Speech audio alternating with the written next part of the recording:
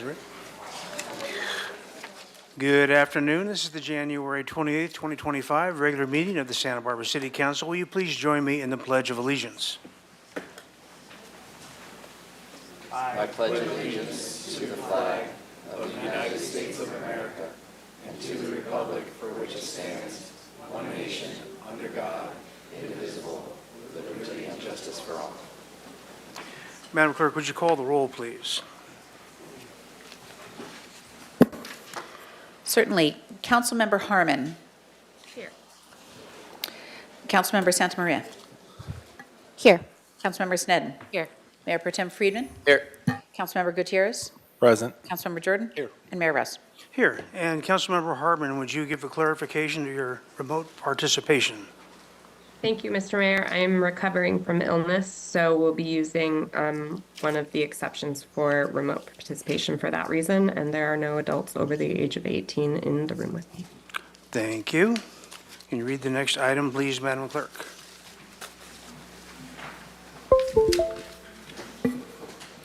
Item 1211, Community Celebration Month, February 2025.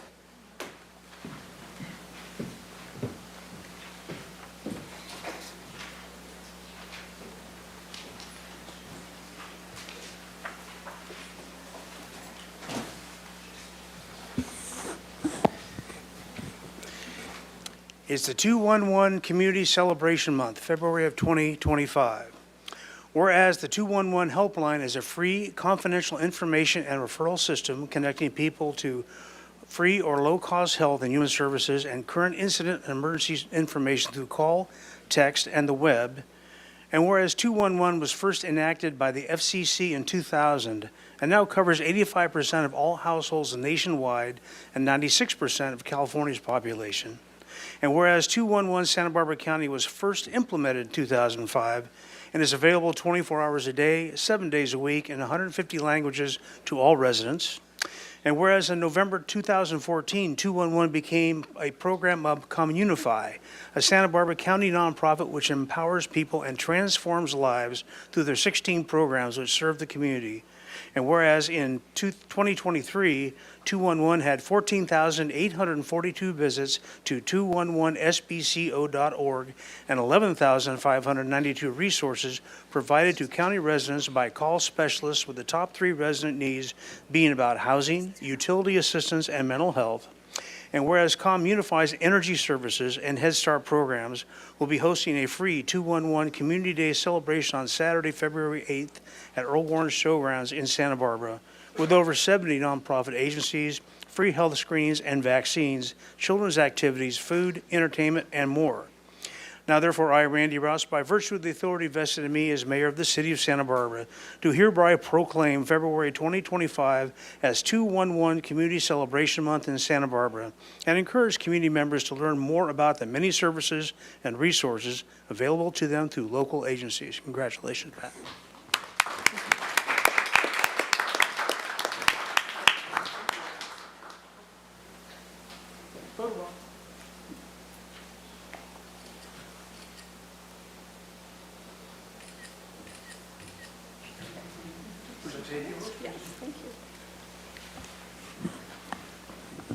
Thank you, Mr. Mayor and distinguished council members. My name is Pat Keelan. I'm CEO for Communify, and since 2014, Communify has been the has proudly operated 211 Santa Barbara, a free, comprehensive information and referral system available to any Santa Barbara County residents 24 hours a day, 7 days a week. Residents can request assistance in over 150 languages by calling, texting, or accessing our online website. I want to thank the City of Santa Barbara for all of your continued support and partnership for this critical resource. 211 helps play a crucial role in connecting Santa Barbara residents with vital resources and services, particularly during times of crisis, as we've seen in the past. It serves as a lifeline for individuals and families facing various challenges, from basic needs like food and shelter to mental health support and disaster assistance.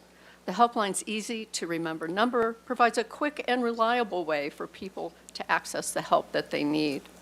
and Santa Barbara residents are utilizing 211 as a lifeline to resources in the community.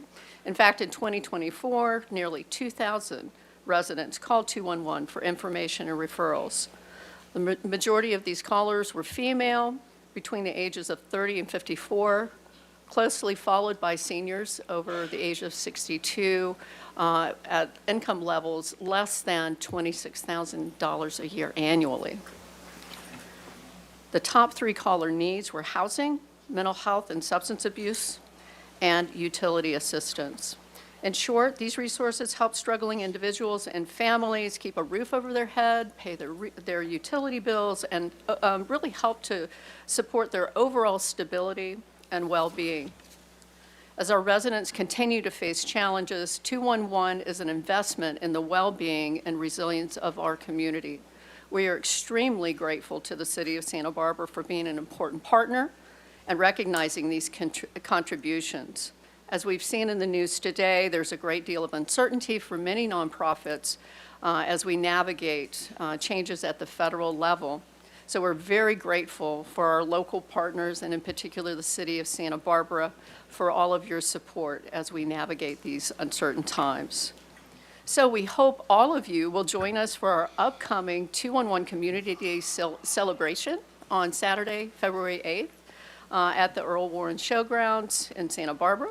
And there will be over 60 local organizations. They are available to provide resources about their programs and services, as well as to access free haircuts, health screenings, free foods, and entertainment. So we look forward, we hope that you can join us, and we look forward to seeing you all there. Thank you so much. Thank you.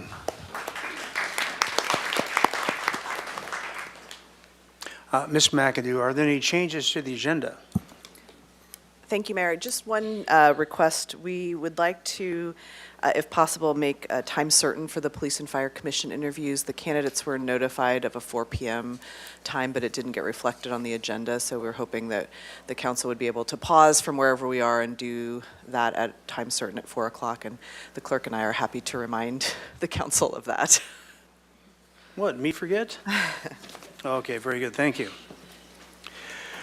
And with that, we'll go to the consent calendar. You have some items to read, Madam Clerk? Yes, item 2, adoption of ordinance for water and metering requirements for affordable housing adaptive reuse projects and other Title 14 revisions. Ordinance adoption. Recommendation the council adopt by reading of title only an ordinance of the Council of the City of Santa Barbara amending Chapter 14.08 of the Santa Barbara Municipal Code addressing water metering requirements for affordable housing adaptive reuse projects and other Title 14 revisions. Item 3, adoption of ordinance authorizing a utility easement to Southern California Edison for the installation of electric vehicle charging facilities at the depot lot at 1 West Montecito Street. Recommendation the council adopt by reading of title only an ordinance of the Council of the City of Santa Barbara approving and authorizing the Public Works Director to execute a public utility easement deed to Southern California Edison on city property located at the depot lot. And item 4, resolution approving the 2024 through 2026 management salary plan and amendment of fiscal year 25001, the position and salary control resolution for fiscal year 2025 resolution. Recommendation that council A, adopt by reading of title only a resolution of the Council of the City of Santa Barbara adopting the 2024 through 26 salary plan applicable to unrepresented managers and professional attorneys, then 2024-2026 salary plan applicable to certain unrepresented safety managers, effective January 11, 2025, and B, adopt by reading of title only a resolution of the Council of the City of Santa Barbara amending resolution number 25001, the position and salary control resolution for fiscal year 2025, affecting certain management classifications effective January 11, 2025. All right, is that, Madam Clerk? Yes. Okay. Are there any items that need to be pulled for discussion by council members? All right, seeing none, is there anybody online wishing to pull? I don't have any requests for speaker slips. Mr. Mayor, there are no raised hands. Okay, very good. With that, I will entertain a motion on the consent calendar. So move. So moved by Friedman. Second by Sneddon. And everything today, because of the remote situation with Councilmember Herman, will be a roll call vote. So there won't be no tote board today, no electronic fun. We're going to do it with her verbally. Very good. This is a motion by Mayor Pro Tem Friedman, seconded by Councilmember Sinton for the entirety of the consent calendar. Councilmember Harmon. Yes. Councilmember Santa Maria. Yes. Councilmember Sinton. Yes. Mayor Pro Tem Friedman. Yes. Councilmember Gutierrez. Aye. Councilmember Jordan. Yes. Mayor Rouse. Aye. That passes unanimously. Thank you. And with that, we'll take a report from the Ordinance Committee. Madam Chair? Thank you, Mayor Rouse. At Ordinance Committee, we heard a newly proposed street vending from vehicles ordinance. The committee gave feedback, and it should be coming to council. Probably will take a couple of weeks to really incorporate those comments, and we'll look forward to it coming to council. All right, thank you. With that, we'll move on to general public comment. And just for the public's convenience, we also have Spanish translation available in the person of Liliana Encinas, up by sitting here, if anybody requests Spanish translation at the time. With that, we have a lot of speaker slips and a lot of folks who want to Mayor, hear. can we let Liliana translate what you just said Oh, in Spanish, and then, please? in case you didn't hear that, Thank you, Ms. Mayor. Encinas, if you would, please. Tenemos traducción e interpretación al español para los que deseen hacer comentarios públicos. Okay, thank you very much. And with that, we'll move on to the speakers. Because there are so many of you, and we do want to hear from everyone, we're going to go to 2 minutes per speaker for general public comment. We have a lot of speakers on a number of items today, and we want to be able to get through it and give everyone a chance. So, Madam Clerk, would you go to 2 minutes on the timer, please? And this is for any subject not on today's agenda, but within the general purview of this body for general public comment.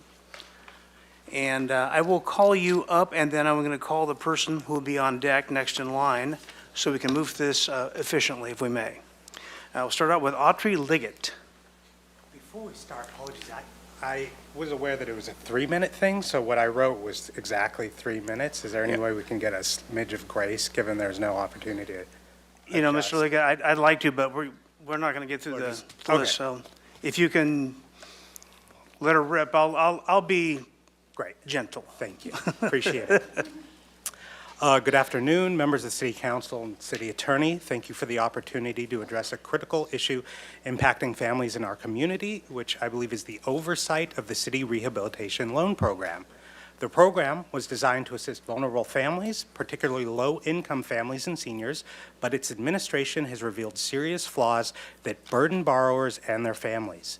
In many cases, for decades, borrowers receive no monthly or annual statements, allowing interest to accrue indefinitely. Families often discover these loans only after the borrower's death, when the city demands repayment tied to the loans. A claim that some cities' employees have made is that borrowers should have known, which I find to be both dismissive and unrealistic, especially when we consider the challenge elderly borrowers face. As people age, memory and cognitive abilities naturally decline, often making it difficult to not only remember day-to-day responsibilities, but also long-term financial obligations. Expecting these borrowers to independently track decades-old loans without any monthly or yearly statements is not just unresponsible, it is an abdication of the city's ethical responsibility as the loan administrator and creditor. Even our library sends notices when you owe something. So some key concerns are: 1, missed financial planning opportunities. Without receiving annual or even monthly statements, families are unable to incorporate loan repayment into their financial planning. I'm keenly aware of one example where a family has just gotten repayment demand after 45 years. The city has had a loan out for 45 years and it only is now asking for it, having never sent a statement. Inadequate record keeping raises serious concerns about whether borrowers that even made payments have been documented or acknowledged by the city. So the lack of clear records from the city related to payments made make it also very difficult to near impossible to determine the actual payment status of the loans. Ultimately, this is a call to action. The city has both the ability and responsibility to address the systemic failures. I urge the council to, 1, implement immediate transparency by urging the agencies that oversee these loans to simply send reminders to families. This is a very simple, easy request that the city can handle.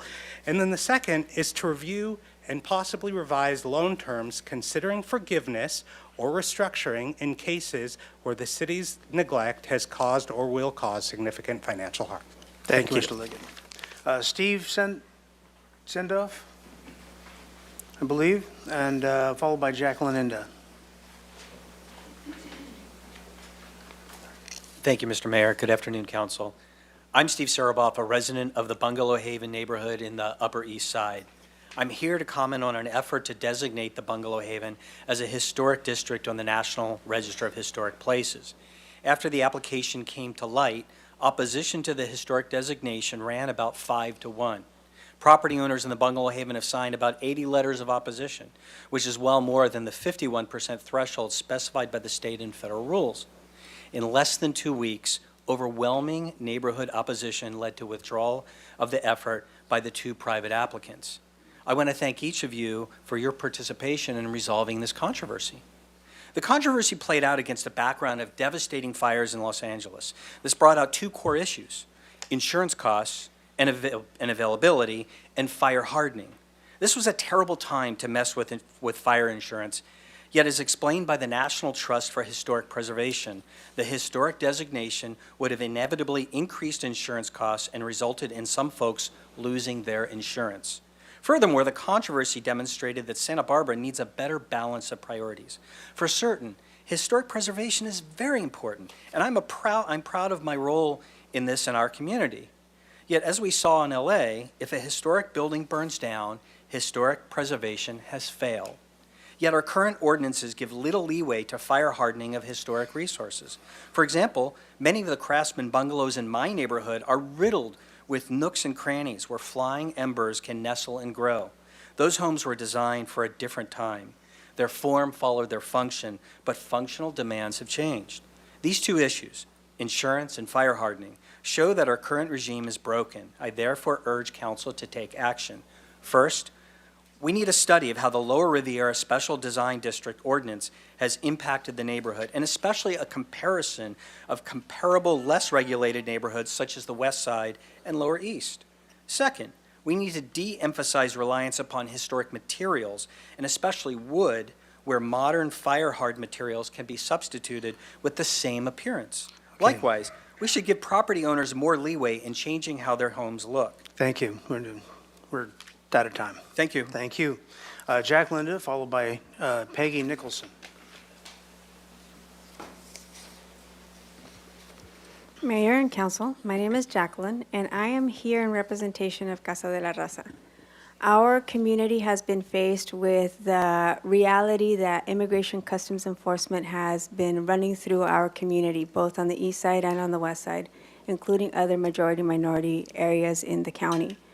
I'm here to, 1, ask for the council to continue to work with CASA, because CASA is now a space where people are coming in droves to ask for not only support but safe haven from very simple things like maybe they rent a room or maybe they rent a space where they don't know if other people might be receiving warrants and they can't control the situation, so they feel unsafe of where they're living. A lot of families are dealing in crisis. Businesses have had to close down in the afternoons when ICE has been reported because employees won't go to work. And we ask for urgency in regards to addressing this emerging need. Right now is also not the time to have police enforcement come into CASA. Because of an ordinance in place in regards to noise in neighborhoods, the commercial industrial district is now impacted because those noise ordinances have not been modified to protect the historical value of the building and what it does. So police enforcement has actually come in through the 25,000 square foot property to enforce ordinance issues with regard to noise because of one caller who does not want to see activity at Casa de la Raza. We are forced to have to go through the criminal courts to deal with this, and we ask for clemency in your review of that ordinance so that people do feel safe to come to the only majority-minority community center in the city. So we ask that the ordinance committee review a modification to that noise ordinance to exempt the commercial industrial district so that we could continue to function what our historical community center has done for decades, like band practice, which is what we're getting ordinance citations on. Thank you. Thank you. Peggy Nicholson, followed by Declan Claus.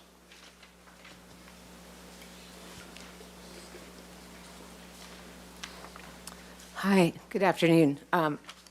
I'm really grateful for my opportunity to share my experience as a renter here in Santa Barbara. My name is Peggy Nicholson, as we stated, and I've lived at my current home at 2018 and a half Bass Street since 2004. I've also taught kindergarten at Franklin School for almost 30 years, and I do love it. They're great. During COVID, I was able to teach from my home on Zoom, and it was a safe, secure place to be.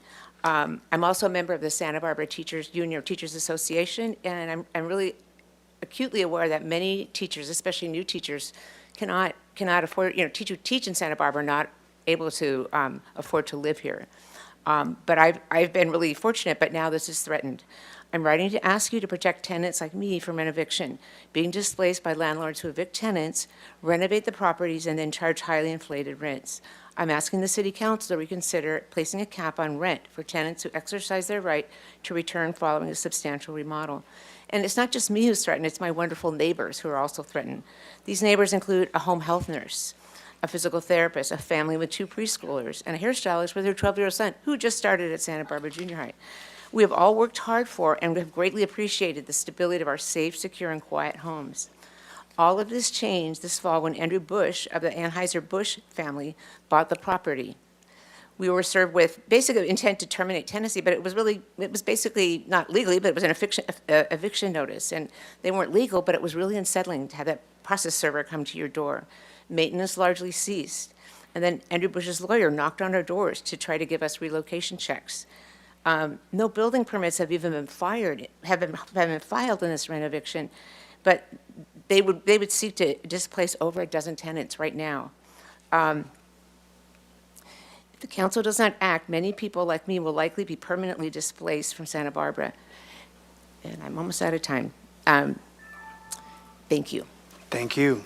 Declan Claus, followed by Summer Howitt.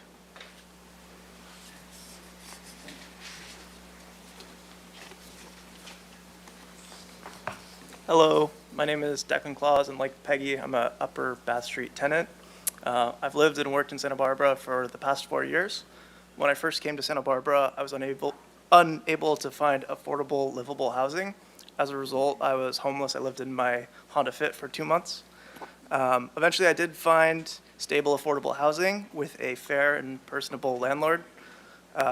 Upon the sale of the property, my new landlord, shrouded behind their lawyers and an out-of-town, inattentive property management group, has attempted to displace me and my neighbors. Rent evictions are being used by landlords to displace tenants and drive up prices. A lack of affordable housing puts many at risk of being displaced or unhoused. I'd like to ask the council to consider placing a cap on rental price increases following a substantial remodel. If no action is taken, landlords, lawyers, and LLCs will continue to erode our community by lining their pockets. Thank you. Thank you. Summer Howitt, followed by Veronica Strauss and Bo Rainbolt. Hi, I'm Summer Howitt, neighbors of everyone who just spoke. I've lived here since '06 as a renter, and this is the 3rd time I've been rent evicted. Sadly, it's very common here. I have many friends who have been, including some from Lower Bath Street who will be speaking. We are seeking your help here. I also want to point out that my neighbor Veronica spoke on our behalf the last few meetings because it's very difficult to be here as a working person on a weekday, whereas many landlords maybe don't have to work as much anymore and can be here to speak. I work at UCSB and I'm in the Teamsters Union, and they urged me to mention that the rising cost of rent here is affecting the ability to live here and work here at UCSB. So, as everyone just mentioned, it's been a struggle. We've gotten mixed messages. We haven't gotten responses from the new management company, and it's been very confusing, and all of this creates fear for tenants. Also, the billionaire owner has the same lawyer who has been representing the Lower Bass Street complex. And I know from my friend that they've dealt with a lot of illegal notices, they've sued the city. All of this creates fear for tenants. So we are pleading for your help here, and we urgently request the post-remodel rent cap. Thank you. Thank you. Veronica Strauss and Bo Rainbold, followed by Stephen Queener. I need to ask you to kindly consider allowing me to speak after some of the other tenants in my group because my son wanted to be up here with me, but he's in the restroom currently. Okay. All right, very good. We can do that. Stephen Queener, please. Hi, Mayor Rouse, members of council. My name's Stephen Sharp Queener. I'm a second-generation Santa Barbara resident, and a number of households have already come to you today to remind you of the urgent risk of displacement faced by Santa Barbara families, and how displacement of families across the state due to the fires is only increasing incentives for opportunistic actors to price gouge tenants, placing real people in harm's way. I believe that blocking these incentives and making Santa Barbara a place where profit does not come before people is essential, and I think all of us have the means to know what happens if we refuse to act. A little over a year ago, the council was asked to place a cap on the right of return, but refused to, effectively codifying the right of landlords to use price gouging to pressure long-term families into leaving their homes so they could be replaced with higher-paying tenants. The effects of that political choice are visible. They have names, and they cannot be here today because they were displaced. I'd like to remind the council of some of the names of the people whose removal from our community was entirely preventable, remind you that they would still be here if the council had voted otherwise, and remind you that this list will only get longer if you continue to refuse to pass or enforce stronger protections. The following names were collected by the Santa Barbara Tenants Union from buildings which had been subject to renoviction: Lucy Sanchez, Jerry Clay, Hermanda Marquez, Lorinda Ann Day, Crystal Contrias, Bonifacio Ibarra, Sam Cepezi, Blake Crow, Jose M. Sanabria, Benjamin Lujano Mora, Stephen Goodwin, Cariana Farmer Hubbard, Mark Allen Serlugoy, Fernando Cortez, Chance Rose, Anyaya Kepper, Alejandra Torres, Lisbeth Miranda, Iraine Silva, Reagan Garner, Chuma Muz, Quinn Colt, Tatiana Bianco, Verona Mosqueda, Maria Soledad Gomez Ferreres, Aleli Vasquez, Alaya Jimenez, Gerardo Serrano, and many more. Thank you, Council. Thank you. Sandy Hawtrey, followed by Ali Rigonati.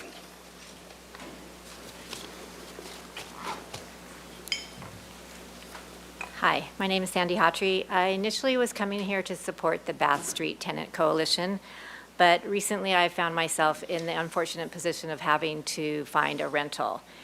I knew that looking at rental options for a one-bedroom, they were going to be high, or a studio, but I was not prepared for the deplorable condition of many places that charge up to $3,000. Dirty walls and floor, horrible smells, and questionable water, running water are just a few of the realities. A former tenant of one place that I looked at left a note in the house that said, if you turn on the water in the kitchen, it will come up through the bathtub. And that was $2,500. The pictures that you look at on Zillow and or Craigslist do not depict when you go and look at the places. Only if you can afford over $5,000 will you find a one-bedroom that's somewhat decent. I had to move to Summerlin, which is not bad, it's a beautiful town, to find somewhere that was decent and to find landlords or property management that actually care about the renters. Thank you. I urge the council to do something about this because Santa Barbara is a beautiful place to live, but everyone's getting priced out. Thank you. Thank you. Ali Rigonati, followed by Max Golding. Good afternoon, Mayor and Council. My name is Ali Rigonati, and I'm fortunate to have, I'm here, first of all, in support of the Bath Street Housing Coalition. I was fortunate to have been raised in Santa Barbara County, and I've lived here in the city as a renter for 10 years now, during which time I have seen the cost of rentals increase at a really dramatic rate. and an untenable rate. Santa Barbara voters have expressed strong support for measures that safeguard our community through enhanced tenant protections, especially now as Southern California faces a housing crisis marked by widespread displacement. It is imperative to address the market forces that are driving residents out of their homes and to curb exploitative practices such as excessive rent hikes that threaten both established and newer renters. What makes Santa Barbara so special is the diverse community of people who live and work here. And I echo the statements that have been made in public comment that to protect this community, I strongly urge the council to enact stronger tenant protections, starting with a rental cap on post-remodel rent increases, this renoviction that we've all been talking about. I believe that this is a really vital first step toward keeping Santa Barbara a vibrant and inclusive place for all of us. Thank you very much for your time. Thank you. Max Golding, followed by Laura Stevens.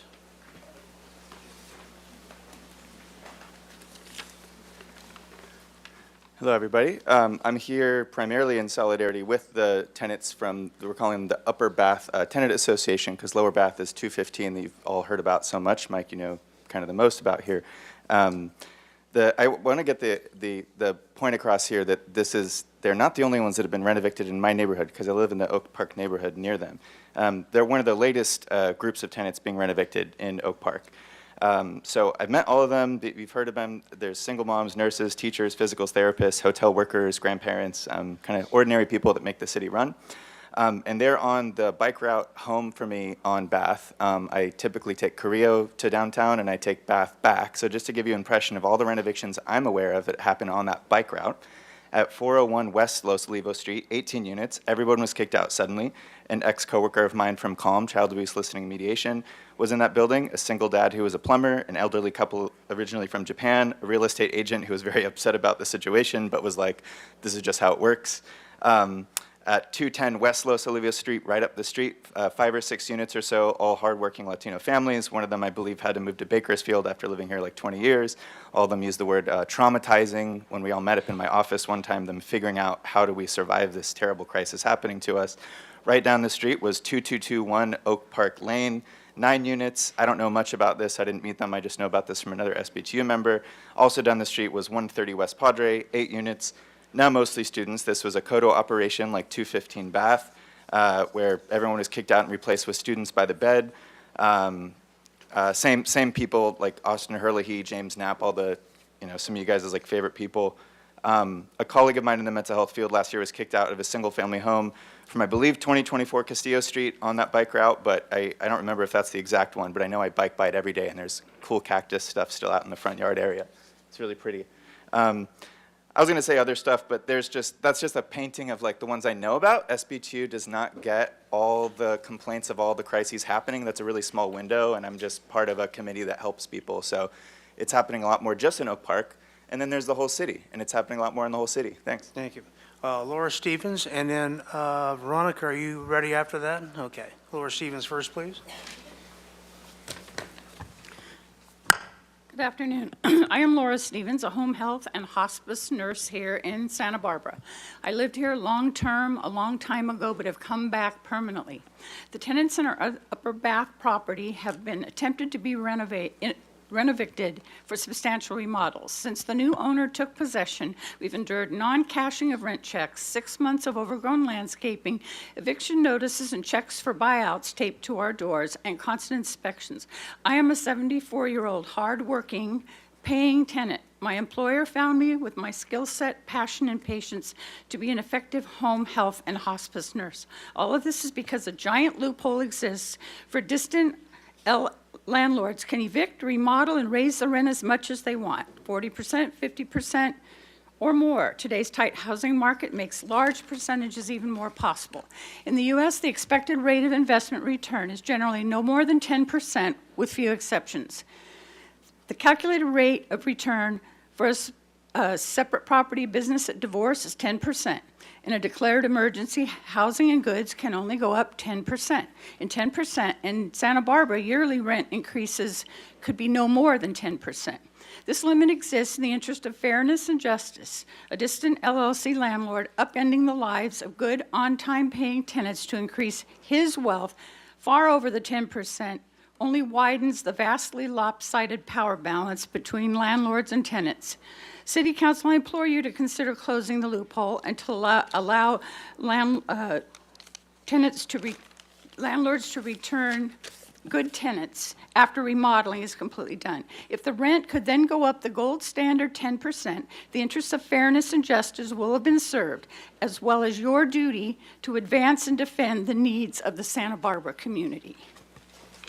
Thank you. Okay, Veronica Strauss and Bo Rainbolt.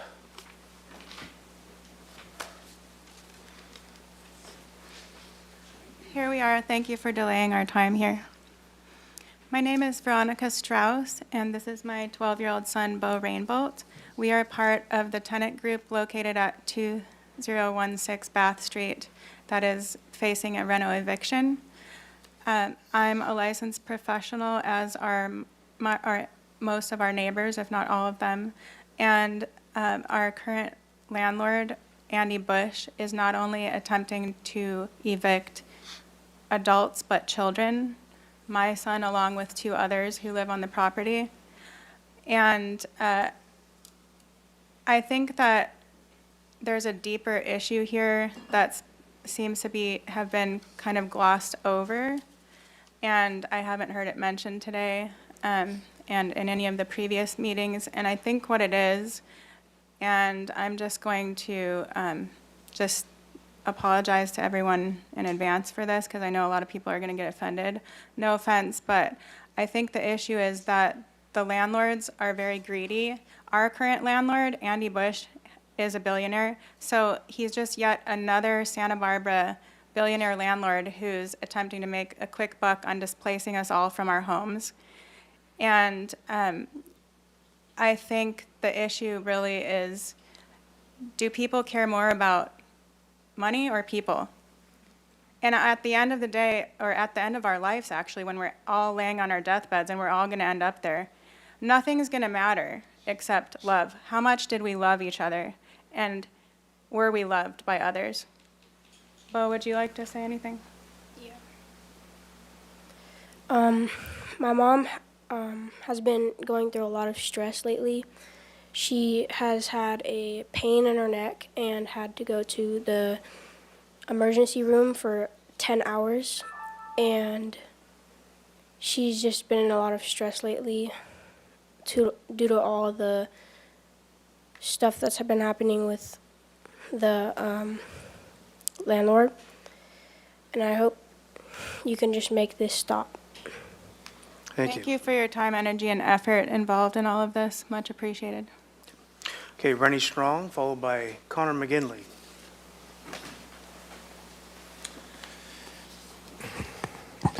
Hello, good to see everybody.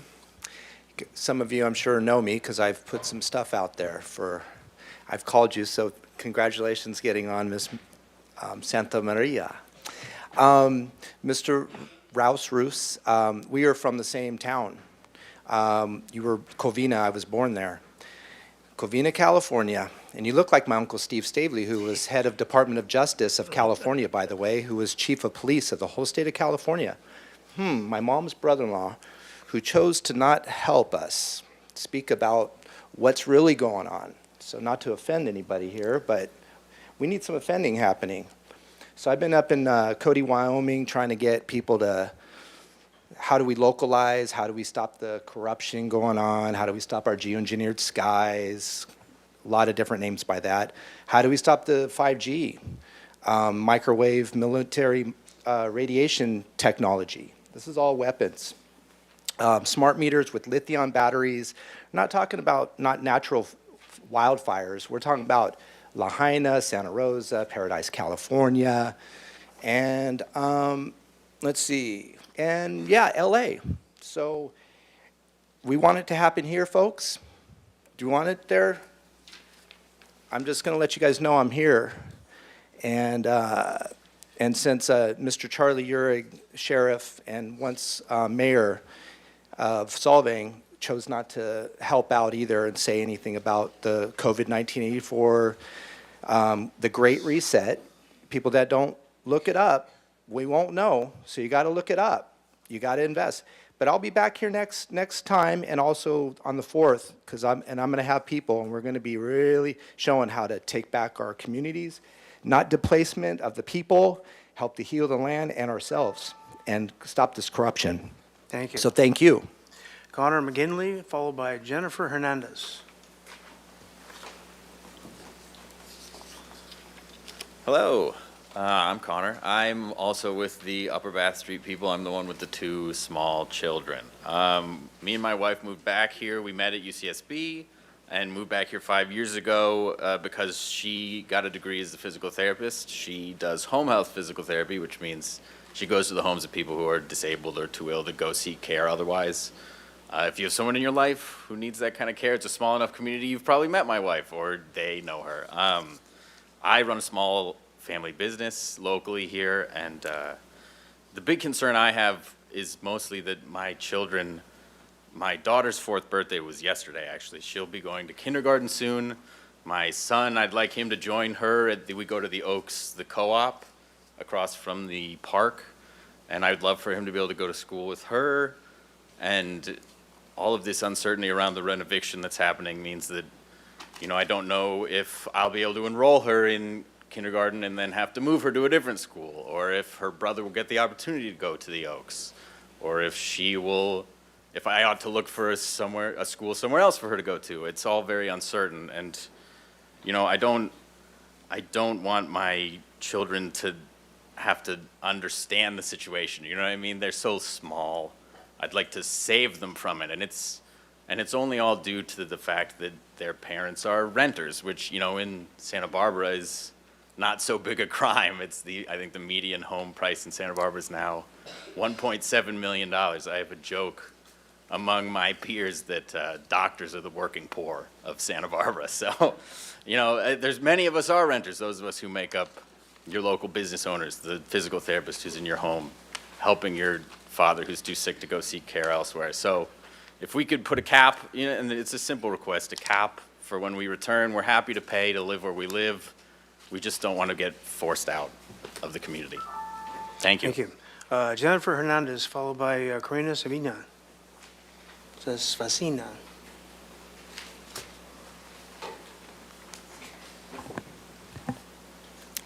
Good afternoon, honorable members of the Santa Barbara City Council.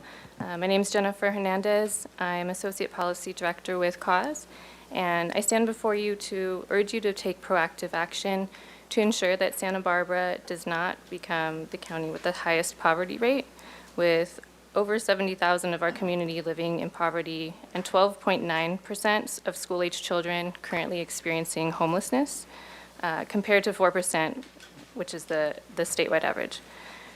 We also take this opportunity to stand in solidarity with the families from Los Angeles County who have tragically lost not only their homes, but their safety, their community, and their memories. But through our community, they've been greeted with hope.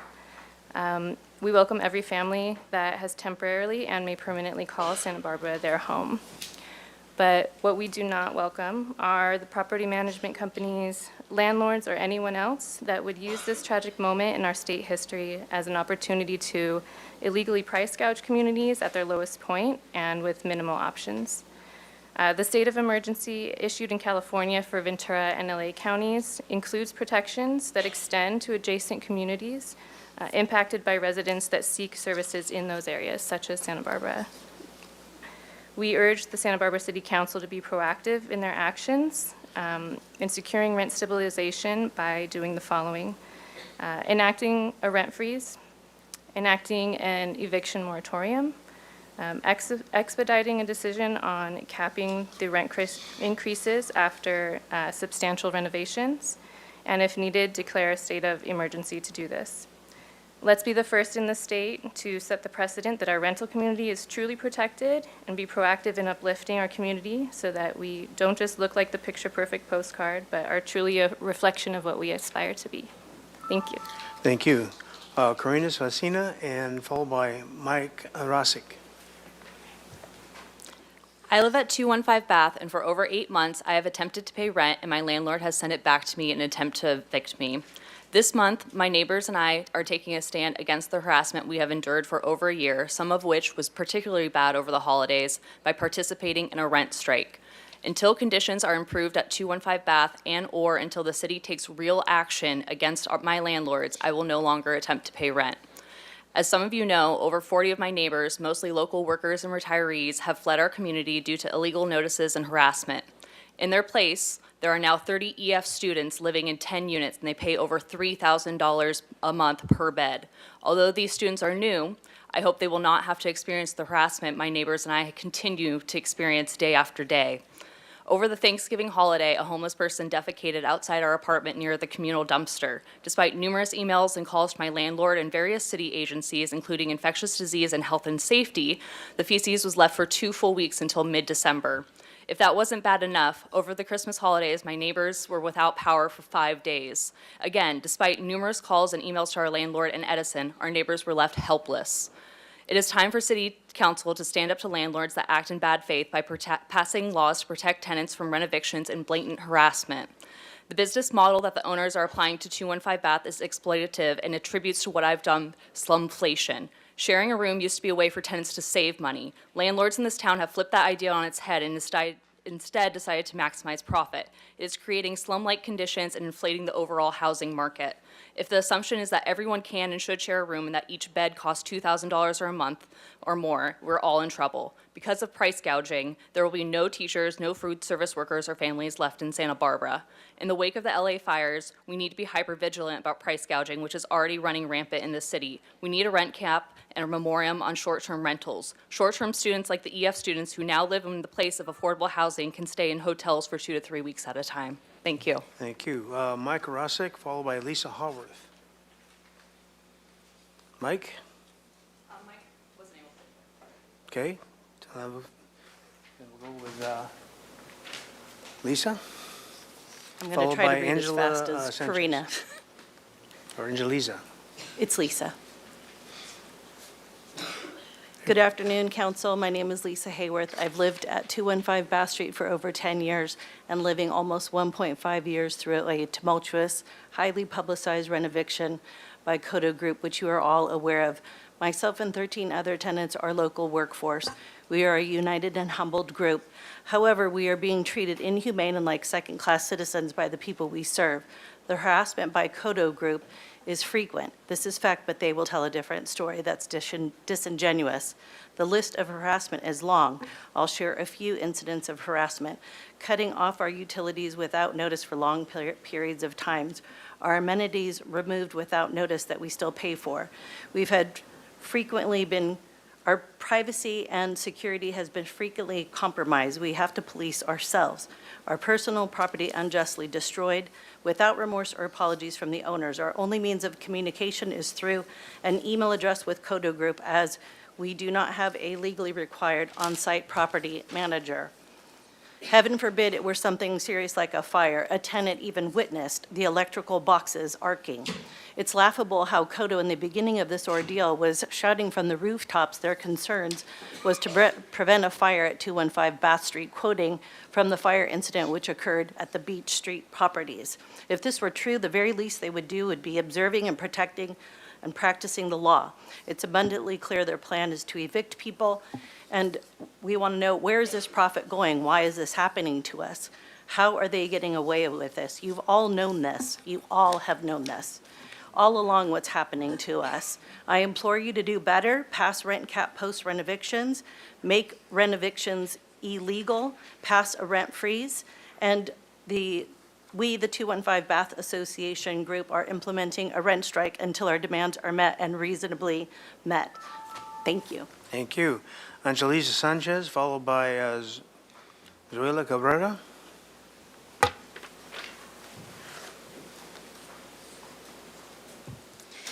Good afternoon, council members, mayor. My name is Angelisa Sanchez. I'm the community organizer for Cause. I'm here today to urge you to call for a state of emergency here in Santa Barbara in response to the Los Angeles fires. As my colleague already mentioned, our neighbors in Ventura have already done so. Now more than ever, we're seeing exorbitant price gouging in response to the current fires going on. We're seeing families and their children in need of homes, and we're seeing landlords taking advantage of this. Right now, my colleagues have seen homes going upwards of $60,000 monthly on rent for an 8-bedroom home. I've sat here today and heard your constituents plead for proactive measures to be taken. We urge you to consider the effects that price gouging such as this will have on our housing market here in Santa Barbara, but more importantly, to consider the well-being of local Santa Barbarans, trying to teach, trying to protect, and trying to live in Santa Barbara.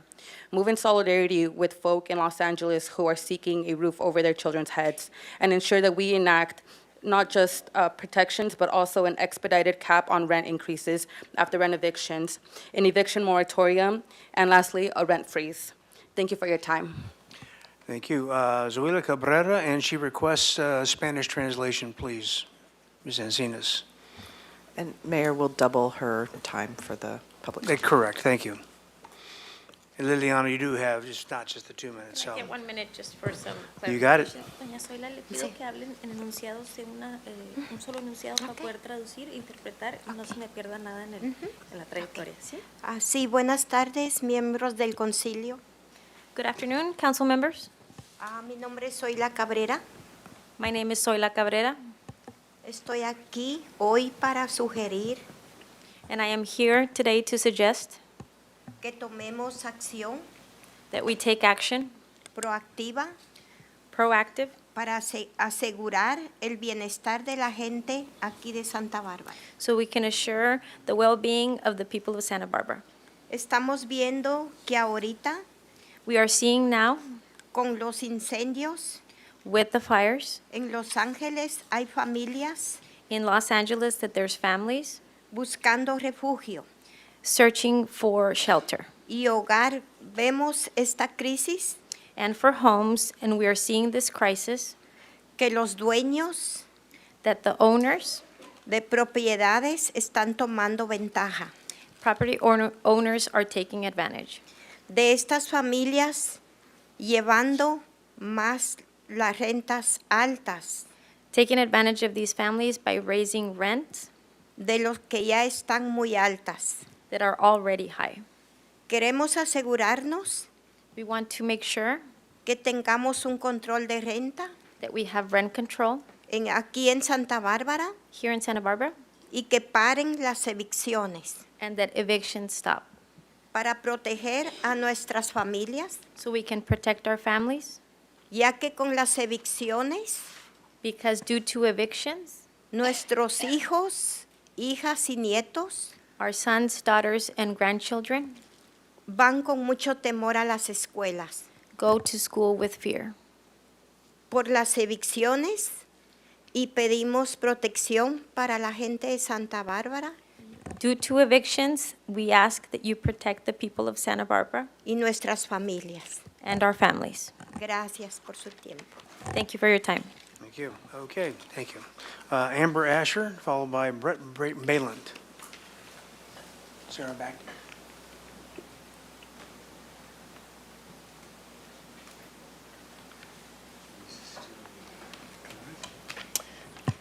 My name is Amber. I'm a renter in downtown Santa Barbara along with my daughter. I'm here today to update you on my personal situation with regard to my ongoing court case with my landlord.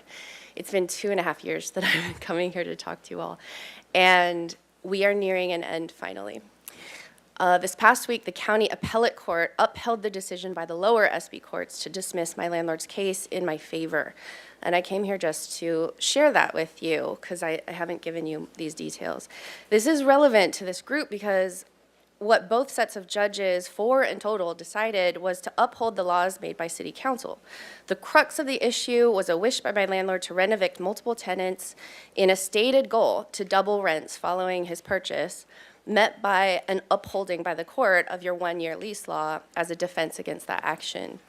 My purpose here is to embolden you to trust yourselves as you continue to to make decisions and consider protection issues that weigh rights to profit over protections of people.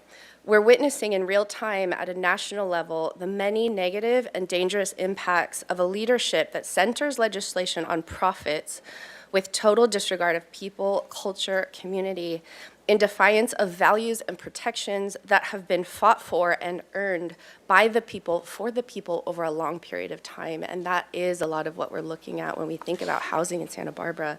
You are our elected representatives. We need your continued help, your broad and bold support. The courts are upholding your past efforts here to protect citizens. Yes, there will be loud, emboldened, and pained, noisy complaints in favor of rights to profit. You will face resistance and pressure, maybe even in the form of pancake breakfasts, from people you know personally. I beg you to think critically and be brave, because we're counting on you. Thank you. Brent Baylant.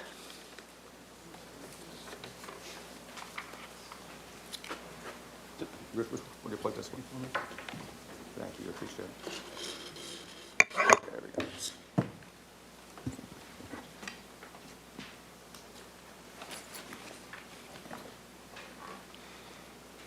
I'll wait till you're ready to start the clock. Thank you, appreciate that. 7. There we go. Good afternoon, everyone. Brett Balint, citizen newly arrived and Santa Barbara, visiting many years Marine Corps, many years serving our country, embassy duty, anti-terrorism stuff. So I look through things with a little bit different lens. This is our Santa Barbara Farmers Market. I was there, this was like 2 weeks ago or a week ago on the 18th.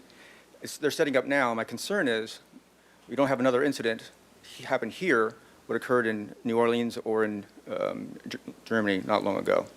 So you see your barriers here. That's great to have barriers, but a vehicle can go right down that road, right down the sidewalk. So they're great to have barriers, but they're not being placed properly. That's the first thing I see. I'm just spanning through here. So my thumb's on the side there, I apologize. Those are great, but we don't want to see a vehicle, a terrorist, do anything here in our space.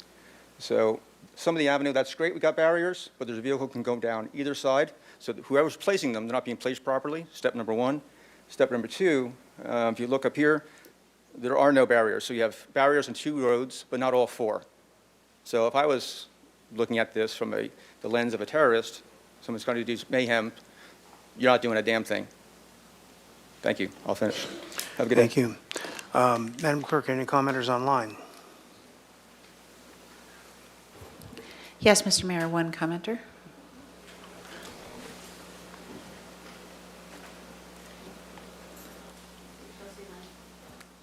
Chelsea Lancaster, please go ahead.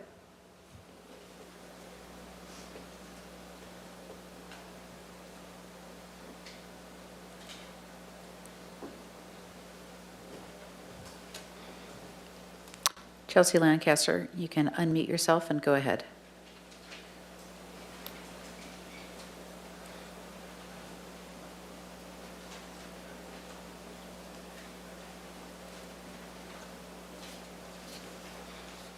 Chelsea Lancaster, you can unmute yourself and speak.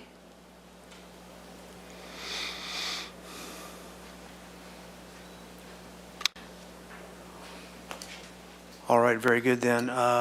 Now we have one final comment, and that's going to be by Kelly McAdoo, City Administrator. Thank you, Mayor. This did come up during public comments, so I wanted to just take a moment, and I wanted to thank the council for the opportunity to share some comments with you and also our community. As you've heard, and you heard from the public comments today, there were a number of U.S. Immigration and Customs Enforcement agents in our community last weekend. And I want to acknowledge the fear and uncertainty that caused many of our residents, particularly undocumented community members. I also want to express my concerns about this recent activity and to reassure our community members that our local government does not participate in immigration enforcement. The Santa Barbara Police Department and our city government remain steadfast in providing and making accessible services to all of our community members regardless of immigration status. Under California's SB 54, the California Values Act, local law enforcement agencies are prohibited from participating in immigration enforcement except in limited, very specific circumstances. In addition, all city departments have been directed to provide services to all of our residents without requiring proof of immigration status except in legally required circumstances, for example, obtaining employment with the city. As it relates to the police department, I want to make sure that our community knows that the mission of this department is to safeguard everyone in our community, including undocumented individuals who live and work here. SBPD does not ask about, collect, or keep information about the immigration status of anyone they serve. The fear caused by last weekend's events can deter victims and witnesses of crimes from coming forward, which jeopardizes everyone's safety. The police department has worked hard to foster trust and cooperation with our community, and we are committed to continuing to foster that trust and serving every member of our community. As a government and a community, we're committed to supporting and providing resources and services to the people that we serve.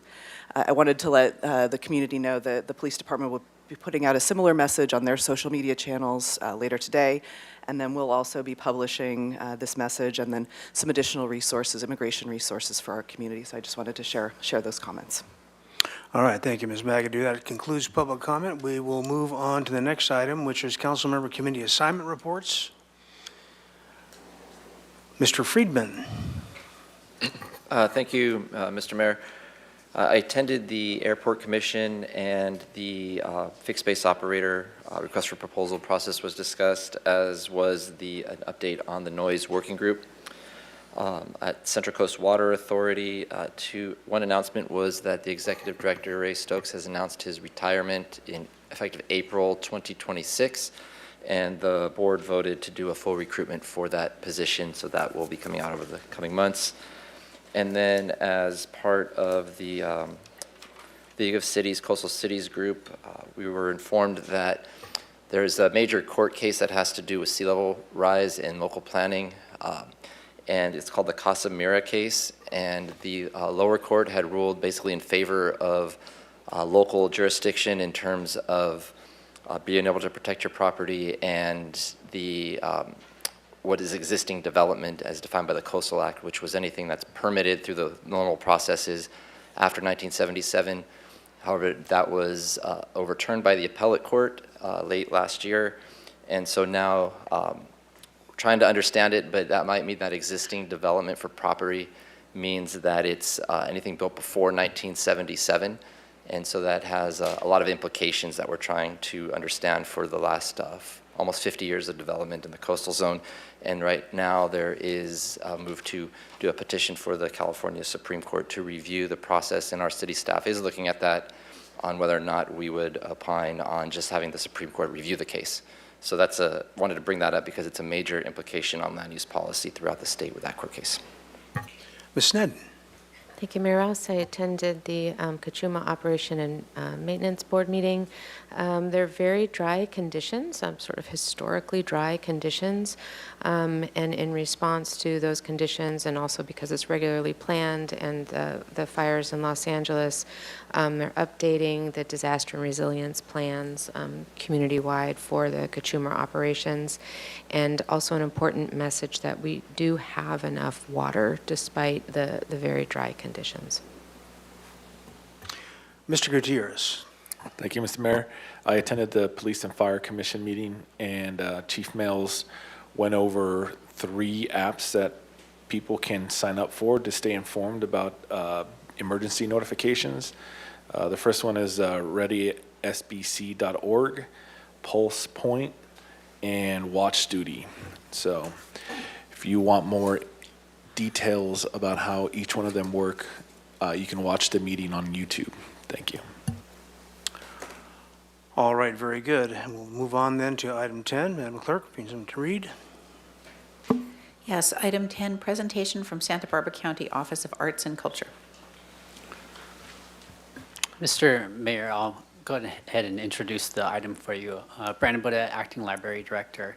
As part of the FY25 allocated budget, funds are used to enter an agreement with the county to fund an agreement that allows for a shared staffing art structure. This partnership has taken place for over almost 40 years. And we have Executive Director Sarah York Rubin here to give a presentation on some of the accomplishments over this last year. Thank you. Ms. York Rubin. Yeah, thank you, Mayor Rouse and members of council for having us today to share a report about the annual impact of the city's achievements, efforts, and initiatives to support arts and culture. Next slide, please. Our office proudly serves as the art staff for the city, and as Brandon mentioned, about 4 decades ago, the city and county partnered to combine and leverage resources and establish our operational structure as you see it today. So we're essentially that one-stop shop. Yep. For local arts and culture needs. And it continues to be recognized as a best practices model nationally. Through the partnership, the city also receives additional state funding from the California Arts Council. Joining me today from our office are Hannah Rubalcava, our Grants and Contracts Manager, and Nick Raghav, our Community Engagement Specialist. Next slide, please. So briefly, before I talk about what we do, I wanted to touch on why it matters, because I think that gets lost sometimes. And to emphasize that Santa Barbara's intentional investment in arts and culture is part of what makes this such a wonderful place to live. And the city's longstanding commitment has made us a cultural arts powerhouse. So we rank 9th per capita in working artists in the nation, and have these cultural amenities, museums, theaters that cities this size dream of. As you know, the impact goes so much further beyond entertainment. I think we know in our hearts, but there's also a lot of data to back it up for arts improvement for mental health and community wellness. That through creative expression, we connect to each other and ourselves and build up those social and cultural connections. We know that public art can transform our spaces and lift up our diverse neighborhoods. And they're also a known driver for our local economy. I'll get to that in a future slide, but one of my favorite fun facts is that the Santa Barbara Museum of Art has 300 employees. So in addition to drawing visitors and retaining our next-gen workforce, these are active brick-and-mortar employers. But so much of this is due to the city's track record of leadership in supporting and building this foundation. Next slide, please. So in our role as the city's arts front office, we staff the City Arts Advisory Committee and the Events and Festivals Committee. We respond to community inquiries and serve as a resource for city departments. Main initiatives include public art, city exhibitions and collections, cultural arts grants, community programs like Poet Laureate, and creative economy work. Next slide, please. So Santa Barbara has this, world-class reputation for public art and exhibitions. Something that's deep local that I love is Pianos on State. Last fall, we celebrated the 15th anniversary, and in year one, they were up for 3 days, and we rolled them in every night. And now we're up to 3 weeks, and they've become this beloved community tradition. Another new tradition that's emerging is the Tiny Library Project. And we distribute about 35,000 free books per run. Thanks so much to the book donors and also our friends at the Planned Parenthood book sale. We were able to pop those up at the Jardín de las Granadas just in time for the Library Plaza opening, which was fun to see.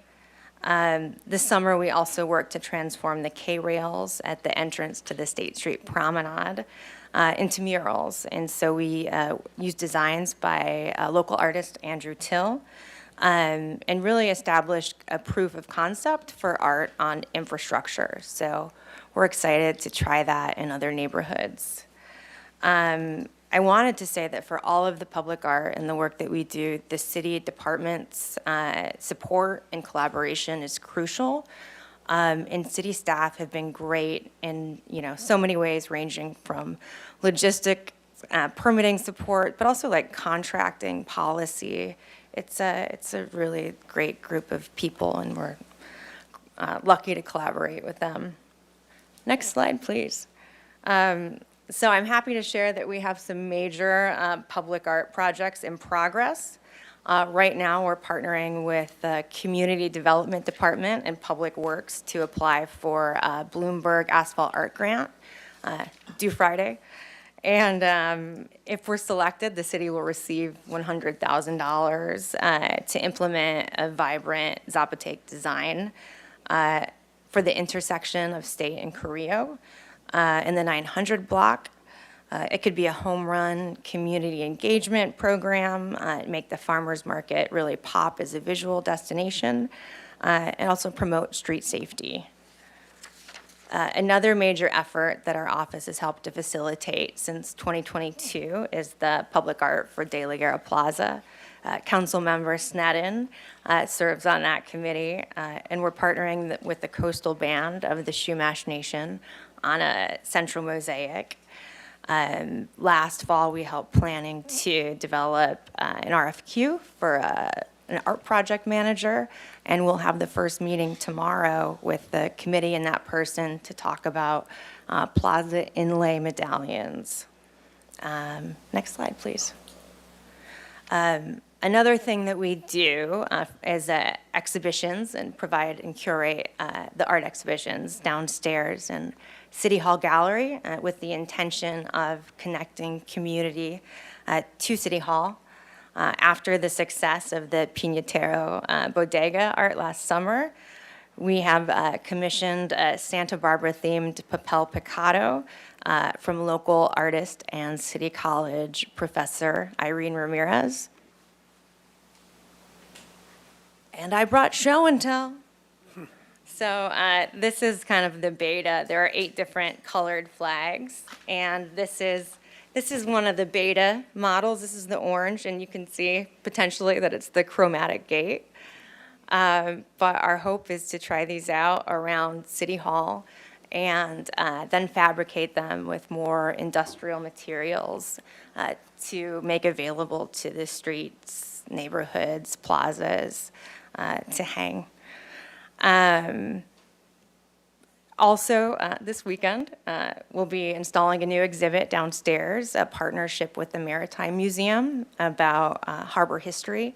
The museum's celebrating its 25th anniversary and is loaning some really beautiful photographs of the Channel Islands sea life. We'll be here next first Thursday, if anybody would like to join. We've had a lot of success in securing new loans this year, so hopefully you've seen some new art around City Hall. And the last thing I wanted to touch on for this slide is that we also manage the city's art collections.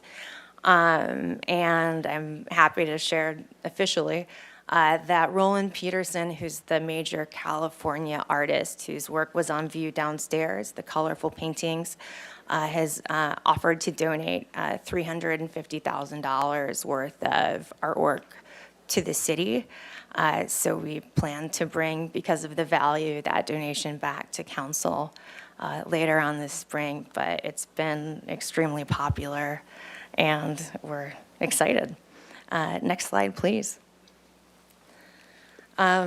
One of the city's most significant art investments is committing around $250,000 annually to support the community cultural arts grants. To quote one of this year's grantees, the funding support is nothing short of instrumental and crucial to success. Administration of the grants is a key area of our work. We support applicants and grantees through all steps of the process, offer technical workshops and office hours, process application, facilitate committee review, and ultimately develop the contracts and disperse payment. There are 3 distinct programs that we kind of have lifted up there that are designed very thoughtfully to maximize the ROI and impact of the investment. So community arts grants aim to increase arts access for everyone, focusing on underserved communities. So project examples include cooking classes for low-income youth, dance lessons for veterans, poetry on the MTA buses. And then there's the organizational development grants, which is the organizational sustainability and capacity building funding, and that really helps to keep our local arts nonprofits here and in business and ready to weather, I think, hard times and ideally great ones. And lastly, we have the Community Events and Festivals Grant, and it supports, these wonderful festivals like Brazilian Day, Pride Festival, Libero Live. In 2023, these grants supported festivals that drew over 100,000 people participating. So that's great work. But because the best insights about the grants don't come from us, I've invited guest speaker Rosalina Macisco from the Santa Barbara Dance Institute and frequent grantee to talk a little bit about the impact of their dance education. Thank you, Sarah. I'm happy to be here to let you know the depth of and impact and a little bit about the people you touch. Santa Barbara Dance Institute, SBDI, is celebrating its 20th year, bringing Santa Barbara residents together through dance. We serve individuals of all ages, ethnicities, genders, socioeconomic status, from young children to seniors. We've reached over 26,000 individuals, 32,000 audience members, and over 100 educators have been trained through our professional development program. Currently, partners include SBUSD, Santa Barbara Public Library, Storyteller Children's Center, and senior facilities. When you see that there is a K-6 dance program at Adelante Charter School, know that that program and teacher is there because of SBDI's presence. When you hear about SBUSD's annual after-school performing arts showcase, know that SBDI began that. When you see dance in early childhood classrooms at SBUSD and Storyteller, know that SBDI began those dance programs. When you walk into many of our senior care facilities and see memory care patients coming to life again through song and dance, SBDI is again a part of that. Our mission is to help all individuals foster tenacity, a standard of excellence, and a belief in themselves that will carry over into all aspects of their life. Let me close with a story so you can understand what this means. We were participating in a grant interview with a local foundation regarding our third grade programs. Teachers, parents, and the principal were present. At one point, a parent stated, "I have one son in prison, and my other son is now participating in the SBDI class. I know that this class has inspired my son, and he will not follow in his brother's footsteps, as he so easily would have done." The arts are often intangible investments, and you probably will never truly know the impact you have made. However, I have seen how dance has saved lives, and your help makes this possible. So thank you. So yeah, I told you that she would be much more interesting to hear hear from about the grant programs. But we're just, I think, incredibly fortunate to have so many people working in our community to make this a great place to live, and they couldn't, I think, perform a lot of this work without the support of the grant programs. Next slide, please. Oh, one more slide, please. It's a cute picture, though, right? So for the community initiatives, one of our favorites is the Poet Laureate program. We just launched the search for the next laureate. Melinda Palacio is concluding her term. She's been Santa Barbara's first Chicana Poet Laureate and has really increased bilingual engagement efforts. The public library is a major partner in the stewardship of the program, and their staff work to offer really robust programming and opportunities with our laureates.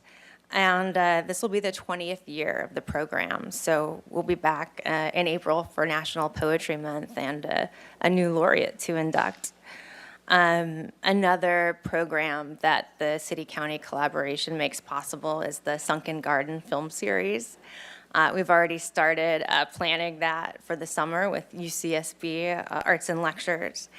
And we're at the point, because it's 4,000 people every Friday, where we've had to pass on some cool movies because we're afraid we'll exceed the capacity of the Sunken Gardens. But I think we've still found some pretty great ones. Next slide, please. Next slide, please. So the final initiative that I wanted to touch on is our work to assess and support the local creative economy. The creative industry generates about 7% of our gross county product, and Santa Barbara is the anchor of that industry. Since the 90s, we've partnered with the city and county to conduct a longitudinal study about arts and economic prosperity. One of the reasons we do this is we leverage the data and funding requests to the state, to the federal government, and more recently for disaster relief funding from those entities. Right now, we're working with Peter Rupert and the UCSB Economic Forecast, as well as the Economic Development Collaborative, to, I think, really locate opportunities for growth, and look forward to sharing those results. Also, through the State Creative Corps grant that we received, we launched an artist workforce development program, including modules like free business skills for artists to cover things that don't get covered in art school, like contract law, IP, budgeting. And we were able to even pay artists to attend through that grant. Also, that grant provided, I think, $140,000 sub-grants to local organizations like MyCop, Freedom for Youth, the Barbareño-Chumash Tribal Council. And we're just really happy, I think, with those advocacy efforts. Next slide, please. So last slide, while there's a lot to look forward to, I also wanted to draw attention to some challenges that we anticipate that will be compounded by the rising labor and materials costs that we're all experiencing. The first thing is that the city's public art inventory is aging. And without a dedicated fund or budget for maintenance, these assets face long-term deterioration. A lot of the art is integrated directly into infrastructure like walkways or walls. And I think people don't think of it as art proper, but the opportunity there is it was all created, I think, really well. And for a fraction of those original investments, I think adding a new coat of paint or doing some rust abatement, I think, could really bring spaces back to life and just lean into some of that work. One of the examples in the bottom right slide is the Milpas Underpass and the Shelton Corn Art. And I think a coat of paint and some colored lights, and it could really lift up the space.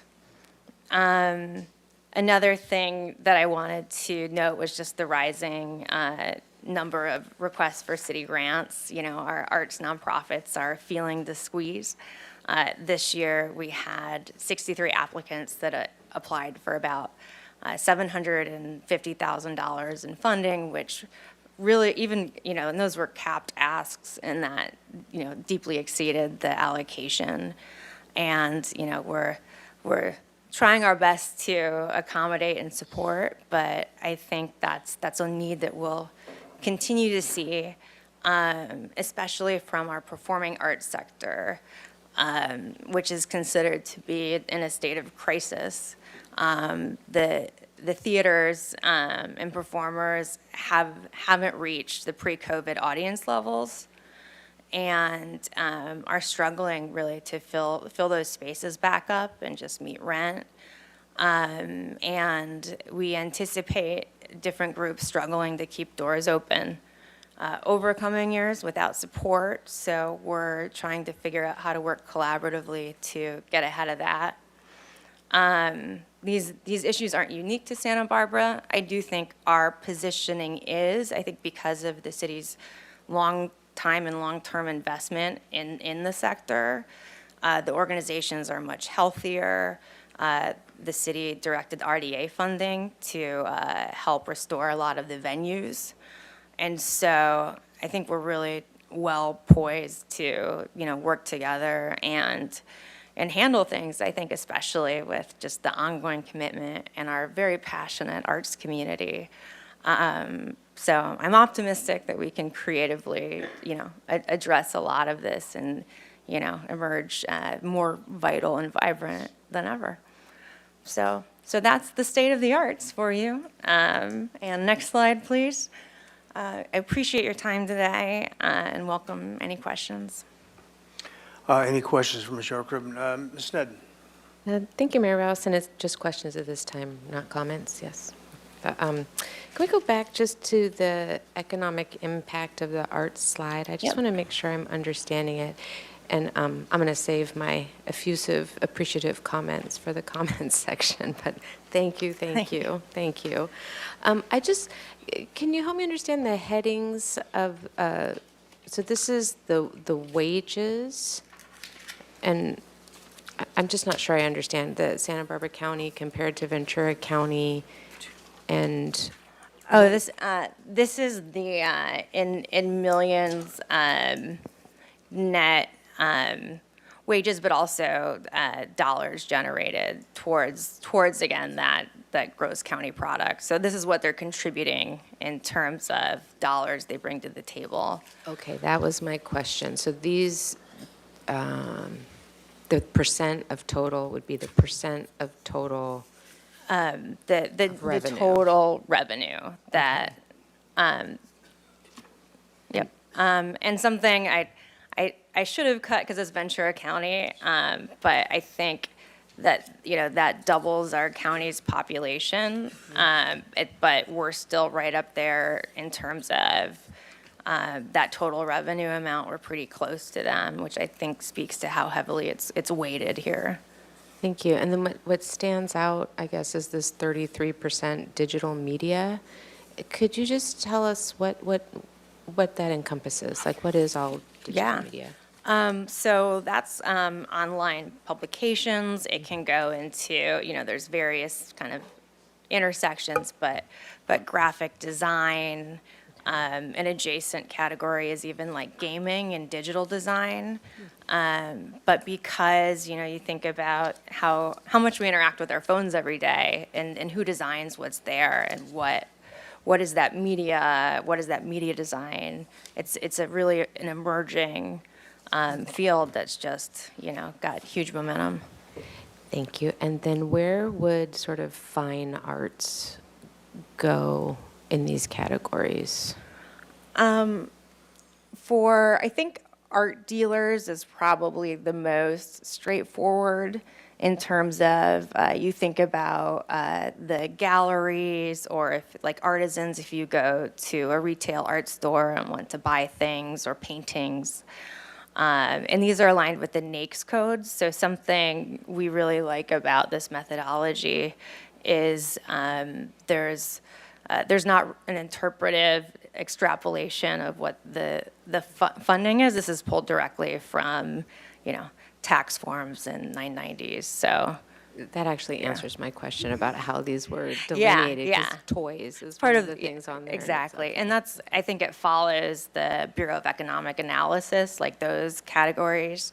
But that's why I think working with Peter Rupert, it's so empirical. It's the in-plan model.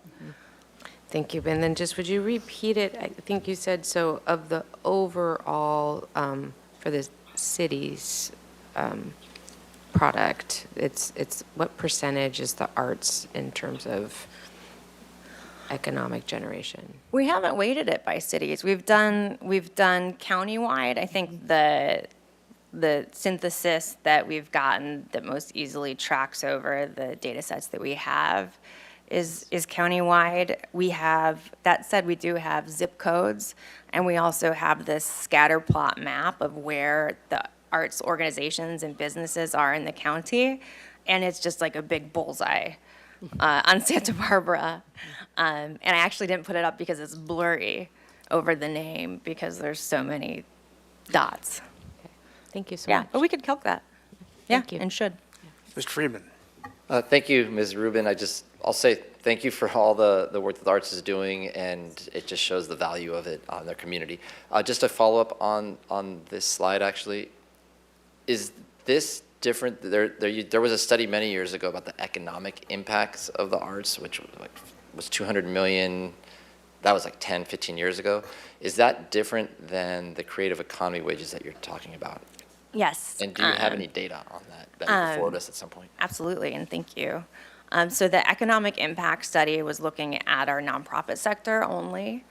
It's something we like, and we've kind of changed methodologies, is that this follows the Otis algorithm. It includes LLCs, for-profits, gig economy. It needs to be represented in tax forms, so it's NAICS, and it needs to be not real, but there's also an invisible economy too. So, but I think the holistic view, and also I think the nonprofit sector, we do have a pullout that we're working on, but these figures include nonprofits. So there's that other data that you can send us as well. Yeah, absolutely. Thank you. That's all I have. Thanks. All right, and we do have a speaker on this item, Audrey Bill.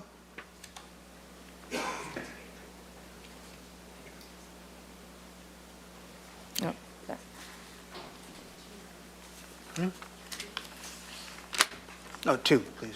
We're just with two all day. Mr. Thill, go right ahead. Council, it's an honor to be here. My name's Andrew Till, and I had the great opportunity last year to design the K-Rail project and enter the competition and be selected. And I just kind of wanted to reiterate what Sarah was saying is in the arts, you know, many people think of Los Angeles, San Francisco, New York. Of course, those are powerhouses, but Santa Barbara, as she mentioned, has so many amazing artists working, creating, designing, and often can be overseen. And so grants like this and opportunities are just really incredible to have to promote the arts and continue creating, and they really allow for an opportunity to not only enrich the city, but enrich lives of people who are living here and visiting here. So I encourage you to really continue to support that, and thank you for all you've done in that regard. So thank you. Appreciate it. Thank you. All right, very good. And that's it for that item. We'll, do you have something, Mr. Sen? Comment, go right ahead. We don't really have any action, so. No action. All right. Thank you, Mayor Rouse. I just All right, was go right saving ahead. my comments.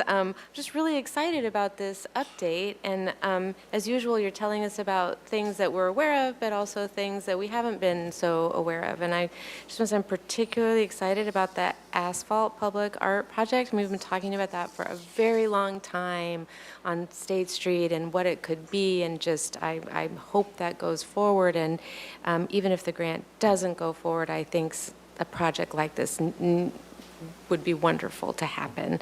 And I love that you highlighted all the different arts. You had dance and poetry and fine arts and, you know, and even in the economic slide, you know, toys, which maybe we don't always think about as being in the arts collectives. So I've personally loved the city collections and gallery shows downstairs, but also the art that's in our City Hall offices. And I want to particularly thank Roland Peterson and for those donations. It's really incredible art. And thank you for holding the space that's necessary for the discussions about Chumash art in De La Guerra Plaza and having that be a neutral space that can allow for those, not allow for, promote and really invite those conversations. And then something not mentioned was all of the discussions about the murals in Ortega Park and also facilitating those conversations. So just really for community-wide for those, thank you, and events and festivals. And I'm really particularly grateful for the Poet Laureate program. I think just as a message to us on council, I think we're sort of underutilizing our poet laureates and how much they have to offer in terms of significant events and being able to be present and recite poetry and create poetry specifically. So I've really, really appreciated getting to know Melinda Palacio this term and looking forward to the next Poet Laureates. And the Sunken Garden movies are really true community events. I mean, they're community building when everybody is singing along together to, like, you know, have the time of my life or whatever it is that's going on, and they're sort of focal points of people to talk about, like if they're going, what they saw, and all of that. And for family, some of them are family friendly and some not as family friendly, but I think it's all very community. So really thank you for highlighting all of these today. Thank you. All right, very good. And with that, we'll move on to the next item, item 11. Would you read that into the record, please, Madam Clerk? Yes, item 11, City Council prioritization of revenue generated by Measure I, transaction and use tax to maintain essential local services. All right, very good. A couple of announcements here. If you wish to be a public speaker on this item, we'll accept public speaker slips until 1/4 of. And if you're online listening and you want to speak, you need to raise your hand by 1/4 of. We have a number of speakers, so it will be limited to 2 minutes per. And then we're also going to be taking we're going to break in at 4 o'clock for a time specific on our interviews for a commission, and a small break thereafter, so just so everybody's kind of prepared for that. And with that, we will move on to Mr. D. Martini. Thank you, Mayor. I'm actually going to kick it off. Oh, well, then why don't you kick it off? Sorry. Thank you, Mayor and Council, City Administrator Kelly McAdoo, and just wanted to provide some context-setting comments before we dive into this item. As you'll recall, the voters approved Measure I, which was a half-cent sales tax measure last November, and there were a number of council priorities that were identified in the language of that ballot measure. And as our staff is starting to prepare the fiscal year 2026 budget, which will be presented to council in April and May of this year, we needed to sort of talk with the council about what are the priorities for use of those revenues and how should we sort of frame that as we go into the budget presentation. And so this is obviously, as I've said to many folks, this is the start of the conversation. This is not the last conversation. And just one of my asks for the council, and as we're going through this conversation, is to think about flexibility. Particularly, I think that is going to be really important as we heard this morning with the executive orders to freeze federal funding, although a federal judge has just recently put a stay on that. So we'll see how that all plays out and what that impact has. But it's just indicative of the sort of uncertainty that we're going to be facing over the coming months as we try to prepare this budget. We did want to highlight some of it. This is the option that was presented in the staff report, was sort of a starting place for a conversation, get some initial feedback from council today, and then again continue stakeholder outreach and conversations through this year's budget process. So with that, I will turn it over to our Finance Director, Di Martini. Thank you so much, Ms. McAdoo. Good afternoon, Mayor Rouse, members of the City Council. I'm here to present an overview of the Measure I sales tax prioritization.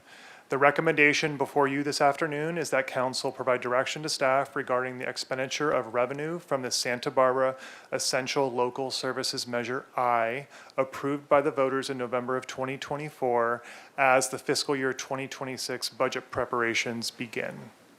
So I thought I would first start off with what the ballot measure was that the voters voted on back in November. This is as it was listed in the pamphlet that the voters voted and ultimately approved back in November. The title of the measure, which is important to note here, is the City of Santa Barbara Essential Local Services Measure. So it was designed and communicated to the community and the public about maintaining and funding essential local services for this community. Back in late August, staff delivered a presentation to you as well, and the City Council adopted a resolution, Resolution 24-092, and that resolution listed these following priorities for the City Council for how the expenditure of Measure I revenues are to be expended. And that includes maintaining 911, emergency fire, paramedic, and police response, making contributions to the city's local housing trust fund, also improving housing affordability and addressing homelessness, keeping local fire stations open, maintaining library services, keeping public areas and parks safe and clean, maintaining stormwater protection, improving natural disaster preparedness, and retaining local businesses and jobs. The City Council was very purposeful in adopting this resolution. Many key words in here are about keeping and maintaining, not necessarily adding new. And so that's something for the council to keep in mind, being able to fund the existing level of service of our staff that provide these essential services to the community. So that was the intent, I believe, of the City Council adopting that resolution back in August. I now want to talk a little bit about our general fund multi-year forecast process. This is a process that we go through every year in preparation for the upcoming budget cycle. We look beyond just the budget cycle. We look about 5 years out.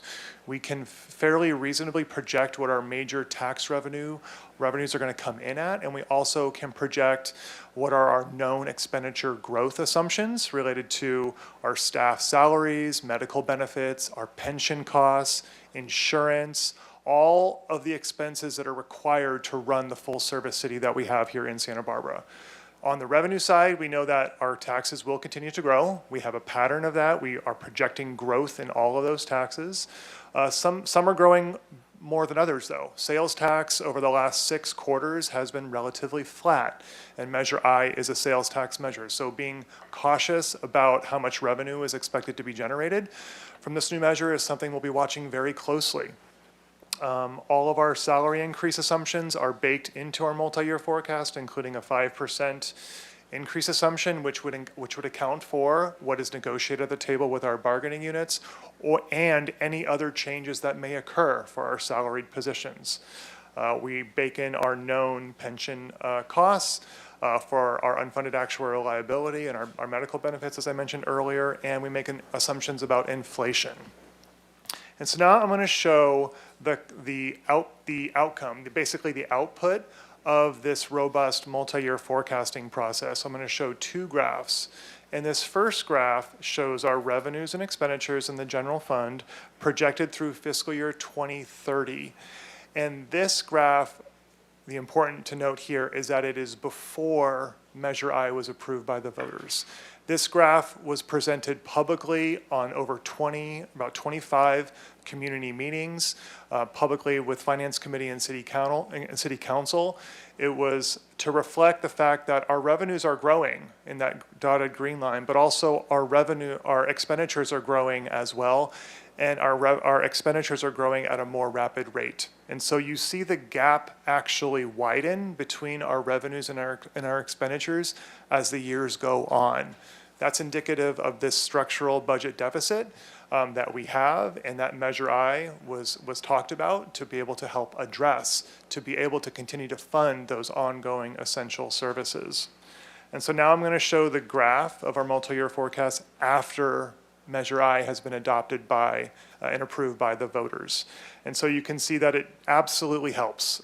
Measure I is going to be a critical part of helping the city balance its budget for years to come. But as you can see, that there is a gap there in those out years. And so it's something for us to be mindful of when we do our long-range financial planning about what it takes for us to fund our essential services and use Measure I accordingly. And so now I wanted to walk through sort of a structure, a table here that summarizes where we are with our initial planning for fiscal year 2026 and how Measure I revenues can be used to, again, invest in those essential services. And I'll start with the starting point, and that is our base budget assumption for fiscal year 2026 of a $10.7 million deficit. And so that deficit is, if we continue to provide the same level of services as an organization going into fiscal year 2026, before Measure I was implemented. That was the 26 deficit before the voters approved of Measure I. And then once you include the $15.1 million revenue assumption annually for Measure I in fiscal year 2026, that results in an operating surplus of $4.4 million. It is important to note that one of the biggest strategies that the City Council has approved of in helping the city balance its budget over the last 5 years was controlling our expenditures. We have held multiple positions vacant. We have eliminated positions. We have delayed projects. We have reduced expenditures across all city departments. And so when we talk about how Measure I can be appropriated going forward, I believe and staff believes that it's important to first consider which services, which positions, which programs should we consider restoring, because we have reduced some of those services. We've itemized an item here of $1.3 million, and that includes potentially restoring funding for 3 police officer positions that were frozen, and also 1 sergeant position. We have expanded library hours of service at both locations, primarily funded through the American Rescue Plan Act, which was one-time funding. And so if City Council chooses to continue those hours, we need to find a permanent funding source, ongoing funding source for that. Also, bilingual services and security services at the library. For park and recreation programs, such as the Second Summer Reading Fund Site and junior high after-school sports would be programs that were reduced to help balance the budget. Those would likely be considered by the City Council. And then finally, as was communicated during those public meetings and part of the resolution that Council adopted for Measure I prioritization, was a recommended allocation into the Local Housing Trust Fund. Staff has been working very closely with the Housing Authority over the past couple of months to consider multiple funding mechanisms into the Local Housing Trust Fund, and that could include a set annual allocation into the fund. It could also be a percentage-based allocation based on the amount of revenues received, and it could also be a graduated funding structure that could potentially increase the amount of the allocation as Measure I revenues increase, particularly if the amount of Measure I revenues come in above budget. All of those options have been discussed and we're still having conversations with the Housing Authority about that. What staff is proposing at this time is a set annual allocation between $1 to $2 million of Measure I revenues into the Local Housing Trust Fund that staff would be prepared to include in the city administrator's recommended budget for fiscal year 2026. And that would result in some remaining revenue to be allocated further. It's also really important to note that there are some known additional cost pressures on the city's general fund going forward. And I highlight 2 of those programs and initiatives here for the City Council's information. First is the implementation of the citywide classification and compensation study that will likely result in salary and other increases that will go through bargaining. Those costs have not yet been fully analyzed and reviewed or incorporated into these numbers. And so that is something for City Council to be aware of. Also, the implementation of the standards of coverage study for the fire department will likely also come with additional costs associated with adhering to the recommendations in that study. So again, just want that to be on the City Council's mind as you consider this item before you today and consideration for the upcoming budget cycle. And just to reiterate, we're not asking for the City Council to appropriate any funds today. Staff is simply seeking your direction on the prioritization of Measure I revenues so that we can get to work and build that into the city administrator's recommended budget that will be presented in April. That concludes my presentation. Be happy to take any questions. Thank you very much. Okay, we'll go to questions from council. Let's be mindful of the fact that we've agreed to take a 4 o'clock stop to do those interviews for the commission. So we'll start with Mr. Jordan. Thank you, Mr. Mayor. Ms. Martini, can you help me with the word allocation? So when we decide on an allocation, does the money actually go somewhere away from us, or is it still ours somewhere? Councilmember Jordan, when I say the word allocation, I'm referring to a transfer of the Measure I revenue that would come into the general fund. We would transfer that money into the local housing trust fund, so it's just from the general fund to that other fund. Okay. That fund sits on the city's books. Okay, and then once you send it there, can it come back if needed? Council, no. I think it would be very challenging for the council to pull that money back for a lot of different reasons. I don't know if legally we're, not allowed to pull that back, but I would just say I think there would be a lot of challenges if the council appropriated money into that fund and then chose to Disconnect? Allocated. Mr. Mayor, Councilmember Jordan, I believe that if the council allocated the money into the local housing trust fund and it was not appropriated to or promised to a project through the state funding process, then there could be a mechanism to pull it back. Okay. So as long as we hadn't gone through a funding process with the state and had a project in mind that we did that, then it would be possible, Okay. but as the city Process-wise, administrator- good. the city- as the- Smell-wise, maybe not. Right, as the city Okay. administrator says, once it's in that fund, it would be Okay. difficult to pull And it so, out. so the question for me that I'm getting at is typically when we make promises in a, say, a budgetary type of situation, a council can do anything they want, but next year a different council can do anything different that they want. In this particular case, aside from the procedural advice from Ms. Connect, when we authorize an allocation and you move it from the general fund to the housing trust fund, that represents a move that doesn't result in the greatest flexibility if something goes sideways the next year while it's still sitting there.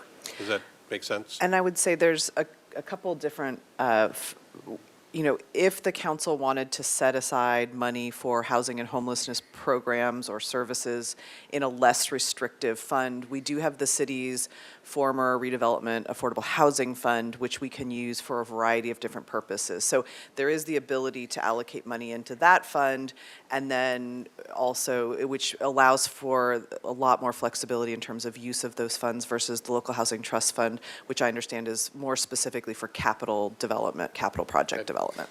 And as we all know by now, a budget is only a plan. That's right. It's just a thing. Is there a way, if let's just say, for example, if that's a concern to me, is there a way to identify it as a budget item and hold it in budget status without sending it to the housing trust fund and just make that statement up front and then hold it there waiting for either the trigger to be pulled because there's pending projects that would go through the housing trust fund, or you have additional funding to add to that funding and it's time to move it. I'm looking for a way to split the problem so that if the world goes sideways and you tied up $5 million in the housing trust fund, but it's not ready for a project yet, but you need it to keep the doors open. Are there other alternatives that would help with that? I think we could explore those. I think there's some ways that we could, in the budget resolution that the council adopts, sort of identify it as the council intends to, appropriate the funds, but wants to wait until mid-year budget or a project. I think there's some ways that we could propose and look at options to do that, to memorialize the council's intent. Thank And you. if I could just add on to that, so in the local housing trust fund, we have to have the money that we want to allocate to a project in order to get the matching funds in the fund when we make an application. So say we're going to go for a $2 million matching fund, we've got to have those $2 million in the fund when we make the application. So it's a timing thing. So when the state releases the NOFA and we apply is when we need the funds. But if you have the money in the bank, so to speak, any Tuesday you can move that money Correct. into the Any housing trust Tuesday. money, right? Correct. Okay. Thank you. Thank you, Mr. Mayor. Mr. Friedman. Thank you, Mr. Mayor. I'll try to get through these before the top of the hour. Here we go. So, Mr. DeMartini, you mentioned the class and comp study and the fire coverage study. Could you just expand a little bit on what those are and why they're so important to financial assumptions going forward? And then on top of that, if we expect those, not a specific number, but what do we expect those to do to the expenditures budget? Sure, Councilmember Freeman. So first, the class and comp study. So this is a citywide study that is conducting a review of all of the city budgeted positions, classifications, and also market information to ensure that our staff positions are budgeted sort of at a market rate that is acceptable per the city's soon-to-be approved compensation philosophy. And so it's a thorough review of staff salaries and other benefits to make sure that they're sort of at market, to be able to allow us to retain employees, to be able to attract new employees to come here. And so that will likely result in some salary adjustments that will be increasing, potentially for some positions above and beyond the salary assumptions that have been included in this multi-year forecast process. So that will be additional salary and benefit expenses. As in regards to the standards of coverage study, that study will likely have recommendations that will include potentially additional personnel that will need to ride on fire apparatus for different types of calls and services. And so again, that may result in additional staff resources that will be required for fire department to operate per the recommendations in that study. And the standards of coverages, it talks about, in terms of the risk there's a risk analysis that is done of the community, and it looks at the appropriate staffing model for the fire department in order to make sure that we're addressing those risks. And I think neither one of those we have a firm dollar figure yet, so I'm really reluctant to say like kind of what even a range would be. We're presenting the classification and compensation study to council on February 25th, and then I'm working with the chief, and we have a consultant who's going to be helping us put together some implementation recommendations on the standards of coverage that we'll be bringing back to council hopefully later this spring. It may not be in time for inclusion in the budget, but the council can always choose to add that after those recommendations are made. Which helped me with that, because in the part of the presentation you said that this is just direction, it's not a final, and we don't have that information, but the class and comp, by the time we get to budget, we will have that information, so we'll be able to make a more informed decision, and possibly the fire, but there may be, and I think with the standards of coverage, it also looks at facilities, so there may be some capital recommendations. So I think both of those we'll be looking at how to, phasing of those and timing, and so I think all of those will go into the impact and the calculations that are done for the budget. And just a couple more examples of expenditures that we're considering that are also public priorities, one later today, but sort of. But the State Street Master Plan, do we have funding identified for implementation of the master plan? So I would suggest that a lot of those, well, the long-term plan, no, because we don't have a cost estimate for that, but in some of the short-term action items, most of that will come from Measure C funding. I was specifically talking about the long-term master plan. The long-term master plan, no, we don't have a funding plan for that yet. And then this gets into housing and homelessness. What about SB Act and the FARO Center? So a lot of those programs currently rely on grant funding. I think right now, next year, we're looking at a potential operating deficit of between $600,000 to $800,000 if we aren't able to secure additional grant funding to fund those contracts for homelessness services. And are any of those federal grants? I'm not sure I think there may be some federal dollars, there are some state dollars, but again, the state will also be impacted by federal funding freezes, so we need to be really cognizant of that. And then can you speak just in you mentioned it earlier, but just at a high level on the potential impacts of the Trump order on some of the services, and then also being what's going on with Los Angeles, and potentially if there was an emergency situation to happen here, a natural disaster, how are we preparing in case we don't get FEMA aid for political reasons? That's why we have reserves for the city's budget. Unfortunately, if we have a disaster and need to fund recovery efforts or disaster relief efforts, that's why we maintain a city reserve for a general fund, and if FEMA funding is not available. And then, Mr. DeMartini, I think you'd gone over it, but just in general, could you one last time highlight the deficit went from the 7.1 to the 10? Could you just go over that? It's important because of the factors. It jumped to 10, it could jump more or less, but if you could just highlight those again. Yes, Councilmember Freeman would be happy to. And so that assumption is our, again, our base assumption for if the city continues to fund and provide the same level of services for all the budgeted positions that we have, all of the existing programming that we have. That was a known and expected deficit increase that was scheduled to occur because of the fact that we have a structural budget deficit. Our revenues are growing at a certain rate, but our expenditures are growing at a more rapid rate. So I showed that graph earlier where the two lines diverge. And so when the expenditures are greater than the revenues and that grows, it increases the deficit. So again, those were initial projections before Measure I implementation, before the City Council took action in fiscal year 2025 to reduce expenditures to help balance the budget. So it was before all of those actions to help to balance the budget. And my last question, there's a proposal, it was in the Housing Authority's letter to us, that we would want, if possible, for if there was a surplus, to look at different models where overall surplus, that we would put additional funding into the local housing trust fund. Would that require us to look at the surplus policy, and as part of our deliberations later today, because that's not on the agenda, but could we give direction to you, City Administrator, Ms. McAdoo, as part of the budget process coming back to put that on as for discussion during the budget process, or would it have to be on its own? No, absolutely. I mean, that is part of the budget document, the reserve policy. The way that our policy reads right now is if there's a surplus, those additional funds replenish reserves if we've had to use them in prior years, and then go to fund our unfunded pension liabilities for city employees who are future, depending on those benefits in the future, to retire. That is the current policy. So that could be evaluated as part of the budget process this spring. So that's something we could talk about later in our comments. Thank you.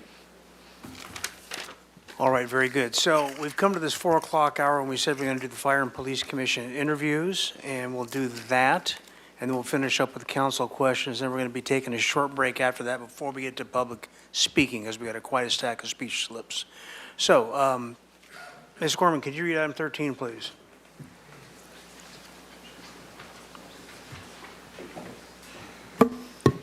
Item 13, Fire and Police Commission applicant interviews. All right, very good. And we have them in the house. Okay. I think there's two of you. If you'd, one of you would come forward and give us your 3 minutes or so of.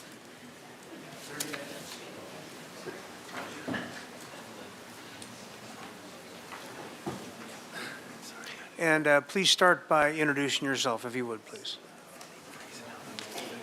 Hi, my name is Andy Barrett. I've applied for the Police Commission, Fire and Police Commission. Not much of a speaker, so I wrote it out. I will be very happy to serve on the Fire and Police Commission if given the opportunity. I work part-time with very flexible hours, allowing me ample time to devote to the commission.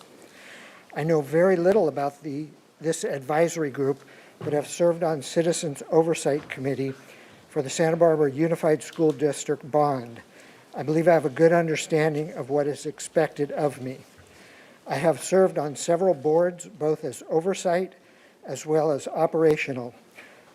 I was a licensed real estate broker and owner-manager of a property management company for roughly 25 years. I've been a full-charge bookkeeper for the last 15 years. I remain calm and have the ability to understand both sides of a situation, making it easy for me to be a go-between and keep discussions on track. I would like to serve on this committee because I have seen firsthand how the police and fire departments work. My son was involved in the Police Explorers and received overwhelming support and encouragement from the officers involved. My father-in-law passed away in my home, and the police, paramedics, and fire department personnel on the scene were incredibly professional, kind, and supportive. I want to help ensure that both the police and fire departments continue to hire and train their personnel in a similar fashion so they continue to earn the respect of the community while making sure to treat everyone they come in contact fairly and respectfully and honestly. So if you have any questions, thank you. Thank you very much. Are there any questions for this applicant? Would you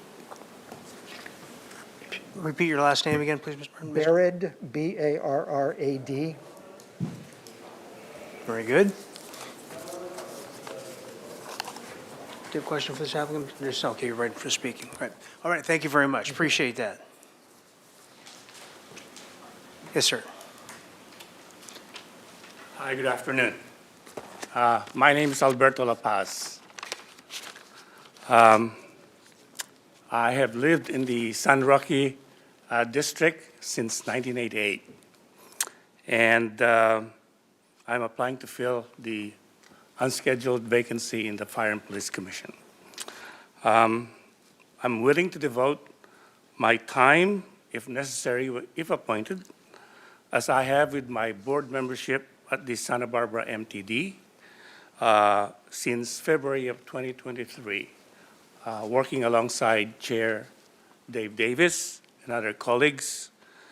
And so I'm very familiar with the fiduciary role and responsibilities that one has with running a public agency like a fire department or a police department. The reason I'd like to join the commission is I believe I can share my functional skills in finance, data analytics, community outreach, customer satisfaction, technology, service planning, and strategy implementation. I went to a small school in Westwood in Santa Monica. Sorry, I'm not a UCSB graduate, but my wife is a UCSB graduate, and we resolved to move here, and she persuaded me it wasn't a hard sell. I've had a career mixing public sector and private sector jobs in management and technology consulting. Started my career at the Southern California Association of Governments, the equivalent of SBCAG in Southern California, and also at the SoCal RTD, the bus company equivalent of our MTD in Southern California, as well as being a vice president at Charles Schwab in San Francisco,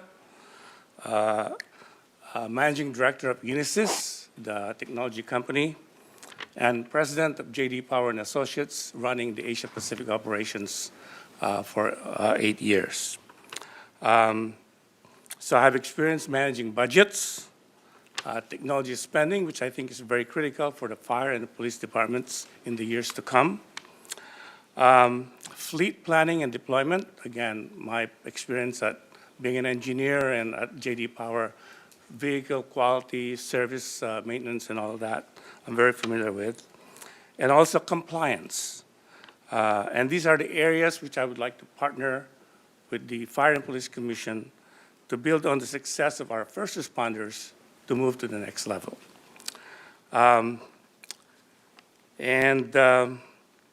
In terms of working with a public safety agency, the closest parallel would be working with the Transit Police Unit of the Southern California RTD.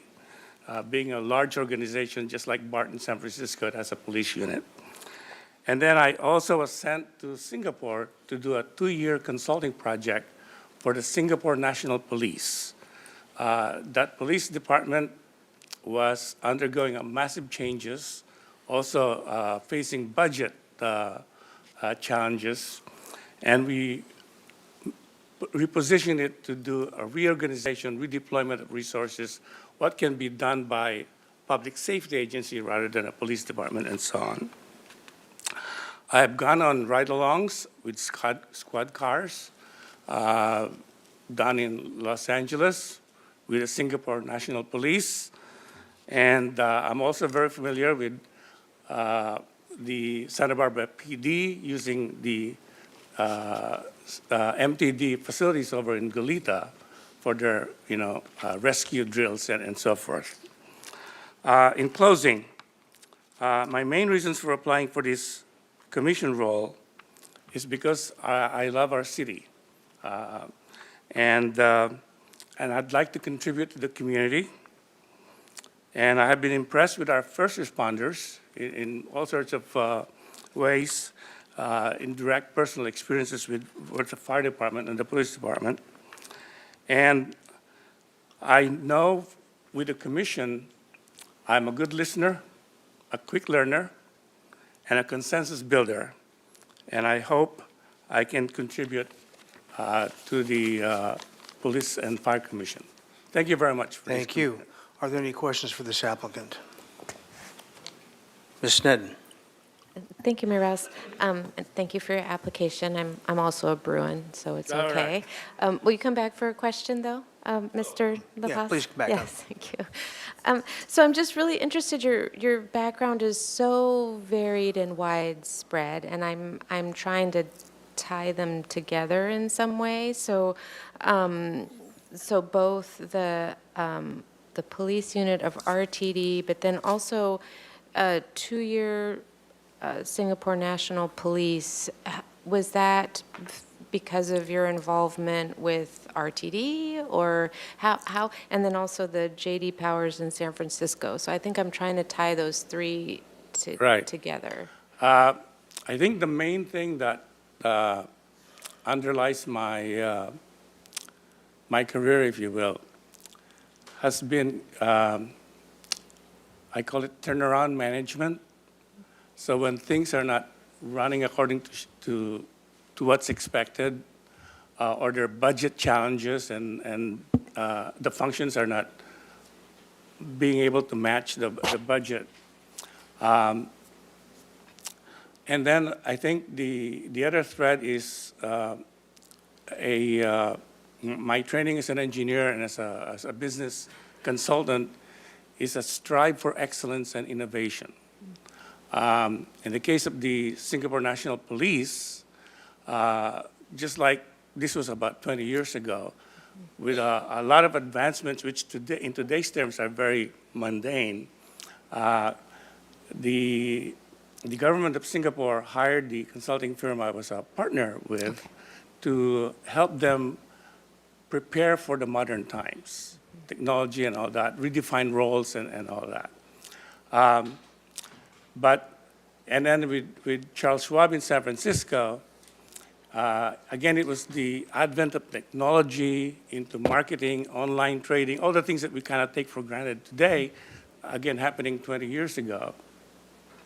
I was the first one to help automate a lot of the kiosk and the branches that we see even here in Santa Barbara, to just help assist the knowledge workers to be more productive and deliver customer service. I think that's the other overlying theme that I have in my career, which is what can be done for customer service, what can be done for the public good. Mm-hmm. Thank you so much. That really helps me. I was trying to figure out how all of those came together, and you've mentioned customer satisfaction and customer service several times, and I really appreciate that in your interview. Thank you. Thank you. Thank you. If there are no further questions, we'll close that item and return back to. I have a question, Mr. Mayor. You have a question? Sorry. I don't know if my For this button's on. applicant, or? Can I ask you a question, sir? Yes. Go ahead. Sorry. So I have a similar kind of line of questioning as Councilmember Sneddon, but I'll just apologize up front because I'm going to do it much clumsier. You have a resume that has significant technical skills. And I'll just tell you my perception of the person sitting in one of these positions isn't somebody who I think is technically skilled to a great level unless they're bringing also a human side to that level too. And I just wondered if you could talk about, here's where I'll do the clumsy part, okay? But just you as a person, your experience dealing with the police, if any, your experience or perception of people who aren't in your position in life dealing with the police, and just your thoughts on that. Part of my answer is kind of tempered by, I've had the pleasure of living and working overseas in many places around the world, because the companies that hired me out of San Francisco and LA sent me to Asia, to Europe, and then working and living in towns like in Hamburg, Germany, or in Tokyo, Japan. And one of the things, I'm kind of a student of public agency interactions with the public. And they're very different. Some of you may have traveled around the world.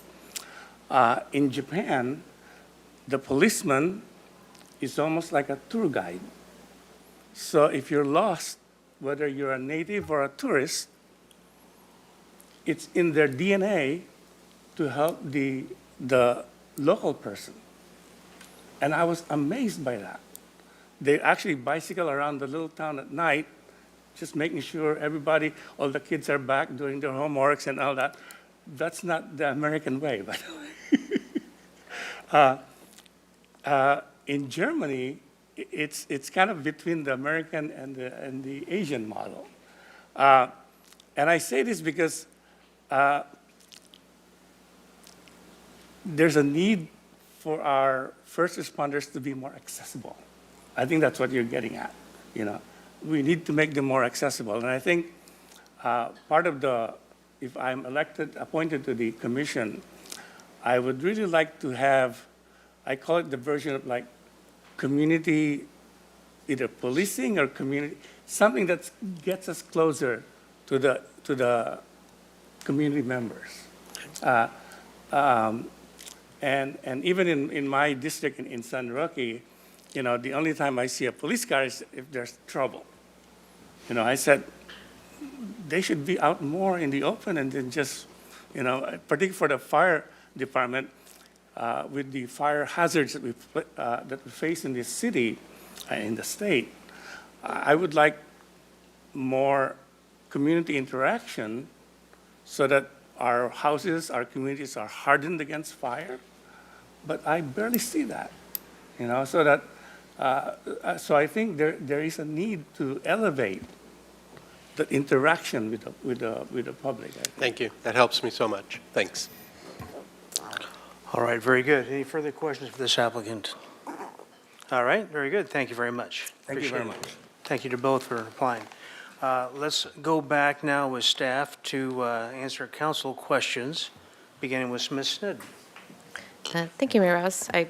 Sorry, I lost my train of thought there for a second. But okay, so back to Measure I. I think this particular question was maybe asked and answered about the fire department standards of coverage, when we might hear back from that February 25th. And so those numbers will be, or is that class and comp? So class and comp is February 25th. Okay, class and comp and then my guess is on the fire department standards of coverage, it will probably be after the draft budget has been presented. So that will likely come back as a separate action item for discussion with council After budget. After budget. Okay, and so do we have any idea the range? Like, is it $1 million? Is it $25 million? I would hesitate to even say a range. You know, we just have the class and comp study back, and, you know, it also depends because some of that will require negotiations with our bargaining groups in terms of implementation. So there may be a phased approach. There may be other priorities that bargaining groups have for how those increases get allocated. So I would be hesitant. And also, we haven't done an analysis of what is enterprise fund cost versus what is general fund cost. So I'm really reluctant to. And this is for the standards of coverage? That's for the class and comp, classification and compensation. For standards of coverage, you know, again, it could be anywhere from $1 to $5 million a year, depending on which recommendations the council decides to move forward with. And I think that's what we want to put together, that implementation plan, and show kind of like, here's some different approaches for how we might implement this, or what some of the different options are. Also, you know, really would like an opportunity to sit down with, you know, the fire department command staff and, you know, leadership within the department to better sort of communicate and understand what the priorities are for implementation there. Okay, thank you. So I just want to, I think I muddled that question by putting the two together. Let me back up for a second. So just with the fire department standards of coverage, that might be between 1 to 5 million. Don't quote me on that. I'm not going to quote you. I'm not going to quote you, but it's not probably 30 million. No, it's not Okay. 30 million, but there are some facility needs in there, and so that's a It's different, expensive. that's a different conversation. It's expensive. It's not a small amount. Correct. Okay, and It's that, not $10,000 a year. no, okay, and that's helpful. We need to potentially set some aside to be able to even consider this program, and that still needs to be negotiated, and I think there's just conversations about the priorities for implementation that need to happen internal to the fire department, because recognizing we may not be able to do everything all at once. And I think that's what I'm trying to sort of put out there just generally in this conversation, is we can't do all the things all at once. And we still have, we don't have unlimited. I sort of characterized it to staff. We won a scratcher. We didn't win the Mega Million jackpot. Right. So it's helping, but it's sort of maybe closing the immediate gap, but it's not addressing all of our long-term needs. yes, and I think that's where I'm going with this, is that if we want to be able to, I really like that we didn't win the jackpot, we run a scratcher. And that scratcher took money to even go buy those tickets. Correct. And to Yes. hold up the budget while we were going after those tickets. So that works for me, and what I'm really trying to do is make a list sort of things that we're not even seeing in the presentation today or in the table, that I want to be sure that we don't get to the end and be like, oh, shoot, we don't have the money for that. So I'm not giving priorities here, but this is helping me that it's expensive, it's not going to break the budget, but it's also not insignificant. And I will also say the council conversation around the Housing Crisis Ad Hoc Committee and sort of analysis and Oh, I conversation. was getting to Yeah, that. so that's a whole other Yes. piece that is not incorporated into any of our budgets anywhere. And even if it's just consultants to do analysis and evaluation of those Yes. options and priorities that came forth Thank last you for fall. mentioning that, because some of those initiatives, well, I'll get to that, but thank you. Okay, so that's one. We've already addressed the impacts of the class and comp study, but I'll just confirm, we will need funds available for this. And it's not going to be more than 10 million a year, but I don't want to sort of. Thank you. There's- That's helpful. Okay. I mean, 10 million is right. It won't be, Okay. it won't be higher than that, but it's probably going to be it'll be below that. I just don't want to give an exact number because I can't. And nor should you. And I Yep. think that's my point today, is we don't have the information that we need to be making these significant decisions, nor do I want to be in a position of not being able to financially support things that we've been really for years talking about supporting if we over-allocate today. And I think staff's intent with this presentation is really, like I said, start the conversation, share information, be transparent about where we are, what the city's various obligations are, just so everyone sort of starts from a similar sort of understanding of what those obligations and outstanding items are. Okay, so far we have the fire department standards of coverage, we don't know yet. We have the class and comp study, which has been, 2 years ongoing, very important for our organization and for our city staff. We don't know that one yet. What's the status of the in lieu impact fee study? I'll ask Ms. Doubles to come answer that question. Thank you.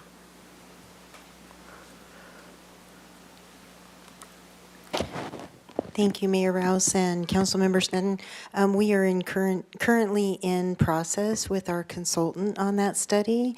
They have actually needed a little bit more information, but we project that study should be coming forward, I believe, in the third quarter of this year. So before or after budget time? I guess that would be after budget time. After budget time? Yeah. Okay. And do you have any idea of a range of what, if we readjust those, or maybe it's too early for that, but an idea of, are we talking about we could increase funding to the city by $2 million, $10 million, $50? I think that's a little, We don't know. yeah, I really don't know, I don't feel comfortable really Yeah, talking that's about it. okay. Yeah. Because I'm also not comfortable today with making these decisions, so I that's will, what, I will say yeah. on the housing, the in lieu fees, one of the things is a lot of times these consultants will say, here's what you could, the maximum that you could charge based on the legal analysis that's done. But then we also have to look at economic feasibility. So we could charge that, but then it could make housing projects infeasible, which would mean we'd get nothing. So there could be a range there as well in terms of a decision point that the council needs to make. And that'll be after budget time? Correct. Okay, thank you. Thank you. I've been wondering about that. And then potential impacts of federal freeze on funding specifically for keeping people housed. So I'm thinking Section 8 vouchers, right to counsel, legal, tenant protections, or any of the things. Do we even, I know it's just today and it's only been 1 week, unbelievably, like what is the scale of if we wanted to focus on housing programs, homeless services, and things that keep people housed and prevent homelessness, what are we looking at? So I don't believe that the city administers the Section 8 vouchers, but we can talk to that. But I will say. But if we needed to backfill, that backfill could be an issue. I will say, for example, the $1 million that we just received for the radio system upgrade, the public safety radio system upgrades, that was a federal appropriation. We have a contract with Motorola, but we haven't received all of those funds. And so, and we have already paid an invoice. So there's $1 million right there that could disappear depending on what happens with those funding freezes. Okay, so. Maybe, I don't know, did you want to have the Section 8 question answered, or did you, or we could, I think it's just, let's put it on the list of things we need to have more information about. Yeah, of more information, and it's just, it's just new. This week has been, I'm sure for you also, just a lot of information to adjust to. We also have our Community Development Block Grant Program is the other one. And those are federally Yes, that's a federal impacted. funding program. Mhm. And some of those programs have to do with keeping people housed. Correct. And preventing homelessness. Thank you, Ms. Staples. Thank you. So the Section 8 program, as Kelly said, or the city administrator said, that we don't administer that, the Housing Authority does. But right now, I know there's some worry about the pause on federal funding and everything. What we are looking at is that the incoming administration has given us certain priorities. One of those right now, Section 8, I believe, is not frozen. So that program is still in place. However, CDBG, home, that is all frozen right now until February 10th. And we know that we are supposed to be giving details of how those programs, how we administer those, correlates to the incoming administration's priorities. And if they are seen as, to be addressing their priorities, then we believe that those programs should be safe, but we don't have that, of course, in writing at all. Right. That's just what we have researched so far today, and are coming forward to tell you that that's how we see it right now. Thank you. And again, not to put anybody on the spot, so if the answer is that we don't know right now, that's perfectly fine. It really is right now because we haven't had enough direction, but Section 8 is definitely a housing program, and there's a lot more to that, but as far as we know, I believe that program is fairly safe right now. It's more our entitlements that we get, like CDBG and home programs, that could be in question. And I suppose my question really wasn't about Section 8 specifically, but about the sort of grouping of funding that prevents homelessness or provides homeless services to those experiencing homelessness, that type of thing. So not even specifically Section 8, but I'm thinking about our FARO Center too. Is some of that funding in jeopardy? I think for CDBG, those are grants that we provide to local nonprofit agencies who, a lot of those agencies provide those services. So, it's services for transition-age youth who are aging out of foster care, subsidies for those individuals, to help them stay housed, programs, like all of those through, and I don't know if you want to share any other. I'd like to just mention that our human services that we support through CDBG is only 15% of the grant that we get from that. The council has allocated general funds to support much more of our human services as well. But the 15% that we use for CDBG definitely goes towards addressing homelessness. Yeah, okay, thank you. And then I guess I have one more question. Measure C, can you remind us, and I know this is about Measure I, but I'm trying to make the separation for myself. In my mind, Measure C is for capital and infrastructure, and Measure I is for people and programs. And part of that is keeping people housed, and it's also our own staff, and it's also public safety. And so just the status of Measure C right now that we have the debt funding for the police station, what happens now with Measure C revenue? Councilmember Seddon, I think you summarized it really well. The difference between Measure C and Measure I would agree with you wholeheartedly. So Measure C revenues come in every year. We get about $32 million every year from Measure C, sales tax. It funds capital investment in infrastructure. About a quarter of it going forward for the next 30 years will go towards the annual debt service payment for the new police facility and the Dwight Murphy Field and Playground renovation project. So that remains about 75% to be appropriated during every annual budget cycle for pavement maintenance and construction, which is a really large funding source from Measure C. Also a number of other building and facility and other infrastructure related projects. Thank you. And then you said that during the budget process. So when we look at sort of the entirety of the Measure C, general tax, Measure I, general tax, we could holistically be looking at both of those through the budget process. Councilmember Seddon, that is absolutely correct. As part of the city administrator's recommended budget, we will itemize staff's recommendation for how to allocate funding from Measure C and Measure I.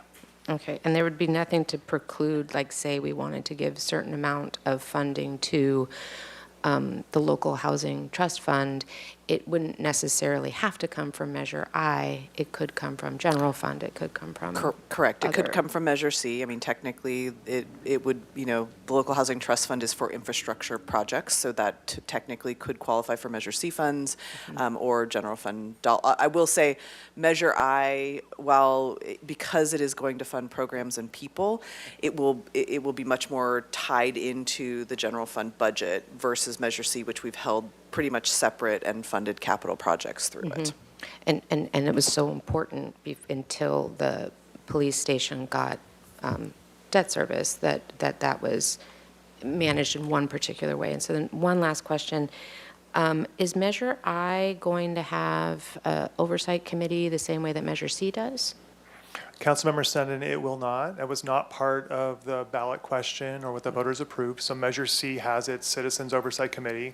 Measure I will not go to that committee, but of course it will go to the Finance Committee and the City Council. We are. And we'll have annual audits, like all of our financial statements. Right. And so for the accountability portion, will it be separated out in the budget, say that these are the Measure I expenditures and inputs? Yes, Councilmember Seddon, we will have a separate page that we will create that will itemize the planned uses for Measure I funds. We will update that every year. It will be transparent to the City Council and the public. And then one last question. Say we wanted to say in general 25%, 30% of these funds goes towards keeping people housed and housing affordability and preventing homelessness, just say. I'm not going to say that, but I'm just asking. Would that be a kind of guideline to help build a base budget, but something we wouldn't necessarily decide, appropriate today? Or? So we definitely don't want to decide or appropriate today. Also, I would just caution, this is a general sales tax, it was passed as a general tax, which means specifically allocating a percentage of the funds could be problematic legally. And so because, the way that general tax measures work in order to qualify for a 50% plus one approval threshold is you say it's generally this bucket of services, but not specific to any one thing. And so I would just, the council could give guidance, but I would be very cautious about making specific or taking specific actions about a certain allocation, a percentage of the revenues going to a certain service, because then that could violate that general tax guideline, law. It's not a guideline, it's a law. So. Understood, thank you. And if we wanted to have later a permanent funding stream for any program, that could be accomplished through the budget process and not necessarily through saying from this measure this. Correct. You could say as part of the budget, we're appropriating X millions of dollars, but I would not have the council adopt a resolution saying 30% or 20% or whatever is going, of the measure's funds are going to X, because that would get us, I think that would put us at risk. And the city attorney can also weigh in on that if she would like. Understood. To. Yeah. Mr. Jordan? Nope. Ms. Santa Maria? Thank you, Mayor Rouse. I only have a couple of questions. I promise I'll be quick. Ms. McAdoo, could you share with us a little bit more about the difference between the local housing trust fund and I believe the other housing trust fund you mentioned, is it just the Santa Barbara Affordable Housing Fund, or what is it called again? So it is a fund within the city's budget.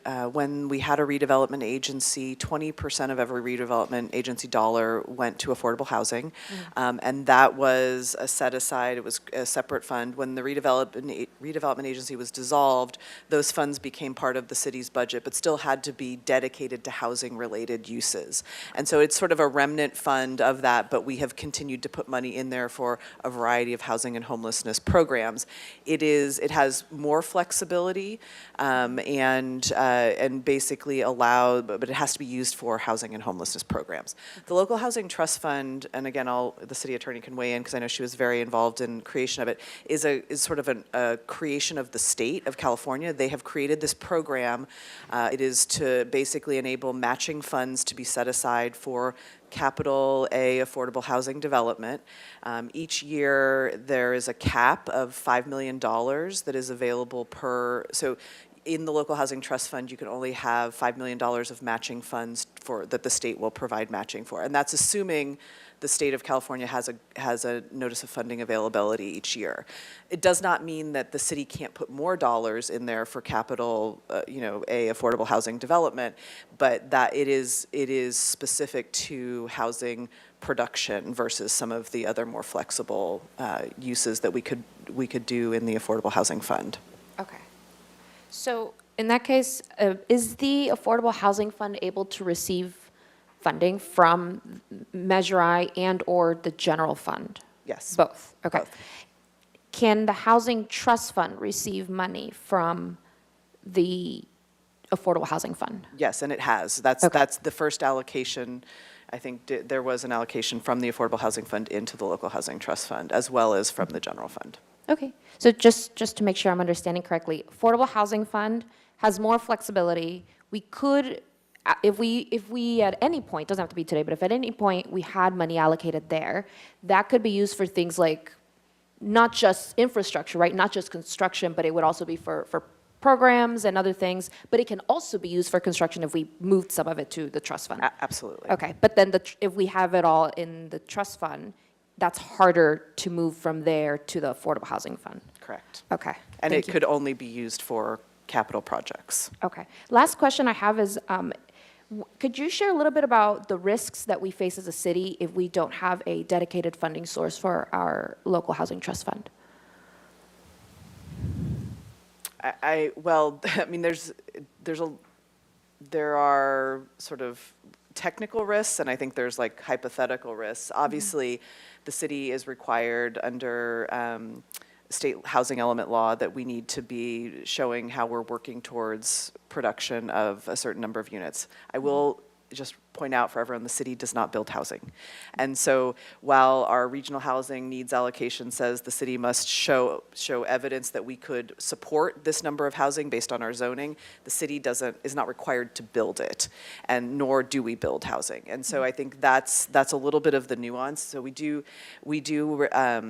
there is risk there. Obviously, that's where by not having an adopted housing element, it's how the Builders Remedy Project applications were able to come in. And so I think there's some of those risks, but I don't know if there's there's a risk specifically if we don't fund the local housing trust fund, if I'm understanding your question. And I don't know, Ms. Connect, if you want to. Yeah, thank you. Councilmember Santa Maria, if I could pipe in a little bit on that too, because there are two sources of funds that need to fund the local housing trust fund. One is the ongoing funding for that, which is a permanent source of funding, and that funds ongoing expenses for the local housing trust fund. And the council allocated already the funding from the inclusionary funds for that. And that's about $1 million a year that has to go to that. On top of that, there's the funding that goes to, or excuse me, $100,000 a year. Sorry. I saw somewhere a figure of $1 million, and I was confused by that, but it's $100,000 a year. And that has to continue for 5 years once we set it up. So we were obligated to keep that going for 5 years. The other source of funding is what the council allocated $2.9 million of surplus funding from the 2022 budget. And that was the seed money that we've now allocated to a couple of different projects with the last NOFA that was issued this last year. And we're waiting to hear from that whether or not we'll get $5 million worth of matching funds, or $2.5 million of matching funds, for a total of $5 million for those two projects to be built. So that's right now the funding sources in that fund.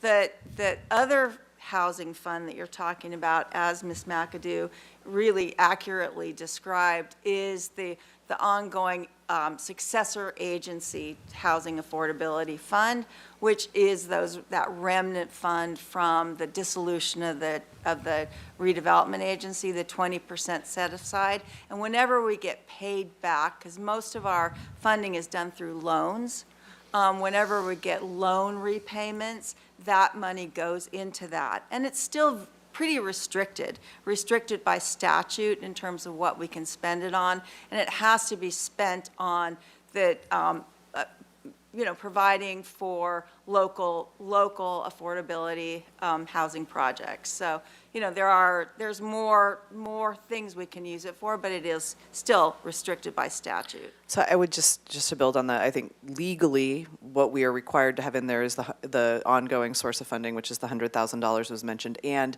any matching funds for the state NOFA. That's the legal requirement. I think there's been some conversation in the community that, by not funding affordable housing development or supporting it, it puts us at risk from a housing element perspective. But that's more of a hypothetical, and obviously we want to make sure that we're trying to produce as many affordable housing units as possible to meet those regional housing needs allocation numbers. Thank you so much. Just to clarify, you don't see the hypothetical as being real, or what is your take on that, just out of curiosity? I mean, the state legislature does something unique with housing law every year. So last couple of years it's been the Builders Remedy. I don't know what sort of penalties or things that they're looking at. But yes, we do have to show that we're in continual compliance with our housing element, but that means working towards the implementation of the programs. But again, we don't build the housing, we just have to show capacity for it and have an adopted and compliant housing element. Great. Thank you so much. That's all I have. All right, very good. If that's for council questions, I know everybody's been really patient, and I appreciate that. I've been told we've got to take a little break right now, so we're going to take about a 15-minute break. And I know, sorry. We reconvene at 5:05.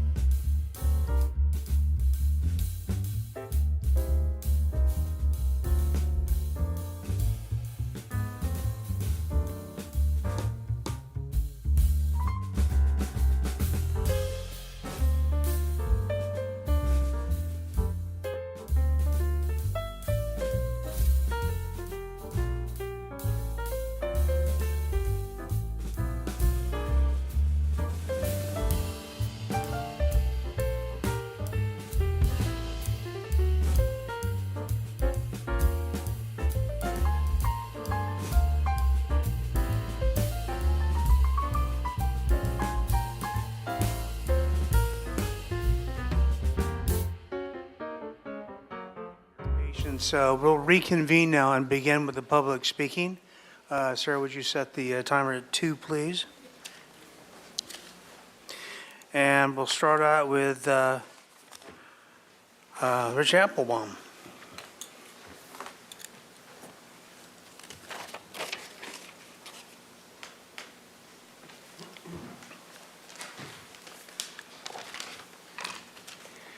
And once again, thanks for your patience, everyone.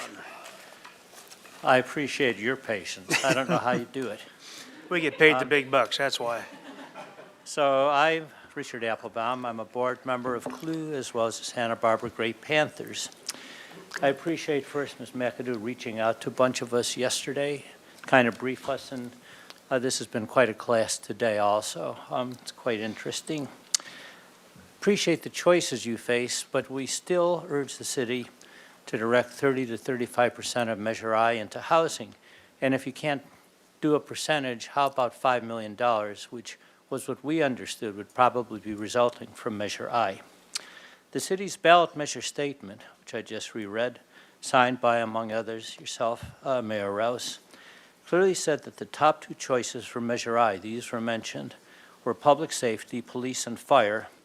And here I quote, producing more affordable housing by investing in the local housing trust fund. That's the reason that CLU and many of the other organizations here supported a sales tax, which is ultimately regressive.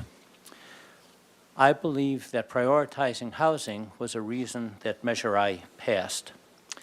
The Housing Authority's original proposal, which I just saw, was more than fair.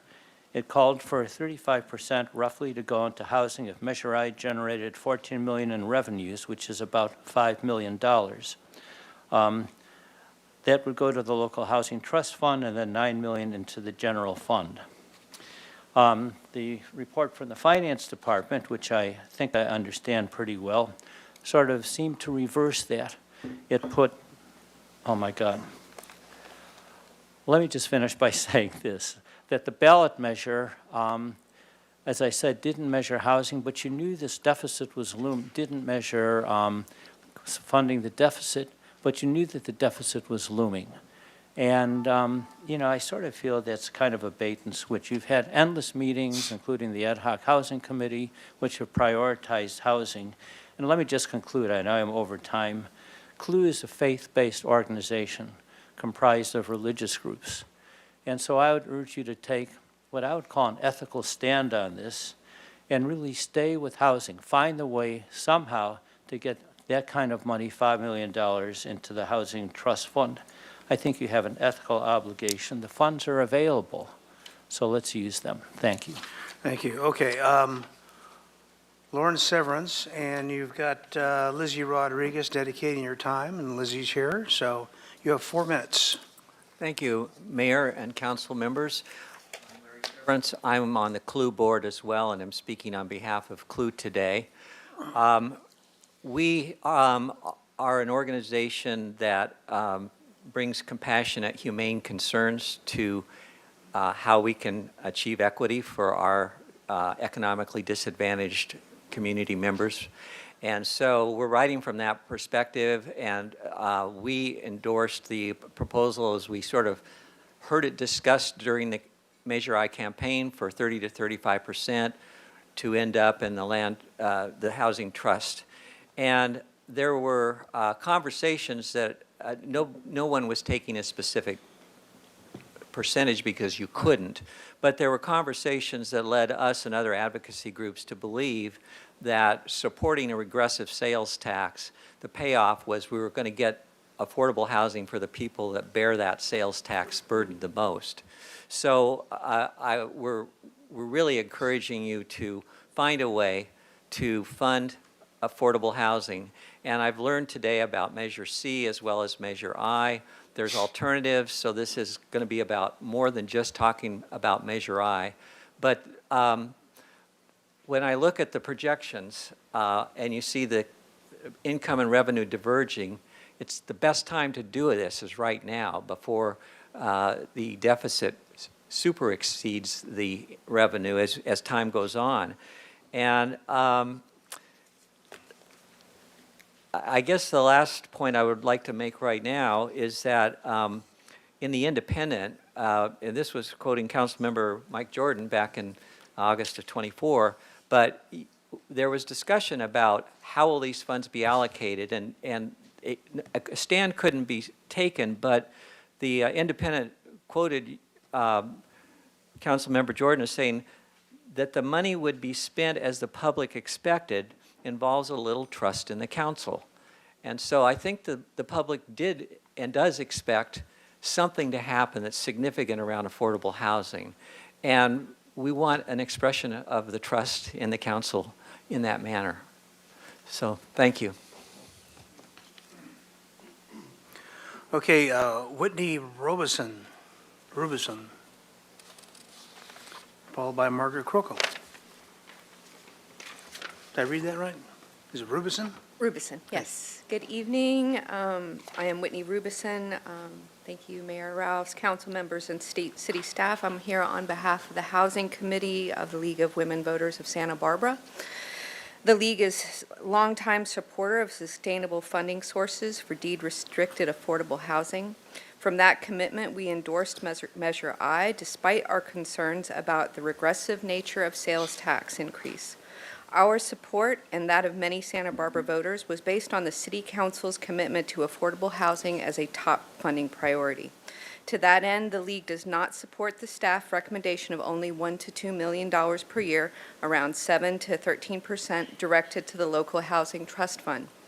That is substantially less than expected, given the estimated $15 million in total annual revenue from Measure I, and does not reflect City Council's resolution adopted just a few months ago that called affordable housing to be one of the top funding priorities.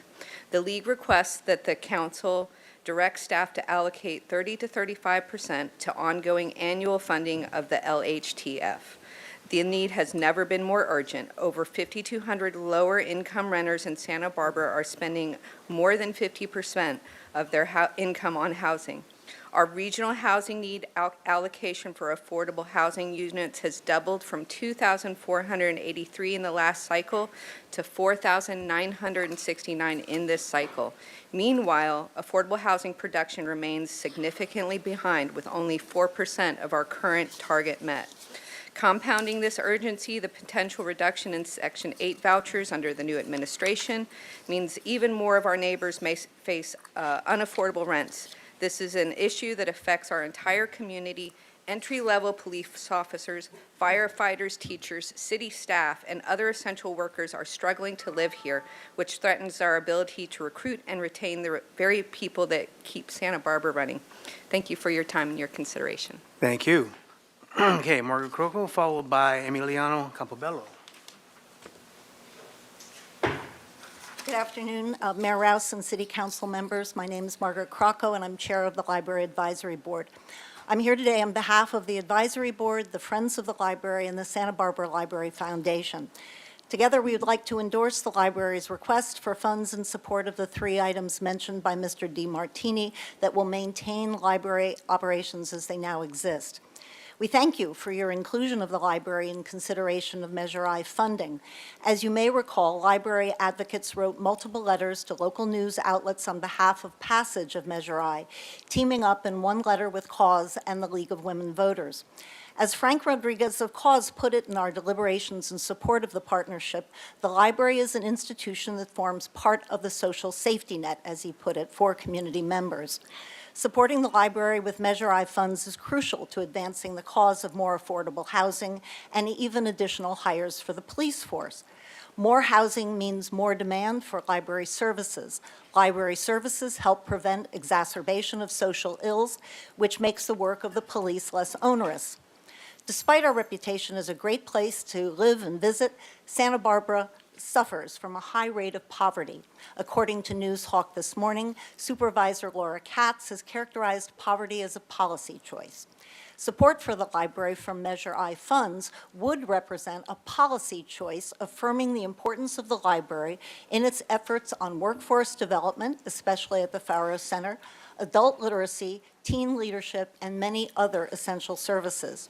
At this critical juncture in our nation's history, libraries support democracy as well. This is why the League of Women Voters worked with us to promote Measure I. We trust that your decisions about allocating these funds will reflect your commitment to a policy that positions the library as an essential service for all members of our community. Thank you. Thank you. Emiliano Campobello, followed by Stephen Queener. Okay. Thank you, Mayor Rouse, council members, Administrator McAdoo. Thank you so much. I've seen some of you before, but I don't know about you, but my family moved here in 1978 when I was 9 years old. And we've contributed in many ways and seen a lot of changes in this area, especially in the housing prices. Now, I went through from grade school all the way La Colina, San Marcos, UCSB, graduated, went to Europe, and as an exchange student, ended up living there for 11 years. When I came back in those 11 years, house prices had tripled. My mom's $200,000 house was $600,000, and most of my friends from college had to move out of town unless they were trying to figure out a way to bunk together and stay in town. So, these are a lot of issues that are going on and are just going to get worse now with the fires and different kinds of situations. I'm also vice president on the board of CLU, Clergy and Laity United for Economic Justice here in Santa Barbara, and we'd submitted a public comment that represents the reasons why we feel that you should allocate that, the given 30 to 35% of Measure 1 revenues to the local, for housing, in addition to the local housing trust fund. One of the great things about being able to have money in the Housing Authority can leverage the funds in the local housing trust fund. Currently, that has been cited at numbers up to 10 to 1 that can be leveraged. So that would be a great investment. Also, less homelessness means less camps, means less fires, other kind of instances that take away from our other public services. I see my time is going here, but one of the things that we noticed was that on that whole beautiful graph of priorities that we had, filling the deficit was nowhere on there. And that took about 70% of the 15 million projected. So instead of using that, that's not something that was proposed. That's not something that was voted for by us and other groups. So, it would be possibly, better to fill that deficit from someplace else, possibly from a reserve that's already there, but not that this is where that funding should come from. Thank you very much. Stephen Queener, followed by Angelisa Sanchez. Hi again, members of council. When Measure I was proposed to the city, when it was discussed, and when it was presented to the voters, I think it's clear that the affordable housing crisis was all on our minds. And indeed, most of your questions were thinking about how are we going to use this money for housing. It was just shocking and disheartening for me to see that the city staff interpreted the actual intent of the city of Santa Barbara was to use the sales tax, over $500,000, to pay for the salaries of additional police officers. Prior to Measure I's passing, it's not like the city was super focused on our lack of police officers. We didn't make a police hiring crisis task force, and there's never been a push for something like a police hiring trust fund. Thus, it's confusing also to present that adding capacity to our police by expanding the number of positions is some sort of restoration of essential services, considering that there appear to be currently vacant, fully funded positions at the police department. But this has been presented without any comment as to why we need more services. Public safety is truly essential, of course, that's all in our minds, but we can't police our way out of a housing crisis. We can't police our way out of wildfires, and we don't even know how much the firefighters are going to need to provide that essential service yet. And we can't police our way out of having the second highest poverty rate in the state. Those issues are pressing and well documented. More importantly, as anyone who's spoken to Rob Frederick knows, in a moment of deficit, it seems like administrative malpractice to pass up on up to $5 million free dollars from the state. We need to get that money in the Affordable Housing Trust Fund to match that.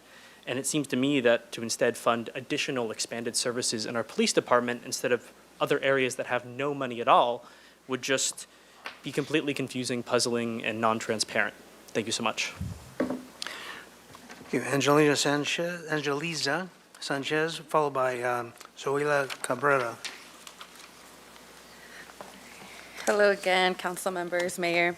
My name is Angelisa Sanchez. I'm here on behalf of CAUSE, and I'd like to urge you guys to maintain your commitment in prioritizing affordable housing in the form of $5 million. As my colleague just said as well, this would be a shame to pass up on the $5 million that the state could match. With that, we want to urge you guys to consider something that I recently found out here at SBCC over the weekend at a summit. 10% of school children in Santa Barbara are currently experiencing homelessness compared to a 2% national median here in Santa Barbara, right? We want to consider also how entry-level public servants, including police officers, firefighters, and city staff, are also struggling to afford housing locally, threatening the city's ability to attract and retain essential workers. Affordable housing will support local businesses by creating a stable workforce, also lowering environmental impact by reducing commuter traffic, decreasing environmental harm, and strengthens our community ties. We celebrated as a community when Measure I was passed and trusted that you, as honorable members of Santa Barbara City Council, will maintain your honorable word and allocate the $5 million necessary towards affordable housing. Thank you. Thank you. Zoila Cabrera? Ms. Encinas, so would you give me 4 minutes on the timer, please? Así, buenas tardes, miembros del concilio. Mi nombre es Zoila Cabrera. Good afternoon, council members. My name is Zoila Cabrera. Estoy aquí para pedir que cumplan con su palabra en utilizar una porción I am here to ask that you stick to your word in utilizing a portion de los fondos de la medida I of the Measure I funds para la justicia de vivienda. for the living justice. Nosotros como causa respaldamos esta medida con el conocimiento que se usaría. As at cause, excuse me, let me just rephrase that. ¿Me lo puede repetir, señora? Nosotros como causa, nosotros como causa respaldamos esta medida As is cause, we support this Measure I with the knowledge that it is going to be utilized con el conocimiento que se usaría para crear viviendas accesibles. with the knowledge that it will be utilized to create accessible housing. Les sugiero que cumplan con su promesa. I suggest that you stick to your promise. Y gracias por su tiempo. And thank you for your time.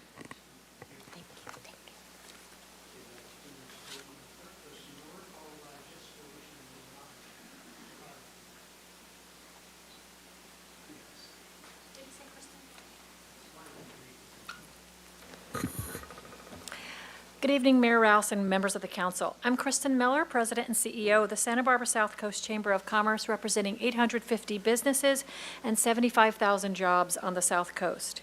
There's no shortage of tough decisions to make here at the city. The priorities set for Measure I revenue will determine the direction of our city for years to come. Given the previously determined priorities and how recent events have shined a new light on the importance of emergency services and public safety, we assume those to be priority. Additionally, we support the city's intentions to support affordable housing in our community. With that being said, I want to thank the council for your attention to the importance of investing in economic development, not only to retain local businesses and jobs, but to invest in the future of the city's economy and long-term sales tax growth. Economic development provides some of the greatest return on investment for cities that utilize tax revenue to do so. The Chamber asks that a portion of Measure I funding be dedicated to economic development support. With taxes being raised and continued inflation and changes at the federal level, there is growing uncertainty in the business climate. An investment in economic development programs will bring the business community closer to the city and go a long way toward helping us all make more data-driven policy decisions. Some programs we envision are an economic development committee, tailored business support strategies for each of the city's 9 business districts, focus on growing the waterfront economy, increasing economic impact from the airport, and additional business retention strategies. Thank you. Thank you. Jessica Wishing DeLarb, followed by Zach Smith. Hi there, my name is Jessica Wishandalarbra. I'm the CEO of Habitat for Humanity of Southern Santa Barbara County. Thank you for your support of our organization and for identifying affordable housing as a top priority for the Measure I Fund. I've been listening to all the public comments for the last 3 hours and thinking about all the needs of our community, and we're all struggling with the tension between meeting the urgent versus the important and how to combine them. And I just feel like housing touches both of those. We have to invest in housing and commit to it no matter what, now and in the future. We believe, along with our colleagues, that it's important that we see a minimum of a 30% allocation towards affordable housing. And on behalf of Habitat for Humanity, we ask for deed-restricted, low-income ownership housing for which there are not enough funding sources for. We are ineligible for many of the funding sources available to rental housing, and thank you especially for your consideration. Thank you. Zach Smith, followed by Laura Robinson. Hello, Mayor and Council. I'm happy to be here today with gratitude for your efforts passing Measure I. Overwhelming confidence from the public in the basic services we provide is what motivates me to punch in every morning. Whether it be for libraries, parks, public works, public safety, community development, finance, HR, or IT, the work of general government needs to be funded adequately, and the public trust given to us via Measure I should be celebrated. For years, we have been telling this council that our workforce is in crisis. While the cost of living in Santa Barbara continues to rise, there is finally hope of some relief because you acted to bring a general government tax to voters. Currently, we have an hourly workforce making under a living wage with no health benefits, stuck with limited opportunity for advancement. Many positions at the city are being held open for salary savings, while the work is distributed downward to people not making an adequate wage. Today, I'm grateful to be here in support of the staff recommendation, which will give you the opportunity to point the city of Santa Barbara ship in generally the right direction. Finally, the immediate needs in front of us can begin to be addressed. Thank you for setting us up to deal with whatever comes next by acting accordingly in the face of a crisis. As we prepare for a new fiscal year, I hope you can all celebrate this achievement with the same resounding clarity that the voting public has entrusted in the value of our work. Thank you. Thank you. Laura Robinson, followed by Leonardo de Casos. Hello, Mayor Rouse and council members. My name is Laura Robinson, and I'm the Executive Director of SEIU Local 620, the labor organization representing the majority of the city's dedicated staff. I want to first congratulate the City Council and the public for passing Measure I. This is a significant step forward, ensuring that the critical services of our community relies on will be funded for years to come. As we look towards utilizing Measure I funding in the coming fiscal years, we face an important balancing act. The need for affordable housing is undeniable, but we must also keep in mind the immediate needs of our city operations. These services, libraries, parks, stormwater management, and disaster preparedness, are essential for the daily functioning of our city and the well-being of our residents. I also want to take a moment to recognize the incredible work of our city employees. For years, they have been working tirelessly, often understaffed and underpaid, to keep our city running smoothly. Their commitment is unwavering, even in challenging circumstances.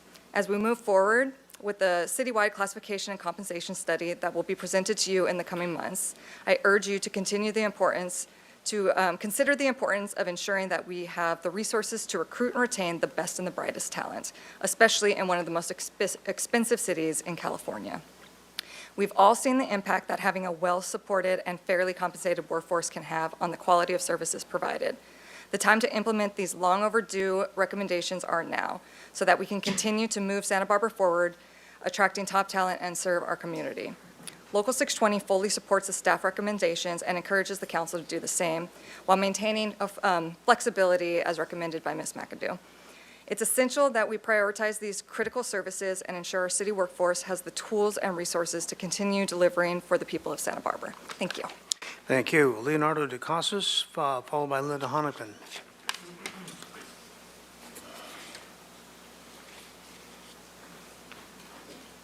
Good afternoon, Mayor Rouse and City Council. My name is Leo Decasaus, and I'm a union representative with SEIU Local 620, representing the employees of the general, treatment, and patrol and hourly units here at the City of Santa Barbara. Local 620 would like to express our gratitude to the council and the public's overwhelming support for the successful approval of Measure I. This shows that this body and the public acknowledge our city's commitment to exemplary public service and recognize that more needs to be done to sustain this commitment. The Santa Barbara Essential Local Services Measure allows the city to address serious operational concerns like vacancy rates and filling vacant positions that are essential to this commitment and are consistent with the priorities outlined in Resolution 24-092. Including maintaining library services, maintaining stormwater protection, improving natural disaster preparedness, and keeping public areas and parks safe and clean. The fiscal year 2026 base budget does not include potential costs related to the implementation of the ongoing citywide classification and compensation study. Accounting for this implementation of the study is also consistent with the priorities outlined in the resolution. Whether it is our libraries, parks and recreation, airport, harbor, public works, and many more, the members of SEIU have always been there to provide the best public service that there is. That's why we urge you to accept the staff recommendation and to support a healthy and well-funded general fund in order to prioritize staffing and operations. Thank you. Thank you. Linda Honigman, followed by Rob Fredericks. Is Linda here? Okay, so Rob Fredericks, come on up, and Pat Wheatley's donating her time to you. So 4 minutes, please, on the timer, please, Madam Clerk. All right. Good evening, Mayor Rouse and members of the council. You know, sitting here listening to the presentation today, I'm thinking to myself, gee, I really think the title of Measure I, the wording should have been funds to reserve, to rescue the city from financial implosion. Let me start off by talking a little bit about expectations. While I understand that Measure I was passed as a general tax measure and not a specific tax, and therefore no specific dollar amount promises could be made, early discussions prior to the development of the ballot measure indicated that an equivalent amount in the range of 30 to 35% of the expected Measure I revenues raised could be allocated from the general fund to the local housing trust fund. Our expectation was not made out of whole cloth. So, you can imagine our disappointment to learn that city staff was recommending only $1 to $2 million per year, up to just 13% of the projected revenues, far short of our expectations and the level of support for affordable housing needs. That need for affordable housing has never been greater. Our regional housing needs obligations have doubled overall, and over 5,200 lower-income renter households are severely cost burdened, spending more than 50% of their income on housing. Affordable housing is vital for retaining our community members and workforce, police officers, firefighters, and city staff who are being priced out of the community they serve.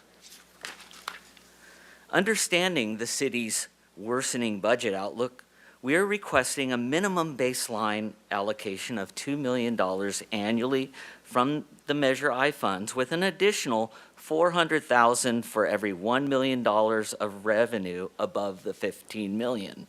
This approach provides consistent, predictable funding that is critical for leveraging state, federal, and conventional funding sources, often, as you've heard and as I've stated here before, at a leverage of 8 to 10 to 1 ratio.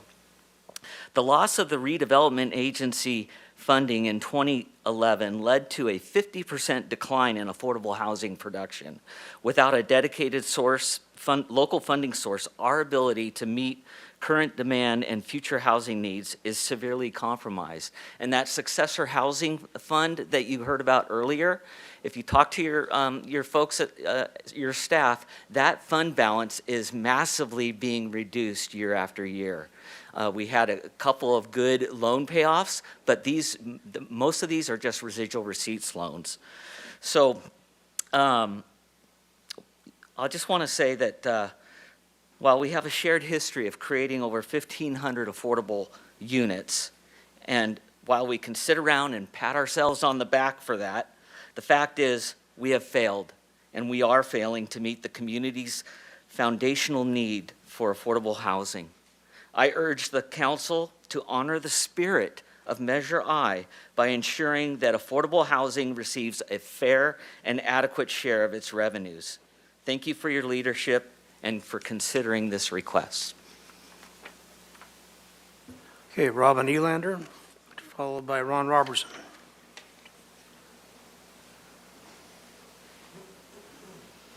Mayor and council members, as Executive Director of the Downtown Organization of Santa Barbara, I want to publicly thank the voters of our community who have made Measure I funding possible to ensure the critically needed services for our community. Thank you also to key staff and council to put this forward, and a sincere welcome to Councilmember Santa Maria that I look forward to working with. On behalf of our downtown community stakeholders, I would like to ensure that council and staff prioritize funding for the continuation of existing services for downtown as it relates to cleaning and maintenance, homeless services, and others, as well as advocate council to consider wherever possible new funding to support downtown revitalization, economic vitality, and support conditions, programs, and funds for increased housing production in the district. Thank you kindly for your consideration and navigating these difficult issues. Thank you. Thank you. Ron Robertson, is he? Don't see him. Yeah, okay. Jen Hernandez?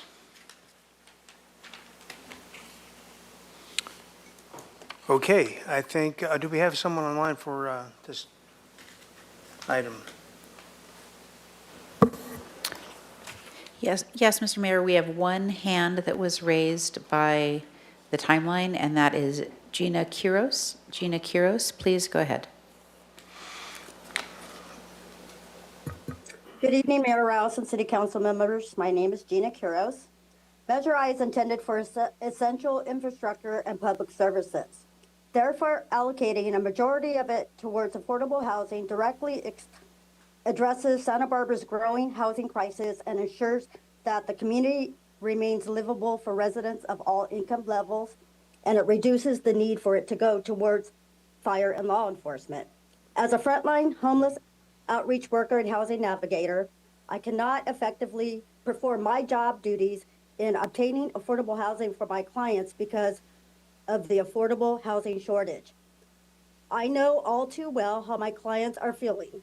They are lost because of my own lived experience of living on the streets in Santa Barbara for over 6 years. Not only is housing a basic human right, it is essential for the quality of one's life and the very foundation of a thriving community. I am living proof that when a person is offered a safe place to call home, they begin to heal from the trauma of living an unsheltered life. We thrive. I have been housed since March 8, 2023, and since then my life has become so busy.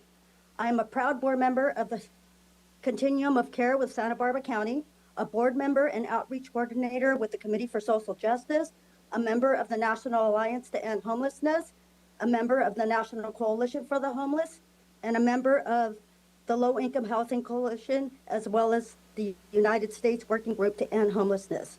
Additionally, I recently graduated from the Lived Experience Training Academy with the National Coalition for the Homeless. So you might say that I know a lot about this issue. We can no longer sit around trying to figure out how to end homelessness in Santa Barbara County when we all know that the solution is very simple. Provide more affordable housing, as the state of California has directed us to do so when our 2022 housing element plan was rejected.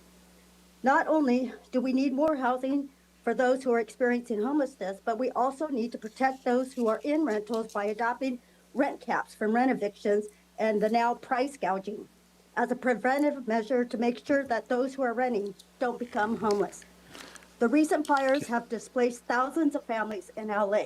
Okay, And thank we are you. starting to see the That's time. results here locally. Thank you very much. All right, very good. With that, it's back to council. This is not an action item. We are providing, however, direction to staff. So as you make your comments, feel free to provide your direction at this time as well. We'll start with Ms. Snedden. Thank you, Mayor Rouse. I'll try to be brief on this. First of all, question, this is for the budget for 2026, correct? So that is in a year from now. July 1. July 1, but it's for the budgeting. For the next, so starting July 1 through June 30th. Okay, thank you. First of all, I think it's premature to be making allocation decisions today based on that we do not have enough information about some pretty major things in front of us. The class and comp study, we absolutely have to reserve enough money to bring our staff pay up to, not even being leaders, but being even just fair at all. That's something we've been talking about for years, is the underpayment of our staff. The other thing that we've been talking about for years is affordable housing. And to the point, and thank you for the reminder, that we formed an affordable housing crisis task force. We've had public meetings. This is not something that is sprung up overnight as a conversation. It's been my entire 7 years so far has been very clearly defined by an affordable housing crisis, not discomfort, but crisis. That crisis is only going to be made worse by the loss of, over 6,000 units of housing in Los Angeles and our own issues here. On top of that, another thing we've talked about for years is the libraries, restoring the libraries being open, and very specifically the libraries being houses of public safety in times of bad air quality, fire, disaster, also being the house for safety net programs, for embedded social workers, a place where people who are experiencing homelessness can go for resources, for respite. These are not overnight new ideas of problems we need to solve. On top of that is our ongoing deficit. And I would say that that's come later to the party in terms of years of trying to build momentum for support for programs. It's really just been in the last year or two that the sky is falling, and it's gone the deficit from 4 million, 7 million, now 10 million, even though that's what's been projected. It's just a harder thing to grasp because it's more recent in terms of crises to solve. It is nonetheless something that needs to be addressed. And I think we need to be really careful, one, in keeping our promises, and two, in not pitting one very worthy need and crisis against another very worthy need crisis. We need to pay our staff better. We need to hold on to our staff. We need to appreciate our staff. We all know you've been working around the clock, doing extra people's jobs when we've been keeping positions open and vacant. You are unsung heroes, first responders. It is not just fire and police, but water treatment, wastewater, IT, any number of our own staff. And I see that through the budget process, we can address all these needs.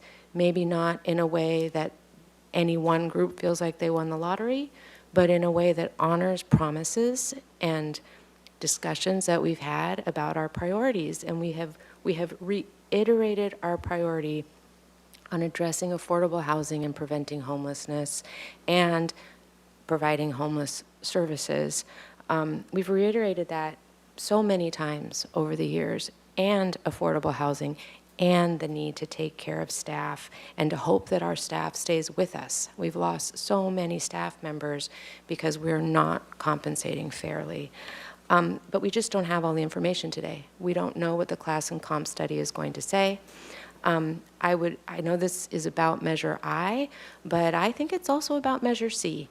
And now that Measure C has performed a large part of its function in taking care of the debt service for the police station, I do believe there are more interpretations of that Measure C funding that could be used towards infrastructure. And if we start really addressing that affordable housing is part of our infrastructure, that is part of our community, then we can be looking at it holistically as a package.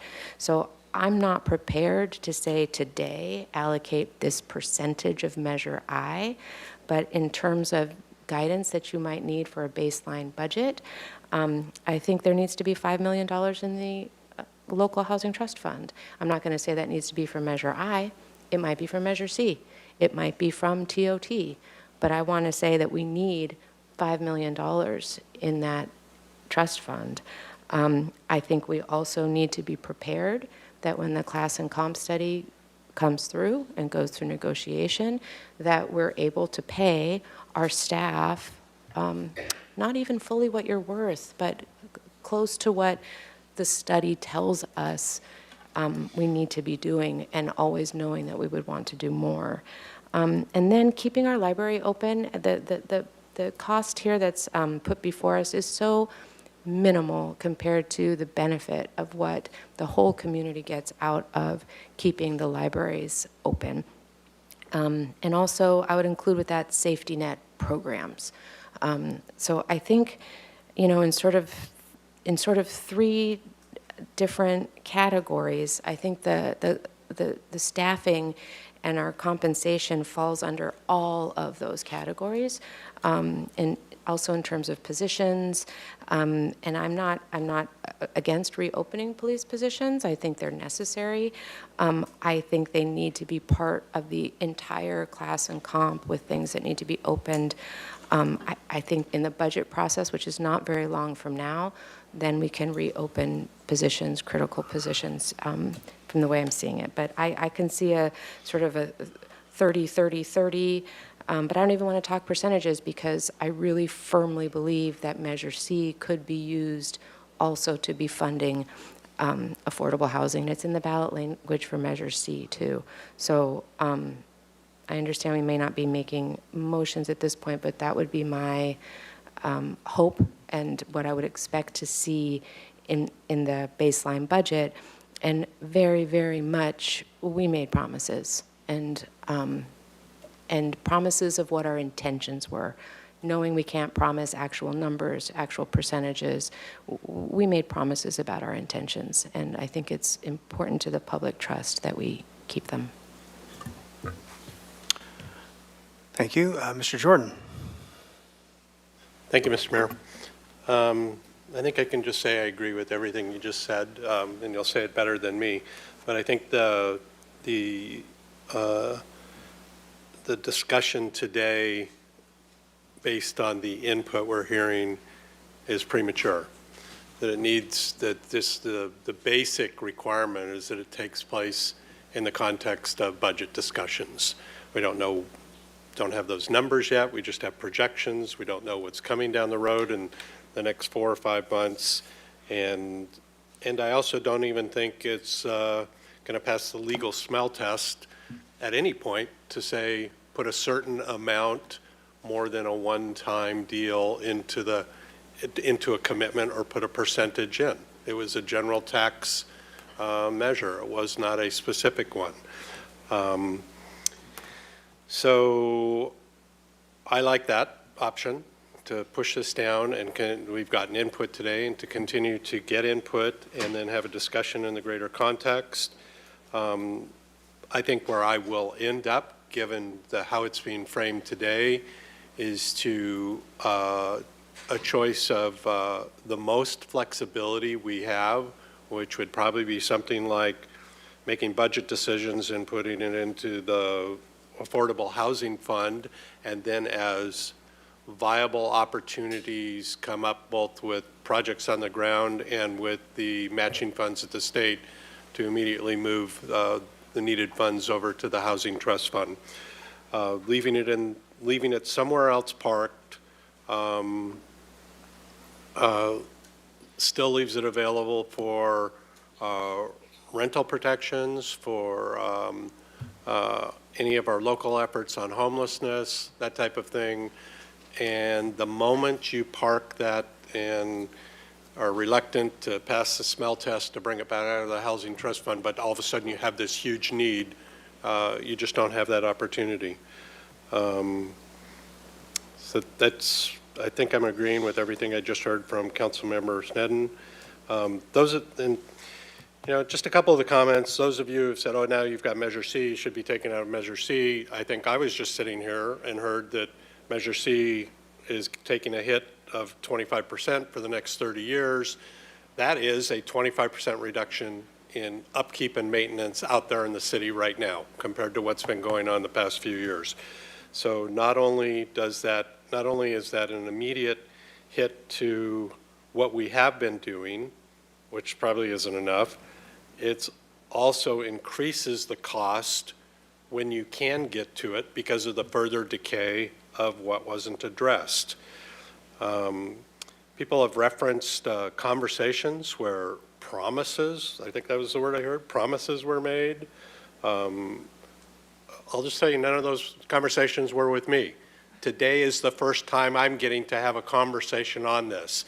I may have seen emails talking at me, but not one of you people out there in the audience has had a conversation with me on your expectation that 35% of something would go into a fund. And I'll take the opportunity again to talk about expectations. One of the selling points for me, and I think others, when we talked about a housing trust fund, was this unknown crowd of contributors out in the community, NGOs or contributors, who are going to join us in contributing to the Housing Trust Fund. Today, that's zero, nothing. None of you who spoke representing a community group has put $1 into the Housing Trust Fund. I don't think that obligation lies solely with the city. I don't think the city can adequately meet those expectations you have. So I think there's lots of conversations still to be had. Don't have a problem getting in a conversation. Just don't want to be told that I was part of a conversation. I wasn't. So I think I'm in line with everything that was said so far, and that would be my preference, to push this out to a budget discussion and then eventually put it in a staging spot that gave us the most flexibility with ready to move on any Tuesday, so to speak, into the Housing Trust Fund to meet a need that somebody brings to us. Thank you, Mr. Mayor. Mr. Friedman. Thank you, Mr. Mayor. Since we were talking about lotteries, I'm reminded that of all those stories where someone hits the lottery and then they go bankrupt. And so all I could say is that saying, more money, more problems. So first, what I'm going to do is I'm going to tell you where through my deliberative process, I wound up, and then I'm going to walk you through how I got there. I think it'll be easier that way. I think today that the path that's presented, along with the Housing Authority proposal, we can, as a framework, go forward with it. And I appreciate the Housing Authority's proposal on it. And here's why I think we can do both as a planning tool. I think it makes it more transparent for the public and staff if we give a little direction today based on what they have. Then we get those additional numbers in, and then we make the decisions then. But to just kind of leave it out there, are we going to address the deficit or not, I think it makes it more difficult when it comes back to us in April. So again, I'm in support of the staff proposal at the $2 million. And so what that goes to is it addresses the deficit, and I'll talk to that in a minute. But and then there's also the restoration of the police department positions, and then funding the library 7 days a week. Critically important. My colleagues, I appreciate your comments on the library. And the youth programming. I think that gets lost a lot of the time because that is definitely a preventative measure and it leads to lifelong successes. And then I also would like us to consider, and this goes to the second half of Mr. Frederick's proposal at the end of the 400,000 of anything that goes above and beyond the surplus. That's a reserve policy that we've made where it's 50% goes into general fund and then, or back into replenishing reserves and then 50% into the pension. And I'd like to have that come back as part of the budget process because we do need to open that up. I think there's an opportunity there for us to do that so that if something happens in the positive, we're not playing catch up to try to do it. And then to Mr. Jordan's point on the local housing trust fund, I don't agree with that, and here's why, is if we put it in the affordable housing trust that has the flexibility, say we put that $2 million in there, we could at some point take that out and put it towards something else. And the very next day, Mr. Fredericks, the Housing Authority, or the Habitat for Humanity could come to us and say, we have a $5 million project, and we've just given away the funding that we have for that, and we'd be scrambling to find it. So we know it's in there. And then also, if we put at least that $2 million in, there could be more coming in the budget, discussions later this spring, it strengthens our hand to go to the philanthropy and say we put that $2 million in there, and where are you? And if we say we're flexible, we've committed to it, but we haven't, because they're not going to want to touch it. But we say we put it in there and we cannot take it out. That gives us a stronger hand to go out to them. And then the other component is that there are other funding sources that we've put into the fund. I want to thank our planning commission because when the Garden Street Hotel project came through, very controversial and on the project itself, but it was approved. And through the work of the planning commission, they were able to get some concessions to put funding into the local housing trust fund. When it came to council, we were successful in getting it up to $1 million. So that is another $1 million that's going in there. So with the $2 million that we put in as a proposal now, we're going to have another $1 million coming from that. That's $3 million that's going to be in there today, or not today, but on the way. The council also gave direction unanimously for staff to negotiate with the La Cumbre Plaza redevelopment on a number of issues, which also included contributions to the local housing trust fund as part of their project. And that could bring in significant dollars, hopefully, if those discussions go well, as part of that project. So up front, we have these, and then it allows us, we have $3 million plus, if that is successful in getting anything. It gives us the time to understand the class and comp study, the coverages of fire, what's going to happen out there. So that's why I think it's important to put money directly into the fund. But I'd also like to go back, sorry, this might be a little bit lengthy, but it's very important. I'd like to go back to, well, first just make a statement about the police department. It is important that we support those positions. We have been understaffed in the police department for a long time. We haven't been to where we historically were, which was 141. At one point, we were at the bare minimum, and we weren't able to do a lot of the things that we need to be able to do, that the public expects us to do. Even simple things like safety for kids when they go to school and having traffic officers there at those times, we weren't able to do it to that level. But also serious crimes, other things. We had to prioritize serious crimes, but other things were just there, and there's overtime on our officers. And then also, when there is emergency situations, natural disasters, it's police and fire, and the rest of our staff, but police in particular with fire are out there. And the police are going door to door during this. They're trying to get people out of their houses, trying to get people through traffic jams, all these different things that they do that we need them there, as we saw with Palisades. So we need to be able to tell the public that we are taking the lessons learned there seriously, and part of that is making sure we have the adequate police resources in addition to the fire resources. So it's definitely important that we do that, and I just wanted to bring that because there was a question of why do we need to support our police officers. I think it's pretty obvious. So I want to go back to the 2022 surplus. because since I've been on council, I take a slightly different take than Councilmember Sneddon. The crisis to the public is, she's right, that it's more recent than everything else. 100% agree with you on that. But from a council perspective, and from my 7 years on the finance committee, the deficit in the outer years, and we're now in those outer years, has been projected, but not to this degree because of inflationary pressures, but it has been projected. Under City Minister Paul Casey, City Minister Rebecca Bjork, there was consistently our revenues were not going to match. And so in 2022, what happened was it kind of skewed that public discussion because we ended up with a $12 million surplus. But it was an artificial one-time surplus. And I want to give Councilmember Harmon credit because at the time, and I also want to name a specific staff member, Barbara Anderson, who many of you know, and there's not a staff member that I could ever think of a person that is more pro-housing than Barbara, and very creative.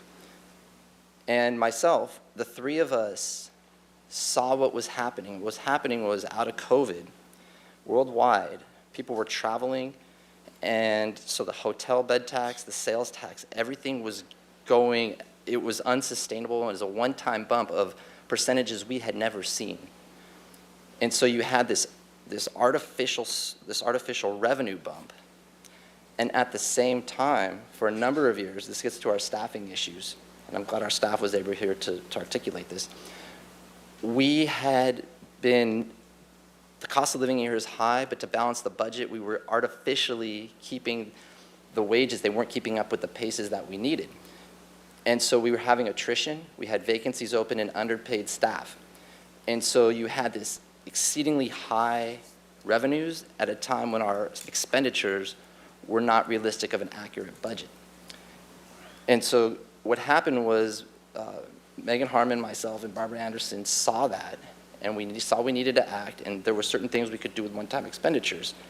And so that's how the discussions led to strategically, like 8 or 9 months out, that we needed to create a housing fund so we could park some of that one-time surplus into a housing fund. We didn't know what it was going to be. We were able to come through the process. The council unanimously supported it. And we had an entity that then the community, everybody came together. Everybody who spoke today came together and supported it. And because of that community input, we actually chose the best possible model for our community because there was a lot of different models out of there. And so I just want to say it's a little bit saddened in a way that the discussion is trying to say, hey, promises weren't kept, you're not pro-housing, you are, or this or that. But all of us came together and we've put millions of dollars, and that has funded, in particular, 2 projects that are going to lead to over 100 housing units just based on that one action that we did with just $3 million. And if we all come together and start saying, it might not have been what we wanted or what was said, we're going to get a better outcome than if we all start pointing fingers at each other. And so then going back, I just want to give a list of what we funded back in 2022 and with that surplus. And it's important to understand it because there was pressure to put, it was a $12 million surplus approximately, to put half of it back to replenish our reserves, but then also put the other half into the housing trust fund that we were going to create. There was pressure to do that for the same exact reasons we're talking today, and those pressures have increased since that time. So it wasn't very much that we did, only a few things. So out of the $12.5 million, we put $250,000 back into the human services grant because at the time we didn't have any funding, so we had to create a funding source. So we took $250,000 just as an initial seed money. So we were able to put that back in. We put half of it, so $6 million back into the general fund reserves. If we didn't do that, we would think of where we would be today if we hadn't put that back in. We then put $250,000 into a right to counsel pilot program. And the need for that is well exceeds the $250,000 that we have right now. And that is something I think all of us would be interested in funding at a greater source because we could build housing a couple years from now But there are tenants, we heard it today, that need legal representation today, not a year from now, not 5 years from now. And there's been requests to increase that. And we need the flexibility to do that because there are housing problems today that if we aren't thoughtful and deliberative, that we won't be able to address. We then put 23% of that, which was about $2.9 million, into the Housing Trust Fund, which, as I said, was then used to create fund two different projects that are going forward. We put $1.5 million into what is a Pension 115 trust, which is extremely important because we have a huge unfunded pension liability. And this is a buffer for us in certain years. If our revenues go down, we can actually draw that and we can maintain our service levels. We put in $1.6 million from the general fund, about $600,000 from all the other enterprise funds. And because we did that in just over like a year and a half, that fund has grown $200,000 that we now have that we would not have if we hadn't taken that step. And then the last one, I think was extremely important, was we took the measure and we saw, we increased our staff compensation about $1.5 million across the employees that had not received any salary adjustments. That was important because we were losing staff. There are staff here today that would not be here if we hadn't done that, and it also gave us a more accurate picture. If we hadn't done that, the budget would be even worse because that class and comp study would show that we'd be farther behind. And again, we were able to do all those things and they were important. We were able to fund the housing, not at the level, the $6 million that everyone wanted, but those are all things that everybody else wants as well. And if we get stuck on a certain number and we're not considering all those other things, we're going to miss opportunities. And so it's that important that we didn't get everything we wanted in housing last time, but there was a lot of these other opportunities. And so then, like we said, there's the class and comp study that's coming up. There's the fire coverage. That in particular, it's important because of what's going on in LA. There's lessons learned. And I can tell you the number one thing, if we went to the public and they said, what are you doing to ensure that we are as fully prepared as possible?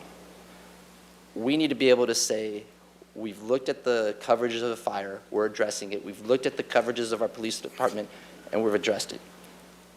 That is the number one thing all the public, I guarantee it. Housing's going to be up there, but people are scared right now of what happened, and it could happen here, and we need to make sure that we do that. President Trump, that should send chills down everyone because right now, not only all these programs that he's potentially cutting that are going to affect the most vulnerable, if we should have an emergency situation with a wildfire here, and we don't know if we're going to get reimbursed for FEMA, and we're one of the most prepared communities in the United States, and we would have to justify politically whether or not we did something, that's just unacceptable, it's unnecessary, and it's not the America I know. But it falls on us here to properly fund it because we have to look out for our own community when our federal government might not. And so inflation's up there, and then we also have SB Act, the FARO Center, that was a huge plus. We don't know where the funding is coming from. If we lose funding for that, we will have more homeless on the streets and places for them to go.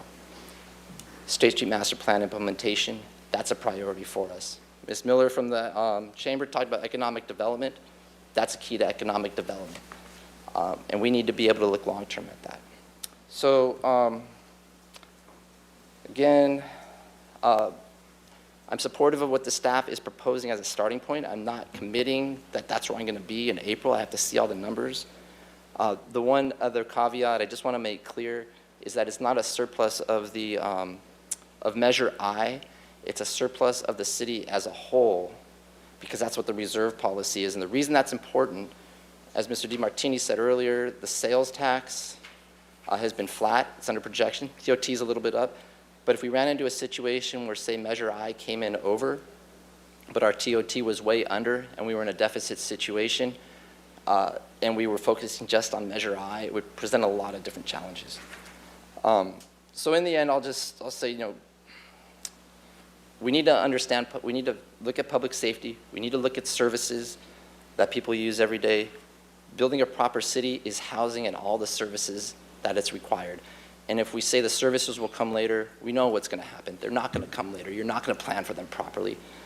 And in the end, the public voted for us to say, we're going to give you an extra $15 million. We're going to tax ourselves. But you better do it wisely. You better address everything.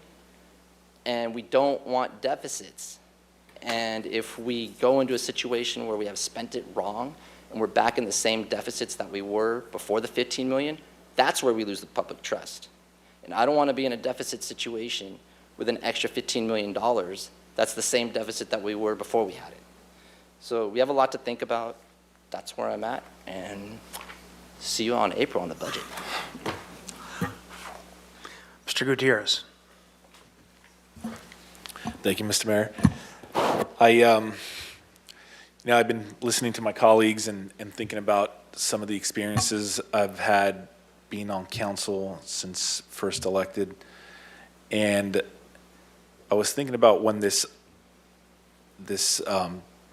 measure was first introduced, which was about a year ago when we all started talking about it, and how much things have changed within that year, just within the month, this past month alone.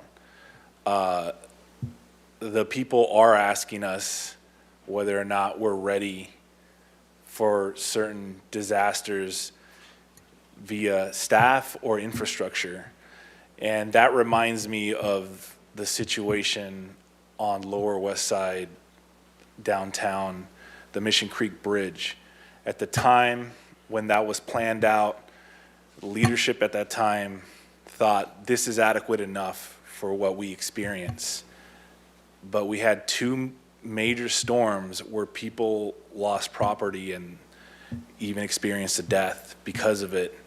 And I can't sit here and say, okay, well, we agreed to potentially spend this money this way back then, but considering what's happening now and what we're not foreseeing, I can't really make the recommendation the way it is. Our number one priority, right, that we took an oath to uphold is public safety, and I want to make sure that we uphold that. And doing that is making sure that our first responders are taken care of, and also just our general staff as well. Because if we don't have the staff to respond to these situations, then we cease to be a functional society. So I understand that certain things were said, but we're also supposed to be here to make decisions to adapt to what's currently happening and what may happen. So, I'm kind of stuck. I'm not really sure how to move forward on this one as of right now because of all the uncertainty that's happening in our country and the world in general. And I just don't want to make the same decision that led to our current situation in my specific district with the lower downtown west side in that creek. So I kind of want to hear what the rest of my colleagues have to say, to be honest, before I make my decision. Ms. Santa Maria. Thank you, Mayor Rouse. So if we look at the language for the Measure I ballot, the first four things that are listed, it's 2 public safety and 2 housing.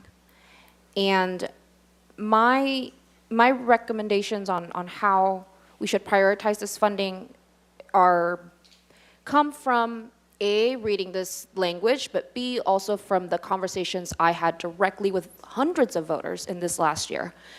Beyond campaigning for myself, I was adamant about campaigning for Measure I because I understood it to be something that was going to help us maintain city services. It was going to go to help the most vulnerable in our community because with this being a regressive tax, it's going to be our lowest income people who have to pay the most out of pocket. That being said, I want to make sure that we all understand all of these priorities are interconnected. And I want to avoid us pitting one against another. It shouldn't be public safety or housing. It shouldn't be, giving our staff a living wage or house. Like, it doesn't have to be that way. I think there is room if we prioritize in a community-centered way these funding. So I would like to invest in our first responders and public safety in a holistic sense. And in other words, I think we need to wait until we have the fire department standard of coverage study, the class and comp study. I want to wait until we have that, until we make any sort of personnel decisions. And I want us to really sit with how much even just our landscape has changed, as Councilmember Gutierrez mentioned in this last week alone. There is a lot of fear, uncertainty, and instability in our community beyond what we were already facing, beyond the housing crisis, beyond everything else. The new directives from our federal government are causing a lot of instability, and we need, as a city, the flexibility to respond to those as needed. That being said, I also want to point out that at the end of the day, housing will always be at the nexus of everything. If we don't provide stable, affordable housing for our workforce, we will not be able to provide the services that we want to provide for our citizens. Even with our bargaining units, if we are able to secure good wage increases, what difference is that going to make if your rents are also going up or you're getting displaced? And so we really need to strike a balance in these things. I am with Councilmember Sneddon and Councilmember Gutierrez on not being prepared to accept the staff recommendation as is, only because there are too many unknowns, and I want to make sure that the priorities are centered around public safety, but I really want to include fire and public safety. This is what I'm hearing from a lot of constituents, especially with the fires in LA. We are all hypervigilant for what can happen in our community. We don't want our community to be next. And if unfortunately we're the next ones to go through a crisis like that, we need to be able to have both our police and fire adequately staffed, adequately paid. And not just them. I mean, when we have to send out information about an emergency, when we have to, make sure that services are running in the case of a crisis coming from the federal level, we are relying on every single department in our city. And I want to make sure that when we talk about the compensation for our staff, we don't only look at public safety, because yes, it's extremely important, and I share the sentiment that we must invest in it, but I also want us to invest in our general unit, in our hourly workers who have been historically underpaid. And so I also want to say that I really appreciate Mr. Frederick's proposal here today of allocating $2 million to the Housing Trust Fund. I think that allocating additional funds, whether that's TOT, Measure C, whatever that is, or from the general fund, into an affordable housing fund that gives us a little bit more flexibility on putting some in the trust fund, putting some to what I envision might be homelessness prevention programs. I think that'll give us some really good flexibility, because we won't be able to build our way out of the housing crisis. We just can't. We don't have enough land. We are very limited in the space that we have. And if we allow our neighbors to keep getting displaced, that's more people getting put out in the streets. That is more money that the city is on the hook for. And as a result, us as taxpayers, we're on the hook for pouring more money into homelessness services. So we want to avoid almost an endless pit of funding going into homelessness services. You need to stem that flow. And we need to stop the bleeding, really, of families. And that goes also for the perspective of our salaries, right?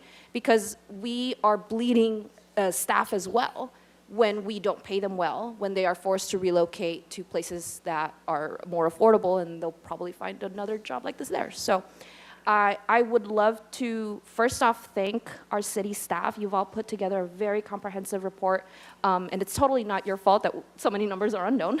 That's just what we're working with. But I think it would be more responsible of us to wait until we have a more complete picture of what our numbers look like, and we can decide that stuff during the budget cycle. Yeah, that's it. Thank you.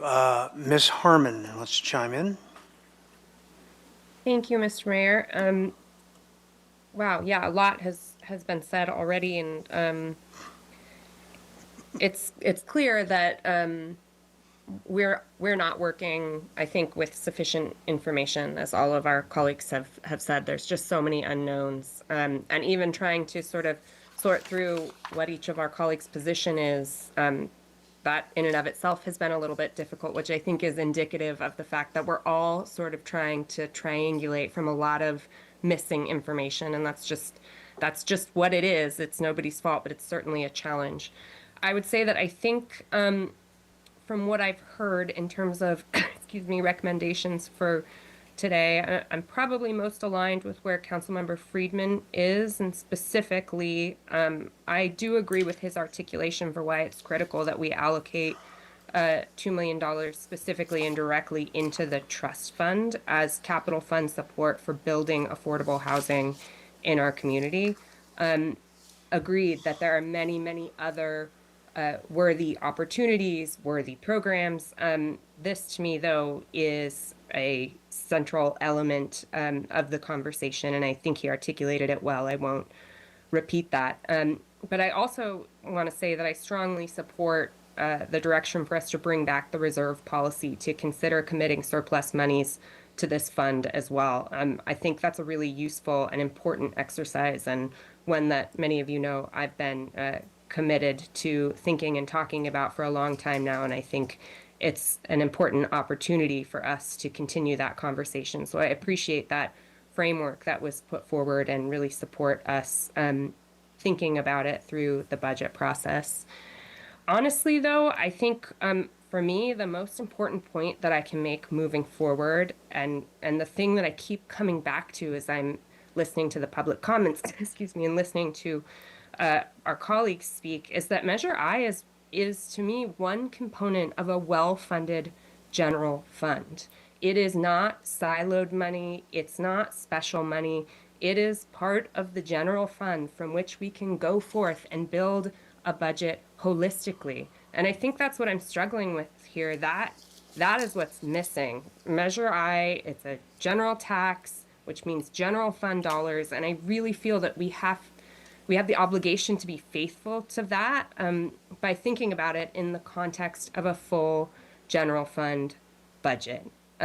So like so many colleagues have said, saying yes or no to these specific items today doesn't sit right with me, because doing so would require me to be making general fund decisions without the full context of our general fund budget. And it would require me to sort of read the tea leaves about what the implications of these line items are on the broader general fund budget.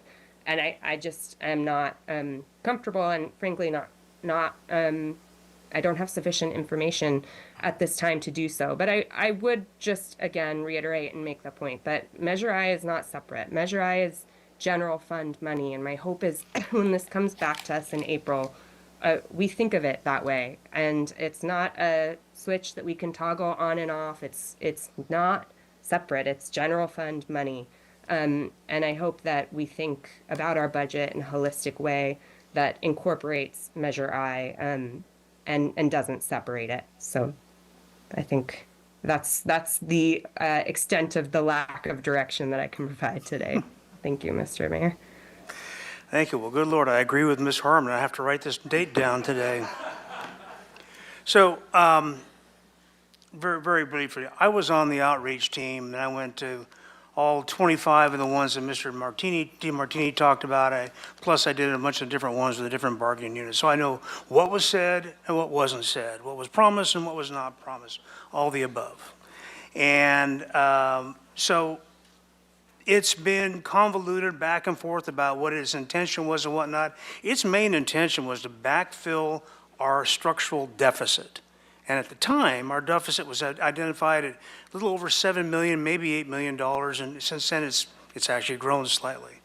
And so that was our top priority. Housing is obviously a very high community priority. And when I went out and I talked to these different groups, affordable housing was definitely a part of the conversation, not necessarily capitally affordable.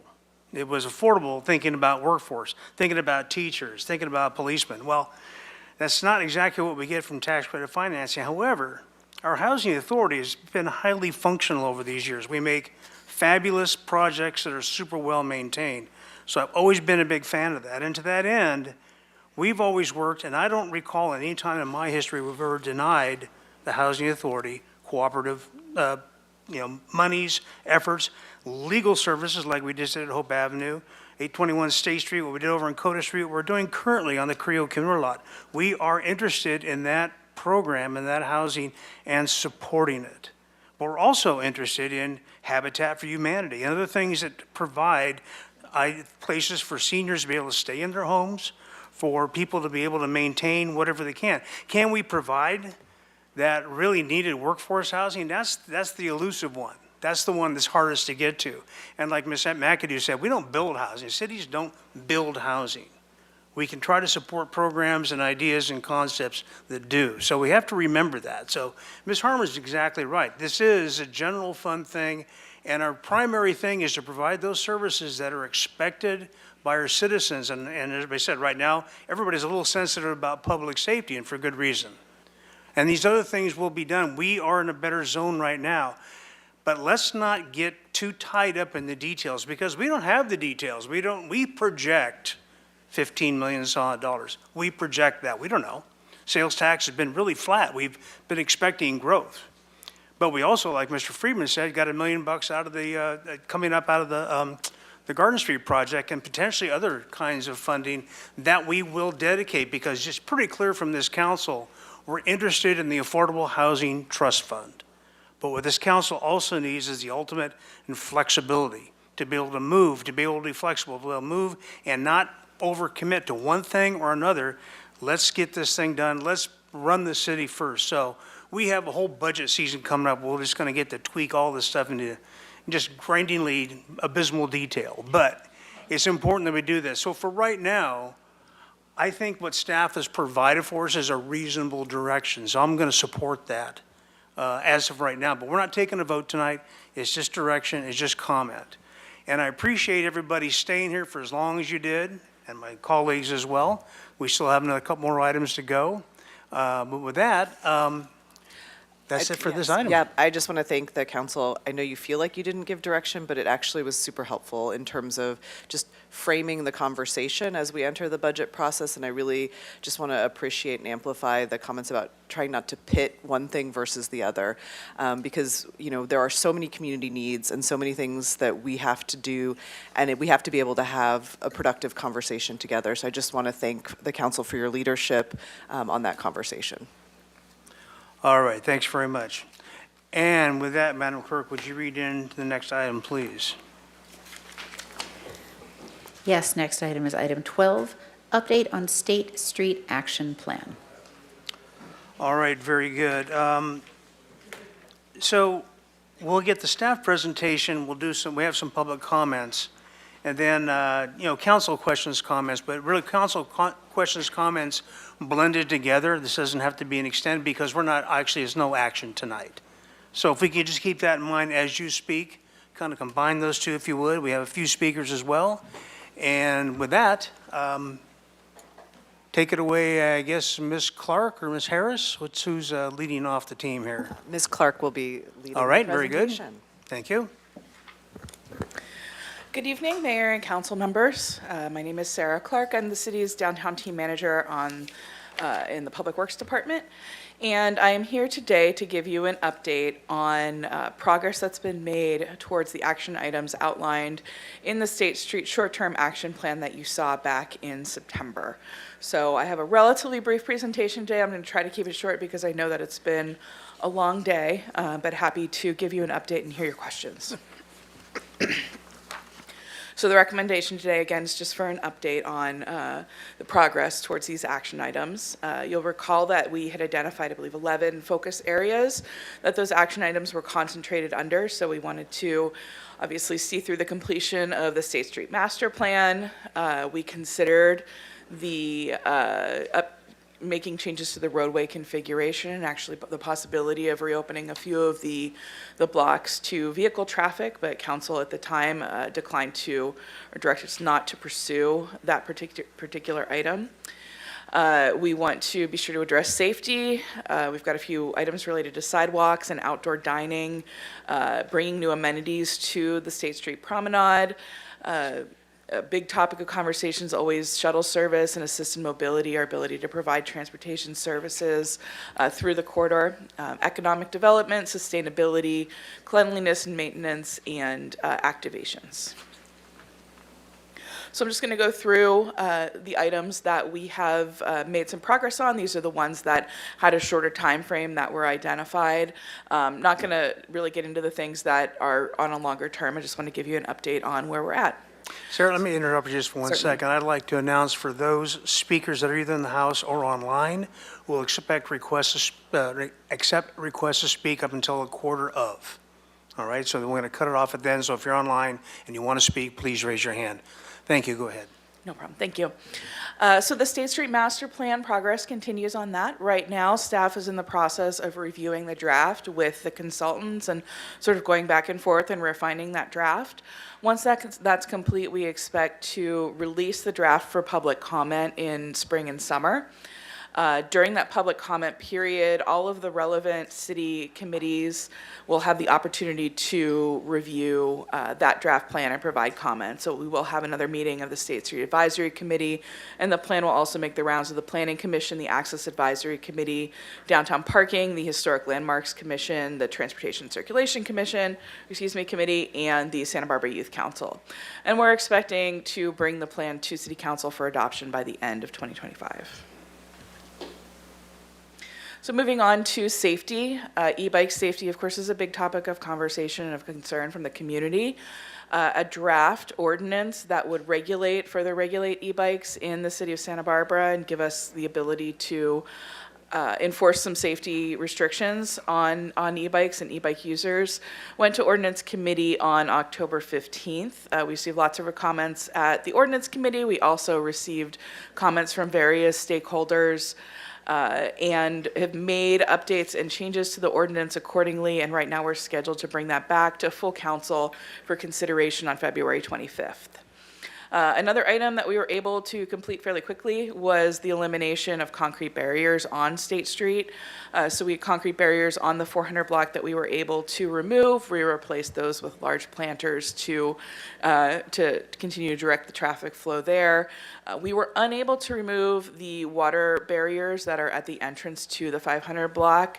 After discussing with our traffic engineer and the city engineer, we determined that those did need to be maintained in order to prevent a vehicle from being able to drive onto the block there. So we needed something that could stop a vehicle in that location. So those have, however, been covered with artwork, courtesy of County Arts, and we're continuing to try to maintain those in as good a shape as we're able to.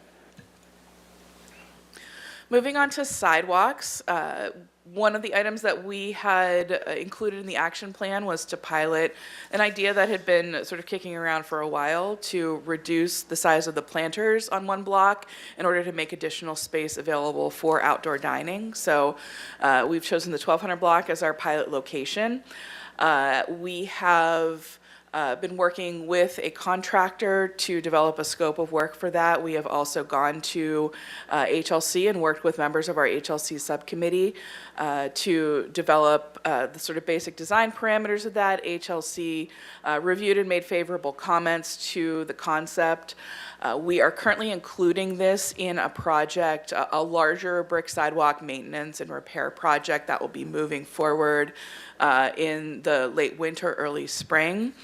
So we expect work to begin on this following the film festival, along with those larger brick repairs. So we're going to be sort of shrinking. The trees are going to stay. We're going to kind of shrink some of the other planters. We're going to do a refresh of some of the lower level landscaping. And that is going to create additional space for sidewalk dining on that block. And we're estimating that project is going to cost about $60,000. It'll be funded out of Measure C Business Corridor Improvement Funds. The next item involved cleaning up the newspaper racks and removing extraneous newspaper racks along State Street. So city staff over the summer actually completed a citywide inventory of all of the newspaper racks and a condition assessment of each of those racks.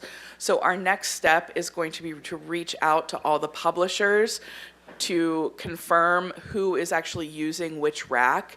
We want to consolidate down. What we found was that there are quite a lot of racks that are no longer being used. There are also a lot that aren't being maintained.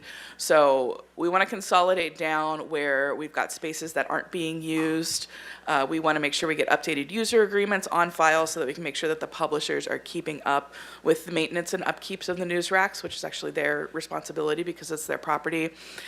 And then we'll be able to, at that point, remove unused racks likely this spring. So I just want to be very clear that we are not intending to reduce the number or availability of news racks on State Street that are actively being used. We just want to kind of consolidate and clean up ones that are still sitting there and haven't been used. And we also want to be able to do some maintenance and repairs on the city-owned sort of outer shells. It's like those Malaga green newsstands to make those look a bit nicer too. So we're going to be refurbishing those and kind of getting all of those cleaned up. So the next one is probably going to be the biggest visual change, and that is to pilot the concept of what we call pedlets on the 500 block. So pedlets are basically sidewalk extensions. They're modular sidewalk extensions that can be placed in the street. We're looking at ones that are 8 feet wide so that they provide sufficient space for pedestrians, and we continue to maintain our sidewalk standards there. And that would then allow us to move the dining that's currently happening in the parklets in the street. We'd be able to take out those parklets and move that dining onto the sidewalk without losing a ton of space for those tables. So we do want to be conscious and maintain sidewalk traffic in front of retail, and so we are working currently with a vendor on making sure that we have a design that sort of directs pedestrians back towards the section of the 500 block that does have more retail on it. The 500 block is largely food serving establishments, but there is a small area of retail. We're estimating that the cost of this is going to be around $453,000, and we are targeting Memorial Day for having these up and running. So right now, like I said, we're in the process of coordinating with the vendor, with engineering, and with the police and fire departments to make sure that we have these designed safely. We're also working on initiating the purchasing process. Throughout February and March, we will be doing outreach to the businesses on the block and preparing them for this change. And then the hope is to get these installed in May. And at that point, again, moving the on-street dining onto the sidewalk. Another outdoor dining related topic, as we're making those changes to move some of that dining toward the sidewalk, we also want to take this opportunity to standardize the appearance of dining furniture and get everything kind of into line with EPV guidelines. We've been working, and we're very thankful to our HLC subcommittee members, Anthony Grumbine, Cass Ensberg, and Charles McClure, who've been super helpful in volunteering their time to identify several different options for furniture. You see a few examples here of bistro-style furniture. Over the next few months, we are going to be taking a proposal to full HLC for their review and approval. And so once these are approved, we'll work on beginning to migrate our existing outdoor dining towards this more uniform look and feel. We're also going to be evaluating at that point whether it's going to be feasible for the city to actually purchase some of this equipment and have it available for lease or loan to restaurants. Moving on to amenities. So we've had representatives from community development, sustainability and resilience have done some research and some digging and come up with quite a few different options to bring some sort of play items and elements of fun to State Street. So we've put together sort of a proposal and we're still continuing to work on and refine that. But those sort of options include musical elements, play blocks, game board tables and ping pong tables, street games like even just hopscotch, interactive sculptures and seating elements, possibility of inviting certain performers to State Street, and having large-scale games in place. So again, these would be sort of pilot projects, and we're still sort of refining down what elements we're going to be able to include. Right now, the full cost of that proposal is going to be about $162,000. However, the individual elements themselves range anywhere from relatively inexpensive at around $500 to $1,000, all the way up to $50,000 or $60,000 for the sort of interactive musical elements. So for this one, again, we have not yet identified a specific funding source, but it'll likely be from Measure C. So moving on to shuttle service and assisted mobility, we've got three things sort of in the hopper. The first one of our action items was to encourage the return of pedicabs to State Street. So to that end, we've been coordinating with Cycling Out Without Age, which is a local nonprofit that provides accessible, what they call trishaws, which are sort of similar to pedicabs, rides to seniors and people with limited mobility. They do this on a fully volunteer basis. They don't accept payment or tips, and they've received a lot of requests actually for rides on State Street. And so we are working with them to try to facilitate a pilot where we'd have them on State Street during the film festival, particularly between the 900 and 1300 blocks, to be able to kind of shuttle people back and forth from those different venues. So we're excited to hopefully get that going soon. The next one was the sort of golf cart idea of having a mini transit option and mini golf cart-like shuttles. We've been working closely with Friends of State Street on this, and again, we're very grateful to them for their assistance. They've identified a local vendor who offers small, again, golf cart-ish. I believe they're about 6, 7 passengers each in town, and they would be willing to operate a shuttle service on this. So we still have some details to work out there, specifically as regards just the sort of contracting process, but we're hopeful that we'll be able to move forward with that, again, hopefully sometime this spring, getting that up and running. We'd be looking at doing likely have three vehicles out there at a time during peak hours, so particularly weekends and during the day. And of course, we would be sure to include fully accessible options, understanding that that is important to provide service that's accessible to all members of our community. And then finally, we have, again, requested that MTD provide us with options for returning a circulator shuttle to downtown. So we've received a proposal from them, and that would come back online estimated in 2025 for summer this year. We still do need to identify a funding source, but for a limited summer pilot, I believe the initial estimate was around $250,000. So again, we've just received that proposal, so we're still taking a look at that. But we are hopeful that we'll be able to return the MTD circulator during peak hours and peak times over the summer. Moving on, we wanted to experiment with different ideas around sustainability and options, particularly to bring additional greenery and stormwater treatment options to State Street. And so our Sustainability and Resilience Department has contracted with a local landscape architect to design different ideas.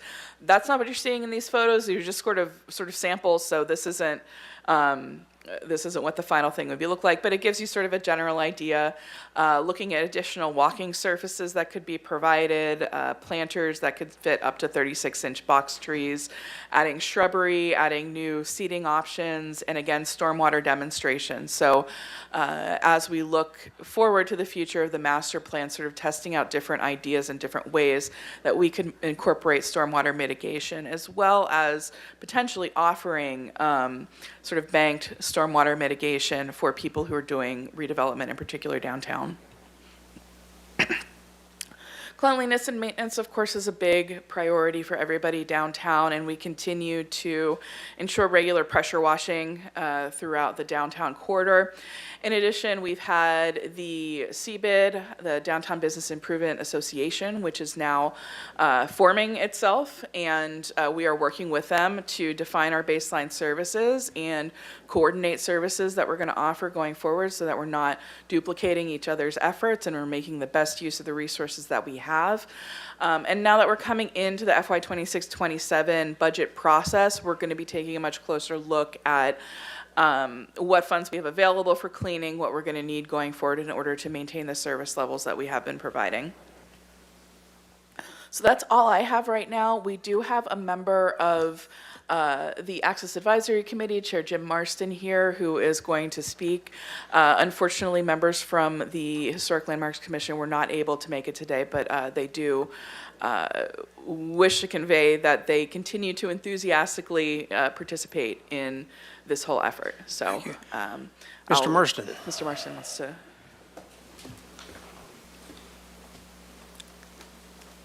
Thank you, Ms. Clark, and good evening, Mayor and council members. I had my vice chair of the AAC here earlier, but she had to leave. I asked her to try to call in, but anyway, her name is Elizabeth Sorgman, and she's a certified access specialist and the chairman of the, or the president of the International Board in California. So she has a lot of good ideas. So we've seen some of these items that Ms. Clark has put up there, but as a former engineer, I can't find any details yet on these, and so I'm detail-oriented. I want to know how many people, what the schedule is, what the frequency is, and I was just shocked to find out that the so-called shuttle is only going to be for the summertime. We have residents who move downtown without a car so they could get around. I'll get to that in a minute, but a summertime shuttle does not help the residents here at all. So I hope we can expand on that. So as far as the pedlets, we have concerns about the safety and the ramping and the tie-downs for the wheelchairs.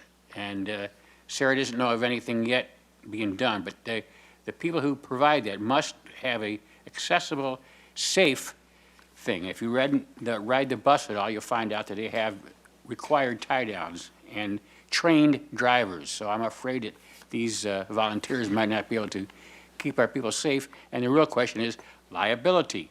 Who's going to be liable if someone falls off the back of the wagon?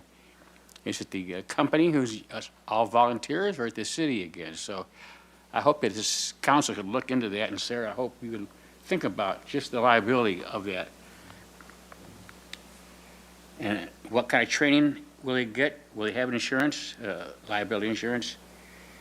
And a quick question, but we used to have pedicabs on the street, and then somehow they were all banned, and now they're going to come back. So why were they banned, and why are they coming back? I like them, but I don't understand why you had to ban them in the first place. The golf carts, again, no detail, no pictures, so I have no idea what kind of golf carts are going to be and what kind of wheelchair accessibility there is. I would like to see some pictures of it, and also, again, what's the frequency of this? What's the schedule? Is this only, I think at one time I read that this was going to just be from the parking garage to State Street. Is that right, Ms. Clark? Or? Mr. Marston, no, at this point, we're anticipating a route up and down State Street. Like I said, we're still in the stage of sort of working out the details, so unfortunately, I don't have other details to provide at this point. But it would be a daily route, you think? Or just weekends, or? So the proposal that we're looking at right now would be Thursday through Sunday, so it would just be weekends. Okay. And again, it doesn't help the residents here, it just helps the visitors, which helps the business owners. Now, the pedlets, I think it's a nice idea, but I have a few fears there. First of all, is stormwater going to be backed up along those buildings, along those Do you know? Are they going to be pipe underneath? Mr. Marston, so the design that we're looking at would be very similar to the parklets that we have there right now, and that they would have a channel along the curb line to allow for the Okay. flow of Thank stormwater. you. So that's something, again, that we understand is very important. We're fortunate that we didn't really have issues associated with flooding due to the parklets on that particular block, so we're certainly looking at that in the design. Now, I see these are close to $500,000, so I want to make sure that if we go back to the master plan, which is going to have flat streets, are they going to be able to repave that or take all these sidewalks off and have to level off the streets? So I don't know if that's been dealt with.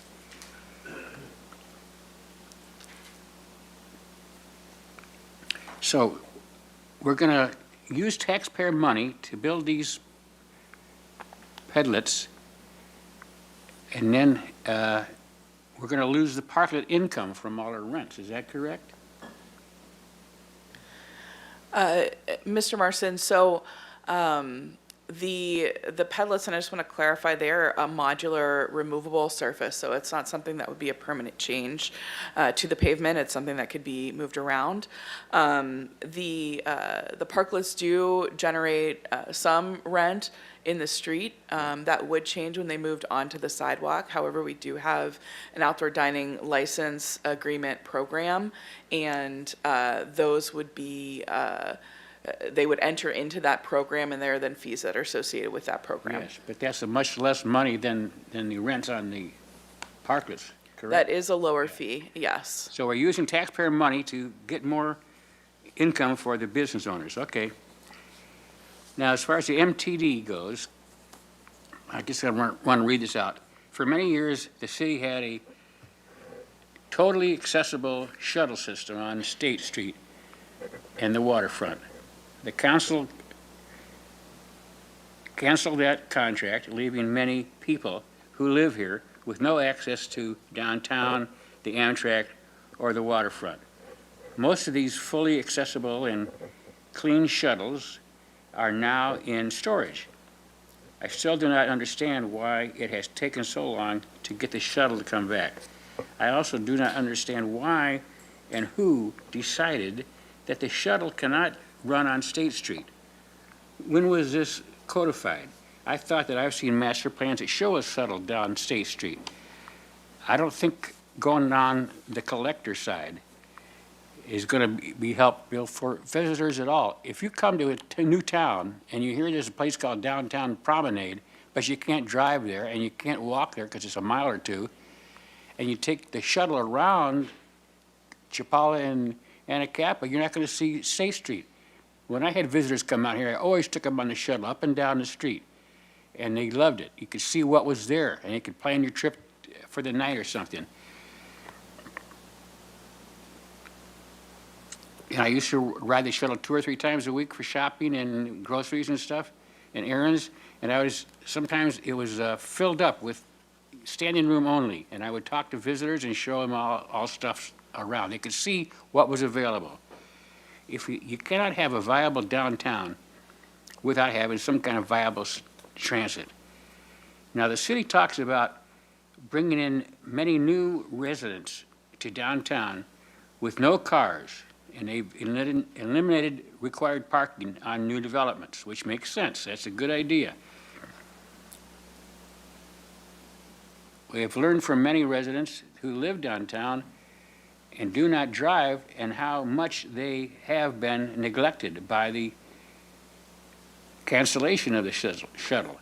How many of you, I'm asking the council, how many of you would actually move downtown with no car if there was no access to reliable and accessible transit? Try to imagine going shopping every day for your groceries, or every time, I should say, walking and having to carry your bags home. And it's 5 or 6 blocks. Would you like to do that? Would that be comfortable, or would you want to jump in your car and drive there?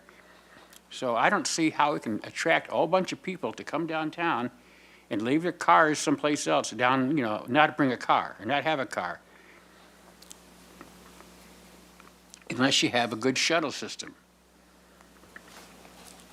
And then add the fact that there's people with various disabilities who can't walk very far, or they're blind, and how are they going to carry their bags walking?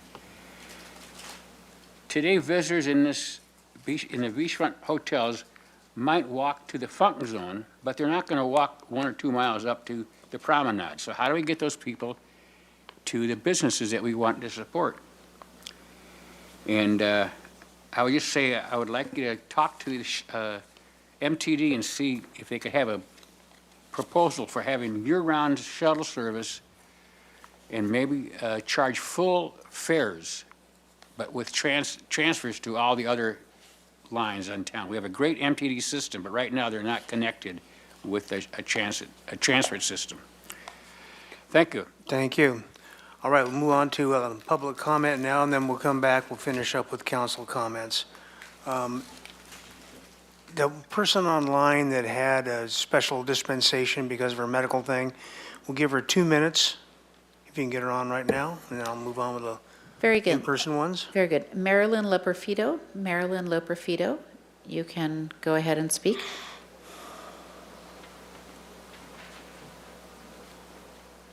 Good evening, everybody. Actually, I've been online. I've been attending the meeting since this first began this afternoon and working on this morning. So please don't use this against my time. But I'm an elected representative of the city boards and commissions. So please allow me the 3 minutes that I prepared, and I'll make it as quick as possible.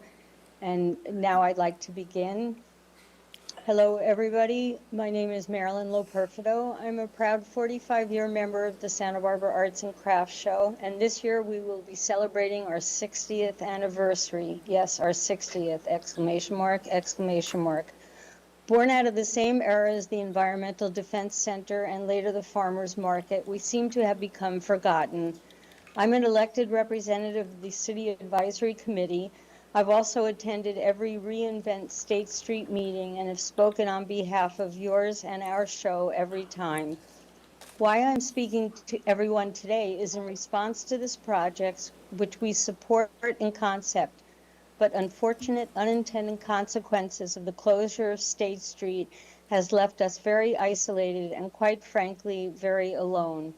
What I see from this initial good presentation is that seeking input from the Santa Barbara Arts and Crafts Show is missing as stakeholders, even though we're not downtown, and we should fall under the Youth Council bullet point, because again, we are losing sight of the effects of this comprehensive change. Although the closure of State Street is an exciting project, I must explain the history of negative construction projects on us and the unfortunate consequences they have had on us, on the success and the longevity of our show, and why it matters, because frankly, we have been an afterthought in all past construction and planning projects. It's a shame we didn't follow Sarah York Rubin's presentation, because at one point we actually fell under the cultural arts position, but now we have been subsumed by the Parks and Recreation Department. So a quick history. When the Fest Parker Hotel and park extensions were built, the 2 left-hand turn lanes were created and caused our show to be cut in half. We lost 1/3 of our show permanently due to the red and yellow lining of the curbs. Then came the bridge project, which is very close to State Street and really pertinent to these discussions about the shuttle, etc. It was another several years of enduring construction, and when completed, we now have a huge concrete island which must be crossed in order to reach most of the beginning and remaining parts of our show. Then, after trying to recover from that project, the unintended consequences which we still endure to this day, COVID hit and State Street was closed. Ms. Loperfido, I'm just going to interrupt you. I'm almost done, I promise. We're well over time, so if you could, try to wrap up, please, if I get other speakers as Yes. well. Now we are but half of our original size, and it's become the next death knell for our show if we do not actually act quickly. A quick footnote is that it's a misconception that we receive additional foot traffic from the wharf of the funk zone. Most people stay in the funk zone and then leave, and the same with the wharf. We can't compete financially with either of those two entities, and we do depend on the shuttle service to and from our shows. Okay. Our call to action is this. What has been missing so far in these discussions is incorporating our show into these discussions. It is critical we keep these discussions of the closure of State Street with including us as stakeholders and not an afterthought. We can no longer absorb or endure what will become a final unintended consequence if we do not act now. Okay, thank you, Our Ms. city Loperfido. board- I'm there. Our city board is elected to facilitate these discussions. Please send all notices to our staff of these city meetings involving the State Street action plans. Our board is elected and very concerned, but also very eager to offer significant positive ideas, which will be a great addition to this project. Okay, Mr. Loperfido, I'm going to have to interrupt you because active participants and stay. I've got to get to the other speakers, so thank you. Robin Elander, followed by Liz Krieger. I'm going to be a little tougher on you about the 2 minutes, by the way. Mayor and city council members and members of the community, we are still here. We're rocking and rolling. We're continue to work on State Street, and I appreciate all your energy and time on this effort. Thank you for your continuing efforts to invest in the renewal and revitalization of State Street. It's really great to see the prioritization of the removal of those concrete barriers, the news racks that are in dire need of repair, so that's really significant, and to consolidate those racks. Our businesses and our community are very happy to see those two key improvements, and particularly those businesses on the 400 block continue to advocate for additional support and intention on the improvements. I also appreciate seeing that e-bike safety of high priority, as that is a continuation of the community conversation. The additional emphasis and focus on new and enhanced landscaping, in exploring new mobility, transit, and shuttle options for moving downtown patrons from the beach and around downtown are absolutely critical, and I appreciate these being involved. All of these continue to breathe fresh air into the future of the district. Thank you, staff and council, for your continued efforts and consideration of these significant investments and your support with aligning the new and future efforts with the newly formed CBIT as well. Thank you. Thank you. Lynn Krieger. Not here. Molly Pearson. Thank you, Mayor and council members. Thanks for taking initiative to regulate e-bikes. I look forward to reviewing the proposed regulations, and please keep in mind that e-bikes are not just for recreation. They are part of our transportation future and an economical and environmentally preferable option for our community. Importantly, related to the State Street Master Plan, I look forward to reviewing the draft, but I'm very concerned about one aspect of the direction that the advisory committee gave to staff. They directed staff to include a 2-block full closure of State Street at times, perhaps on weekends and during other periods where bikes would be required to dismount. There's no alternative bike infrastructure that was discussed to replace this closure of bike infrastructure. Because State Street is critical bike infrastructure, if you make it unavailable to bikes at times, especially during times when there's going to be a lot of tourists and people who don't know where they should be going, it makes absolutely no sense to direct cyclists to dismount and then mix with those people, those pedestrians. Bikes should be directed to use appropriate infrastructure like dedicated bike lanes. And I've said this many times throughout the planning process. If you plan to move bikes off State Street at any time, please provide an alternative route that's safe and efficient. Our cyclists, our pedestrians, and our cars all deserve safe options to move to and through our downtown core. Thank you. Thank you. Ron Robertson is obviously not here. Barry Remus. Well, good evening, Mayor Rouse, council members. Congratulations to members Jordan and Gutierrez, and welcome to council member Santa Maria. I'm Barry Remus with Move Santa Barbara County. Our education and encouragement coordinators just wrapped up a week of e-bike safety in Goleta. reaching many hundreds of teens to extol the importance of riding safely, courteously, and in most cases, slowly.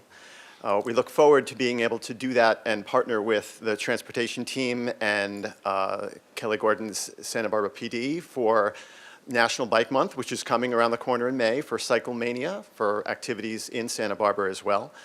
We're also the fiscal sponsor of Cycling Without Age, so we're excited and pleased to be able to be a part of that partnership and see perhaps more trishaws carrying folks, including the mayor. He's done it before. He'll maybe perhaps do it again. The mayor's ride is coming up. And also regarding shuttles, we wholeheartedly agree that we need to see a full-service shuttle up and down State Street. Mr. Marston makes a valid point that we need to really make sure that not only the tourists and visitors, but our residents can safely, and all of us can accessibly get up and down State Street for the vibrancy of the future. Pedlets are really great too. We want to make sure that those are completely ADA accessible. And ditto to what Ms. Molly's comments were about MOVE continues to endorse a car-free State Street, the full stretch, bike and pedestrian friendly. So we really want to be able, and we think we can do it. We can see that State Street can continue to accommodate all forms of human movement. And so we wish you a great night. Thank you so much. Thank you. Okay, Ms. Gorman, we have a couple online still. Yes, Mr. Mayor, we have two members of the public online. We have Karen Luckett and Sharon Rich. Karen Luckett, please go ahead. Good evening, council members. I have some comments. I went down to State Street last week and I had two very, very strong emotions. I had the emotion of sadness and fear. Okay, sadness because of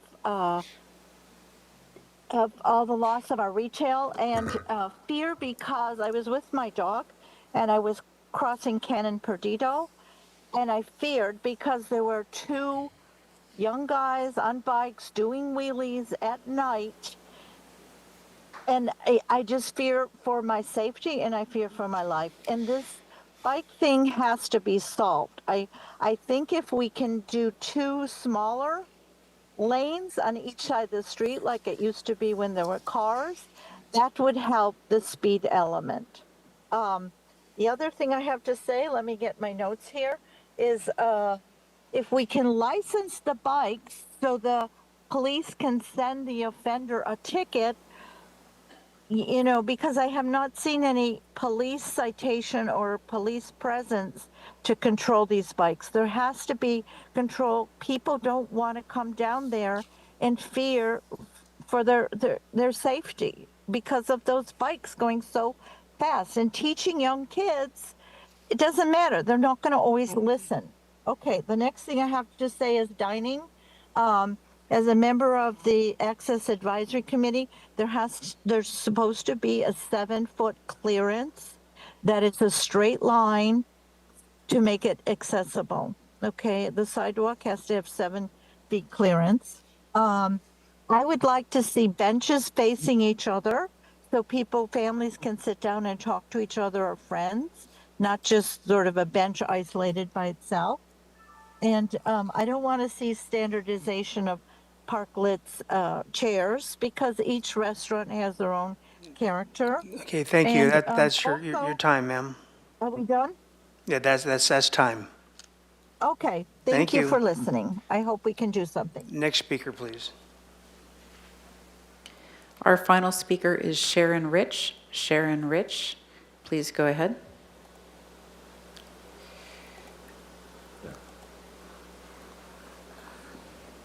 Good evening, Mayor Rouse, council members, and city staff. I'm Sharon Rich, president of Friends of State Street. Santa Barbara's most cherished landmarks didn't just happen. They were born from moments when people like you and me came together, united by a bold, shared vision to create something extraordinary. Think about the last time you were immersed in an experience at the Vic, or with your kids at Moxie, lunch at Cabrillo Pavilion, and the new Library Plaza lit up in the evening, or the bowl while the moon rose. These are proud moments reminding us of what's possible when we come together as a community. And today we stand at the doorstep of another incredible opportunity to come together once more, not just for ourselves, but to leave a legacy for generations to come. And that's what I'm here to talk about. Friends of State Street is proposing to lead an innovative approach of support for the State Street Master Plan process now and into the future. It's bold in scale, but grounded in something we know works: the powerful combination of public resources and private philanthropy. This model isn't new, but its impact could be transformational. We've seen how these public-private partnerships raised millions, brought iconic landmarks to life, and secured their future with sustainable endowments. Now's the time to channel that same energy into State Street. It's not just a vision, it's a responsibility. It's what State Street deserves, and it's what our community is asking for. And the best part is we don't have to wait for it to begin. We're ready to take action now. That includes a pilot program for free electric golf cart shuttles along State Street from the waterfront to Sola and back. This simple yet powerful step will improve mobility, build trust, and create momentum that we need to turn this larger vision into reality. Santa Barbara is a city that leads, inspires, and transforms. Let's take that legacy to the next level together to reimagine the heart of our city and redefine what's possible for State Street. Thank you. Thank you. All right, very good. Back to council. I'll remind everyone that this is just an informational item. We're not making any kind of decisions. We're not really giving directions. We're just, so we can make a couple of comments, and for God's sakes, make them brief. Mr. Jordan.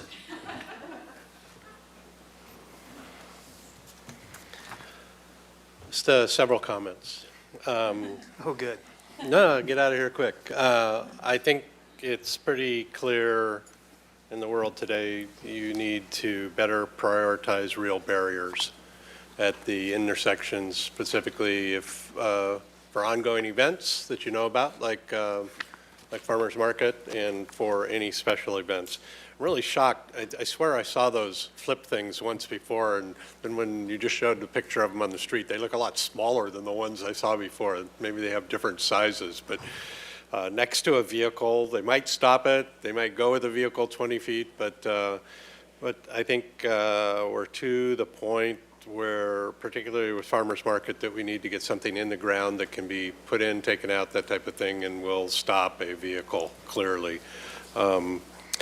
Then, you know, some of this I think is frighteningly on the path of we're going to do a whole bunch of work, then come back, and then we're going to have to go kind of, sort of, but not really what I had in mind. So I would suggest maybe just some memos or something with check-ins or something easy, just to get a pulse. And so I'll just give you an example. So the 1200 block of pilot reduction of landscaping, my suggestion would be that you pilot that also with standalone pedlets where existing parklets or new parklets want to keep their dining but get off the street and use the sidewalk. I'm scared that your pilot program of landscaping will still not end up with a like-for-like replacement of space on the sidewalk when, say, down in the 500 block, that might be what we're getting. And so I think you could probably find a restaurant or two up there that might be willing to fund their own pedlet to be able to take over the sidewalk or participate in an expanded sidewalk dining program, as long as the expansion of their space on the sidewalk was enough. And so so I would see that in my mind of you're walking down the sidewalk, you come to an outdoor dining thing, and you jog into a pedlet, and then you jog back onto the sidewalk in front of the next store or whatever it is going downhill. So the pedlets just become this bulb out into the street. That keeps your sidewalk going, that keeps the access people happy, that gets the, I think the people who maybe can see the light at the end of the tunnel of we're gonna go move to the sidewalk, and here's one way we do this starting right now. And then just last comment, kind of my tangential thing on there too. I could see if you did that, if you actually looked at it comprehensively from Carrillo up on giving people an option to put a pedlet in where their existing parklet is out in the street and getting them out of the street onto the sidewalk, and/or others that have left the street would come back onto the sidewalk and have a pedlet in front of their place, that there'd be adequate room and opportunity then to talk about looking at cars and bikes being in the street in between pedlets. Back to this conversation of cars on half of the promenade, getting back on the street going one way northbound, because I don't think it's a secret that, well, maybe it is a secret. Maybe it's only in my mind that the emphasis initially for the foreseeable future is going to be the lower part of State Street, and we certainly aren't going to, in the next decade plus, have the financial resources to address the upper part of State Street as capital projects. So to me, pedlets become the answer much more up there than they do down below, as a means of giving both sides of this discussion, cars versus no cars, out of the building, street side or sidewalk dining or no street side dining, gives you that opportunity to look at that comprehensively and say, yeah, there's a way, to start of that, we only need 9 pedlets or 8 pedlets because that's all the parklets that exist in the upper part of State Street right now. And then you can get some cars back on the street. You have even if you had 2 pedlets right there, I think you still end up on most streets with 20 feet or almost 20 feet.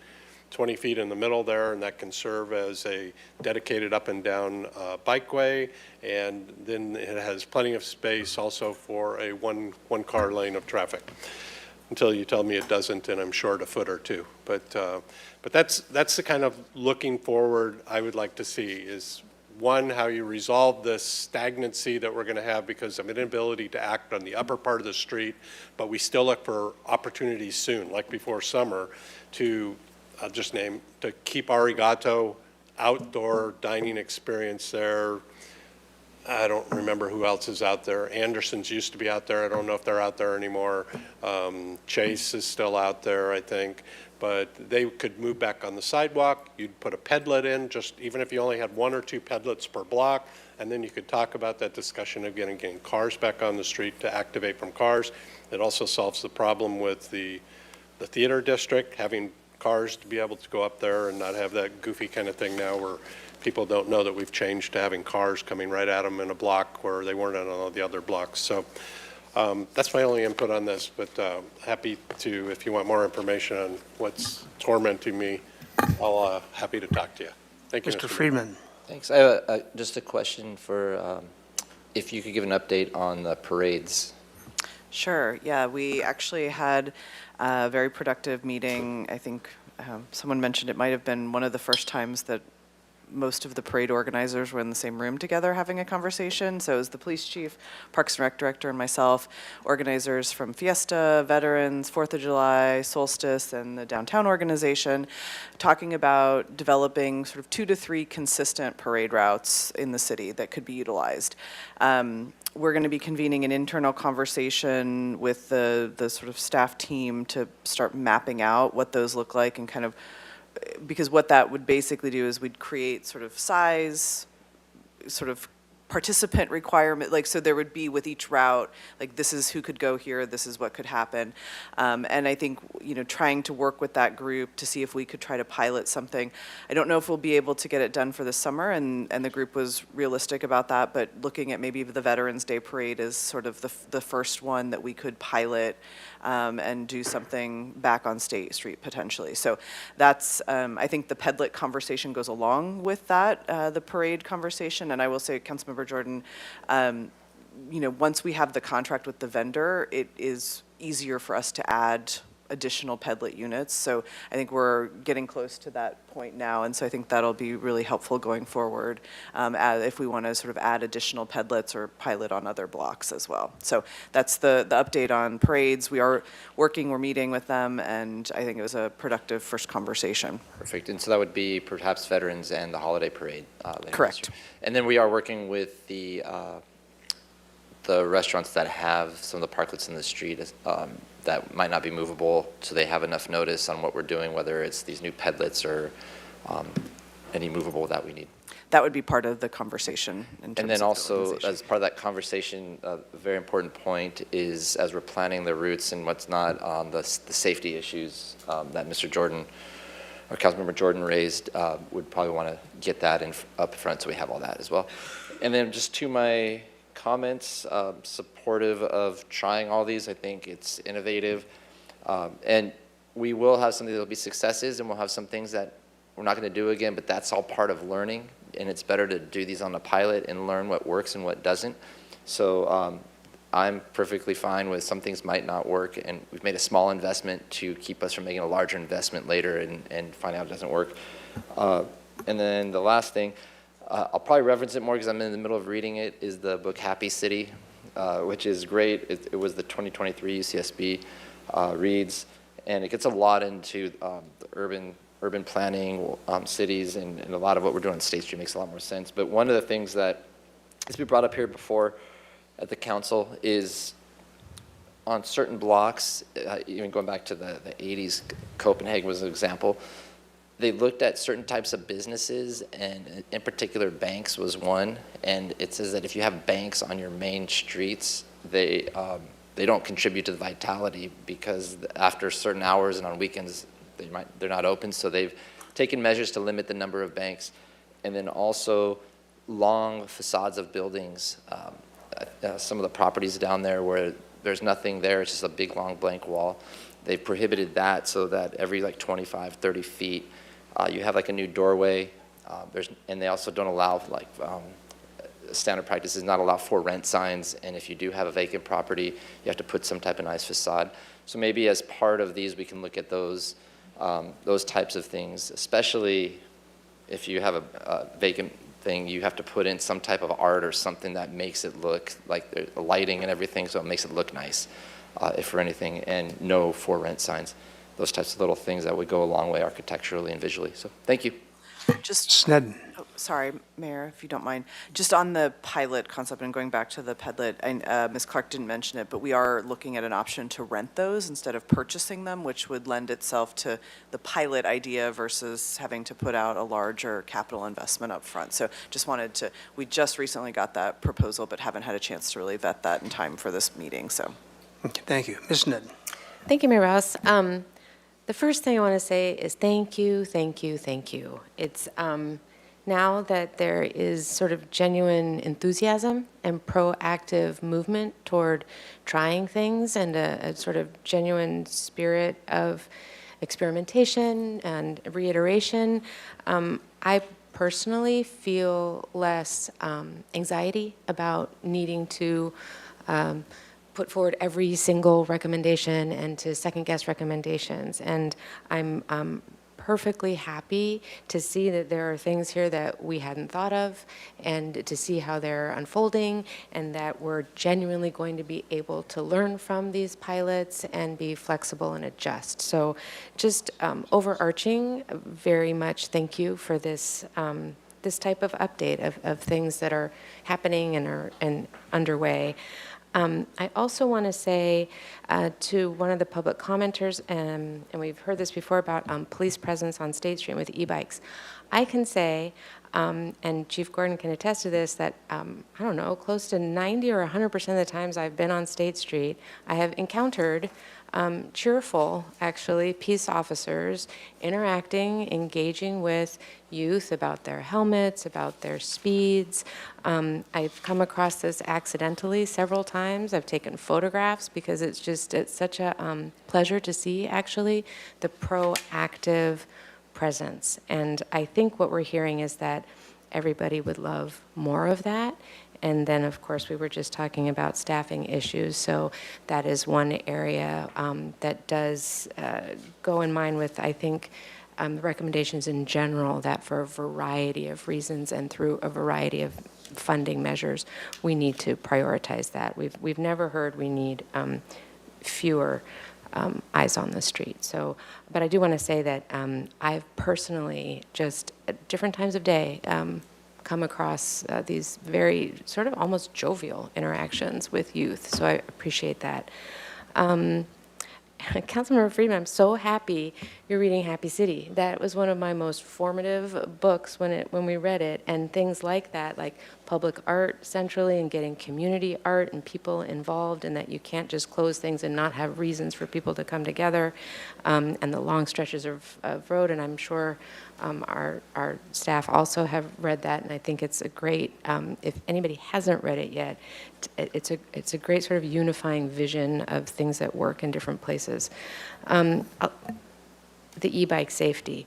I think we need to reiterate that this is about the full throttle bikes that are the issue, and not necessarily our B-cycle bikes, and it's really the way that bikes are being used, and we do have that ordinance coming back, but it's not going to be a magic fix-it. I think we need structural, physical ways that are slowing people down, because people just don't walk in the middle anymore. They're on the sidewalks, and the bikes have, the certain full throttle bikes that are going very fast are sort of taking over in a way it's making it difficult. So that still needs to be addressed, and that's coming. I really want to thank you for working so closely with the HLC subcommittee on the outdoor elements. I think they've expressed appreciation. I think everybody agrees it's such a better outcome when everybody's working together, and I just want to thank you as staff for really embracing that. And I've just heard such great feedback, and it'll make it so much easier when it comes forward. Thank you to the Cycling Without Age, and by willing to work with us. I do think we still need to address if someone has a wheelchair, that mode wouldn't work for them, but the shuttles would work. I just want to confirm that with a wheelchair. That's the goal with the golf cart pilot, is to have one of those that would allow for wheelchair access. So Okay. that is what we're trying to work towards. Thank you. And Councilmember said, and I apologize, just to clarify also, with the Cycling Without Age, they do have a wheelchair accessible trishaw. So that would also be available to individuals in wheelchairs. Thank you. Thank you. Those all can't happen soon enough, and I really want to thank you for the creative solutions on this. And then is it true that the old MTD open air shuttles are in storage? Do those exist? Councilmember Sneddon, through the mayor, my understanding is that the open air shuttles, the electric shuttles that MTD used to use, are no longer manufactured. And so they kept what they had in service for as long as they could with spare parts. And my understanding is that they are now past end of life. So I don't believe that those are available for service any longer. Okay, thank you. They were so perfect, I think. If that was available today, I think that's what could go up and down State Street pretty perfectly. But thank you for these pilot, and again, understanding these are pilot ideas, things to get it moving. I love, love, love this image, the slide 11, with this pop-up forest idea. And I want to go there. I want to walk on that path. I want to sit in those benches. And I can see so many more benefits aside from just stormwater. But it's just the greening effect, the cooling effect. I think adding road friction to slowing down the full throttle bikes. And I just love the greening of the center of the street, sort of like a Central Park idea. And I think it's beautiful, and I'm really looking forward to this one. And that's another example of something that you're proactively bringing forward, and that will be really neat to see and will inform the State Street Master Plan.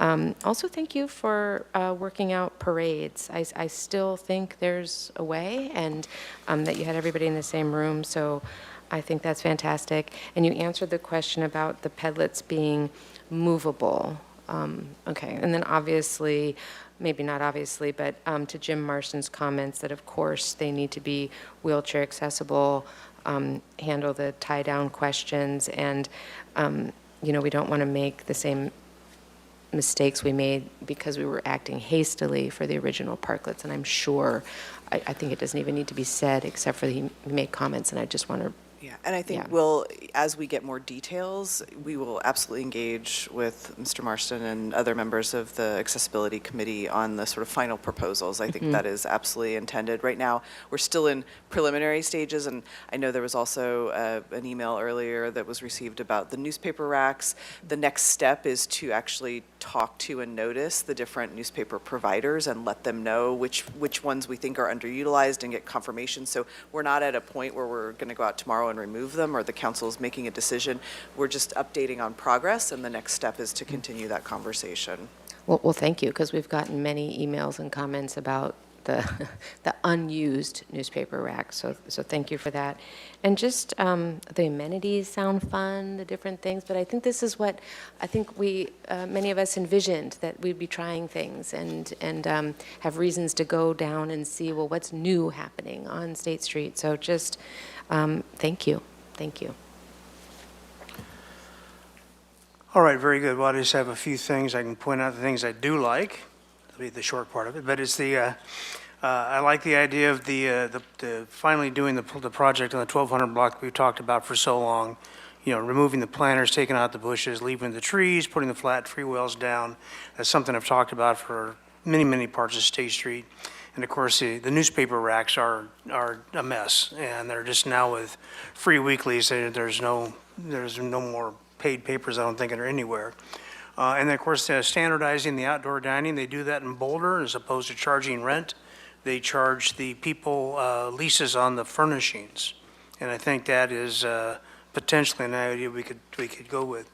Some of the other things I still am going to be a stickler about. One of them is we're trying to do all these things to accommodate these larger outdoor dining facilities without taking any consideration of the Uniform Building Code and the fixture count. And the reason why I say that is because other businesses around town have to comply with that. We missed an opportunity to do something else with Macy's because they didn't have adequate restrooms. And there's no way that the building where Mitza is, there's no way where the building where Arigato and Oli Limoni and Bouchon is, have the adequate restroom fixture count for the amount of customer seating. That's something that's kind of newsy. I don't really care about it, except we make everyone else do it. So we've got to be fair about this, number one. Number two is I appreciate the idea of the flexible pedless and whatnot, but if we're going to do an experiment on the 1200 block, and the idea is that without the bushes, there's going to be adequate outdoor dining space. And that was the idea when we designed that way back when, before we filled it in with planters and fountains and all the things we did. We finally took the fountains out in front of the old Hotel Santa Barbara. We've done a few things back and forth. Lord knows how many benches we've removed. Let's go back to simple and programmable open spaces and let the restaurants have adequate outdoor dining. And I love outdoor dining. It would be a robust outdoor dining atmosphere, but appropriate to the size of the place. You can't tell me that the Chase has the bathrooms to fit what that parklet is.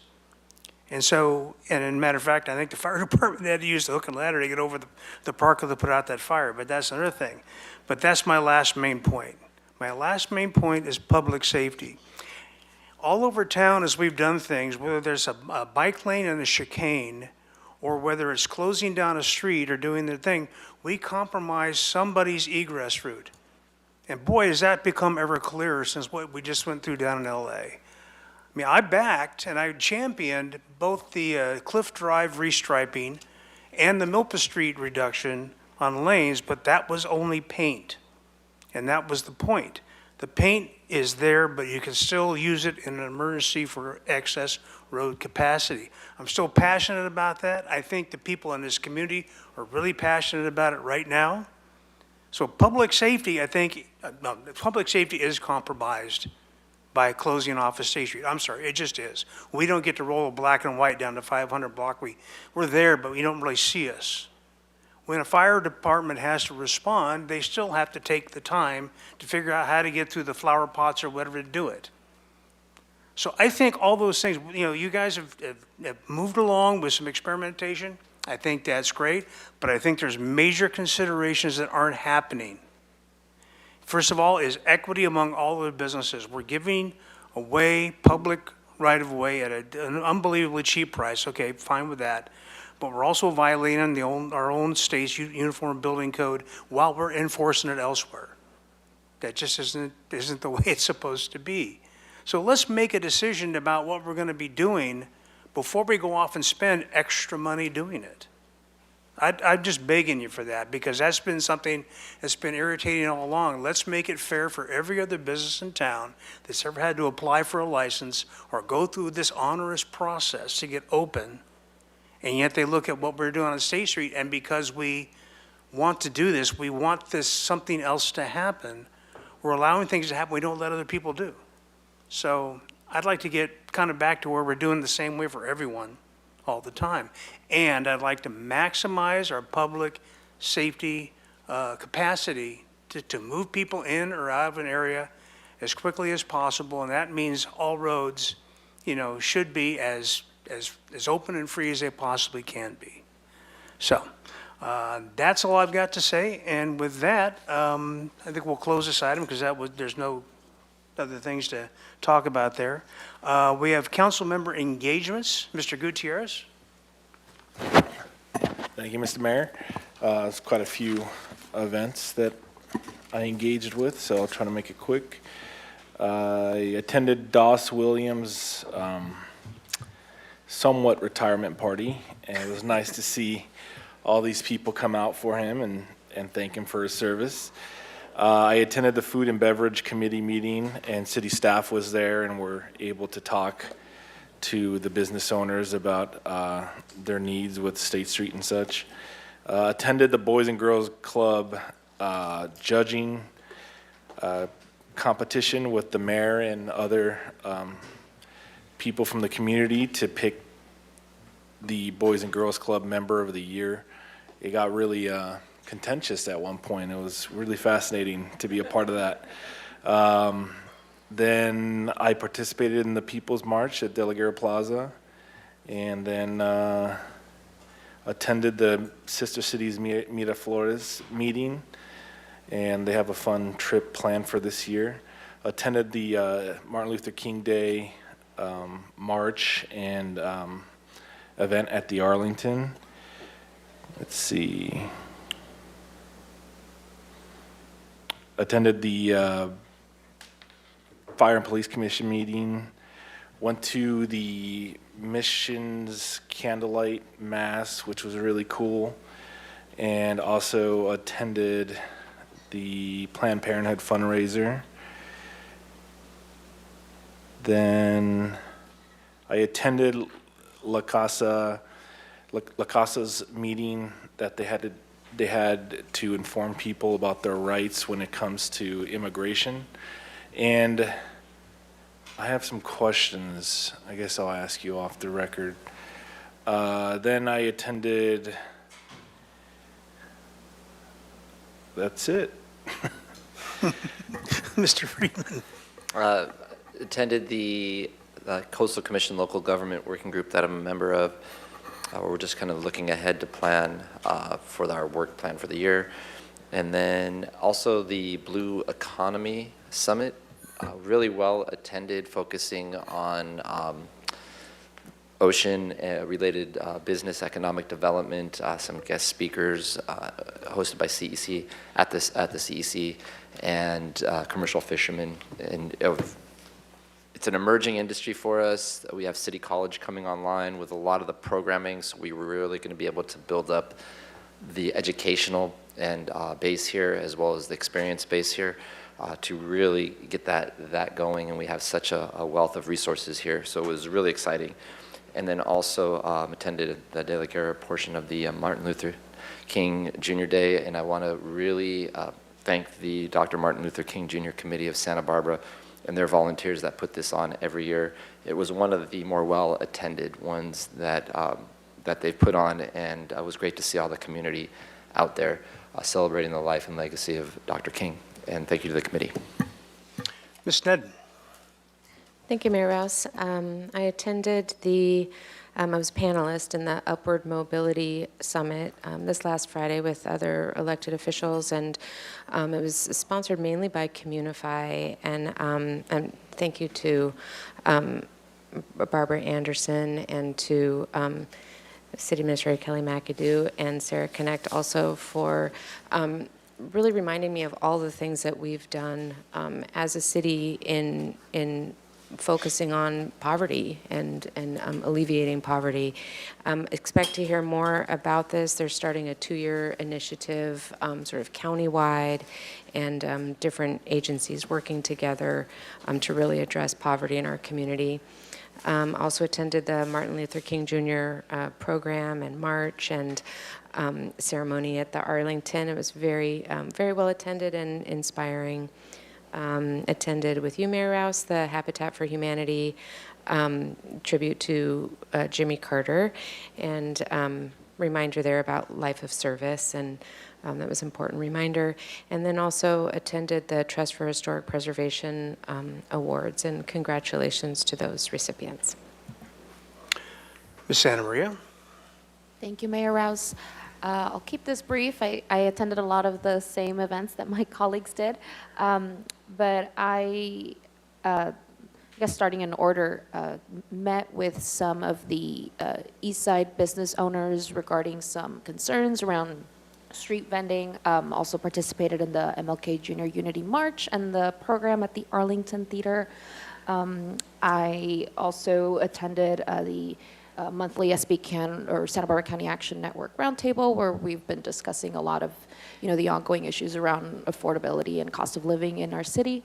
Also attended Casa de la Raza's response to ICE meeting that they held last Saturday, where they're really providing some critical information for our immigrant community.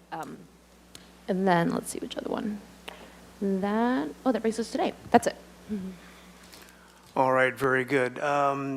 Yeah, I'd like to, first of all, mention that yesterday was the Holocaust Recognition Day, National Hidden Recognition Day, of 80 years since the end of the war. So that was yesterday, the 27th. And Mr. Friedman has a message he'd like to close with. Oh, I thought you were going to say, but just wanted to close the meeting in memory of Erin Graffey, one of our most prominent historians, among other things, and just recognize her for her lifetime of service to our historical legacy in Santa Barbara. Thank you. And with that, we are adjourned.